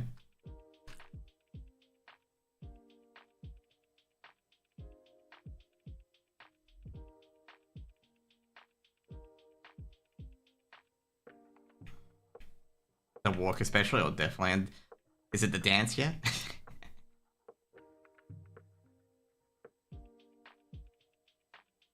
Cool. We go clear out this path. There's the hunter. Okay. Oh shit, he's gonna be careful. That hunter's way too close. That's the definition of being way too close. Just an FYI. You saw that before. Ooh, don't frost over it.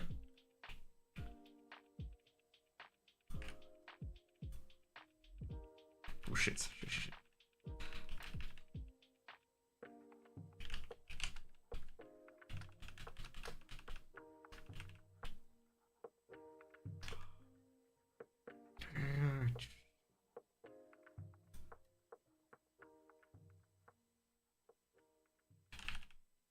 He had to go monkey, didn't he? Yeah, fuck.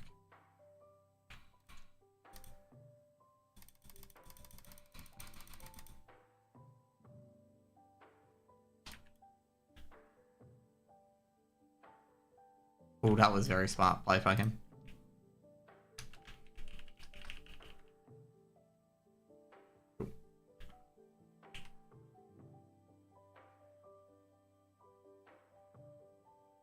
You don't know what he did just then? He basically feigned and immediately distracting shotted, so it went back on him.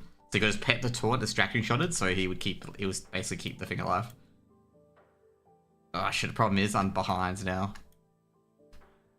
He's trying to give me packed, but it's just very hard to give me packed and making sure he doesn't die to the guy at the same time.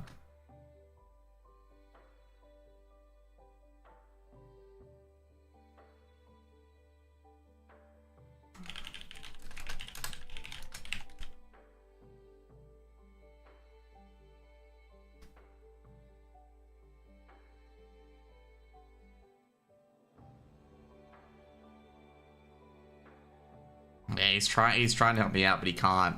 Like he's got to keep.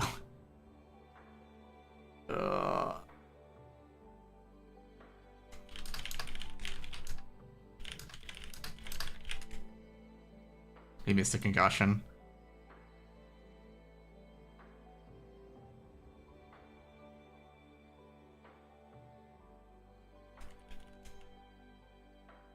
Yeah, there's no circle to kite. Yeah, you can't kite in the circle, unfortunately.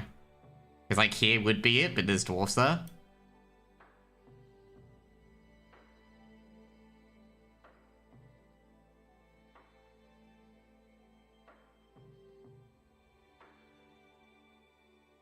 Okay, he's gonna try it. Yep, okay.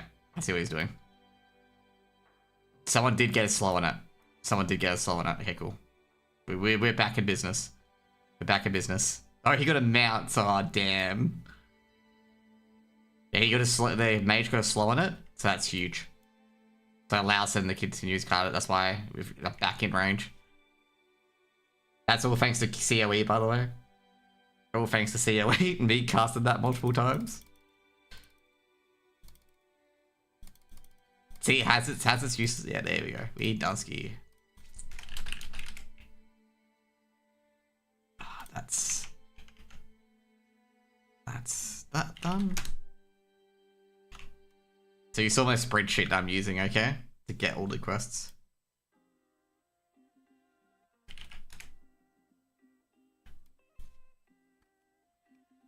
So you can see here. It's got all of this. So that's what I need here. There's only like a few things that it knows.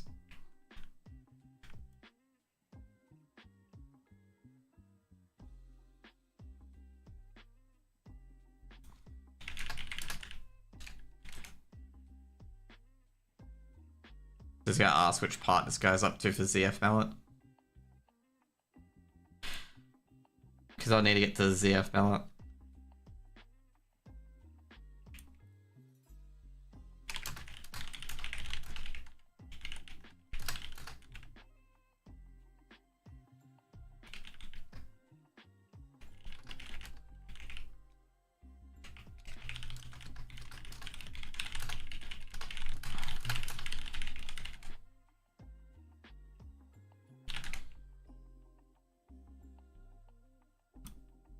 I hope keeping track of tasks, right? Yeah, so pretty much like we'll go through here.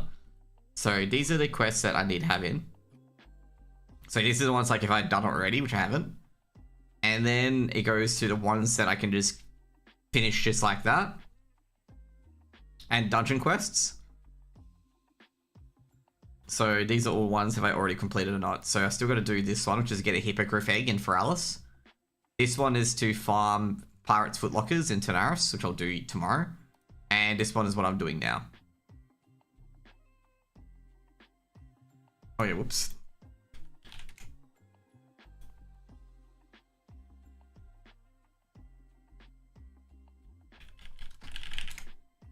So yeah. And also, I need to get a spreadsheet of how I'm going to hand them in as well. That's another part, like how I'm going to hand them in.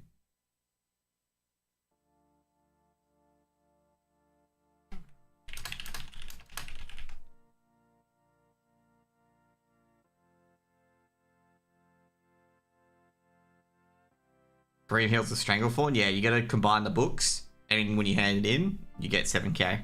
And I hand it in with Big Game Hunter. So I've got with Green Hills. So Green Hills is done. And yeah, I've also got BGH.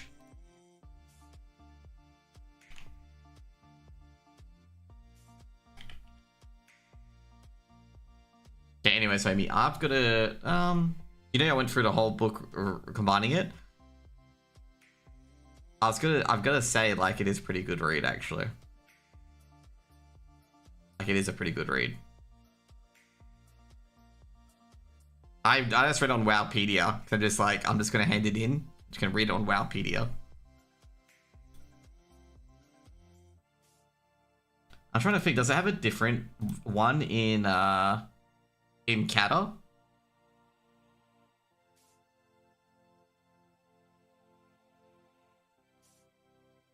Not totally too sure.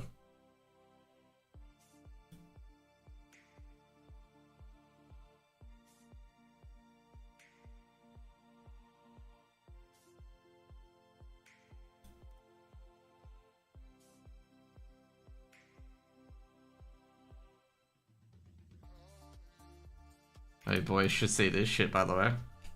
I know there was one for BC. Nah, that wasn't one for BC. They didn't have pages for BC.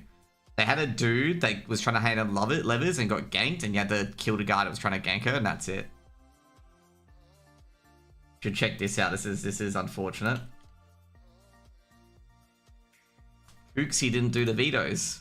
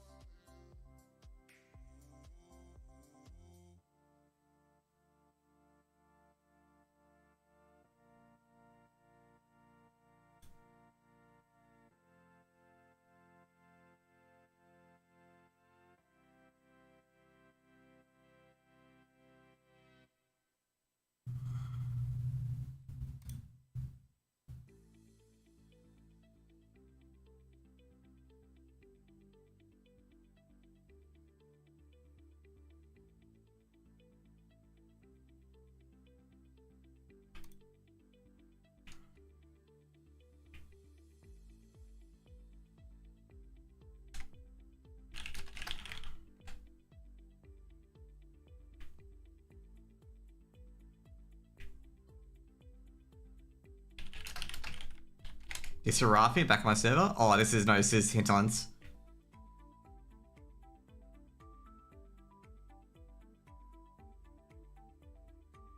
This is hinterlands. Arafi though wasn't too much. It was Hillsbrad, fucking South Shore and Taran Mill. Like there was so much PvP in that area because like for Alliance, so Alliance came here at like late 35s, 40s to do a few syndicate quests. And well, I've got to go offline soon anyway. And Horde, like early Horde, had a lot of quests in this area, and then eventually moved up to Altric Mountains and had some quests here as well. But Alliance had a lot of quests down here and in Altric Mountains as well, and there was just so much PvP because of that. Basically, there's so much PvP.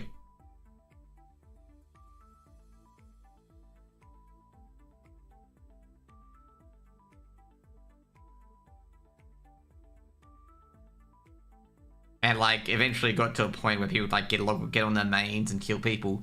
In the end, for Alliance, like what happened in the end is that it became more Horde oriented zone because Alliance had so many other areas where they could just speedrun the 42.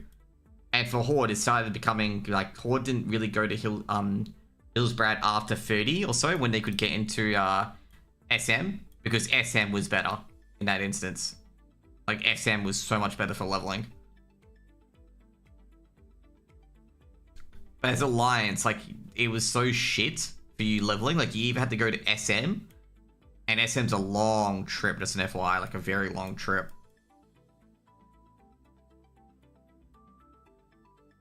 Because you have to go for South Shore. The closest vendor is South Shore.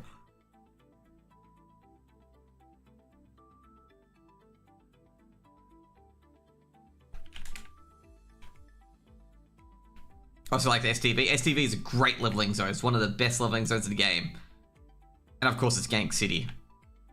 It's one of the best leveling zones from 30 to 34 in the game. And once you hit 34, you just smash SM. Oh, not fit. You can do it a lot earlier, but yeah.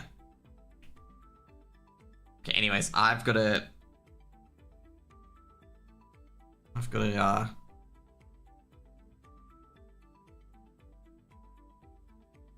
go offline, okay? Have a good one, man. I'll set up the stuff for ECA, so I'll be on in about, is the stream starting soon? I'll go offline, and it'll probably start in about 35 minutes, okay? It's so I can split the summaries, the stream summary.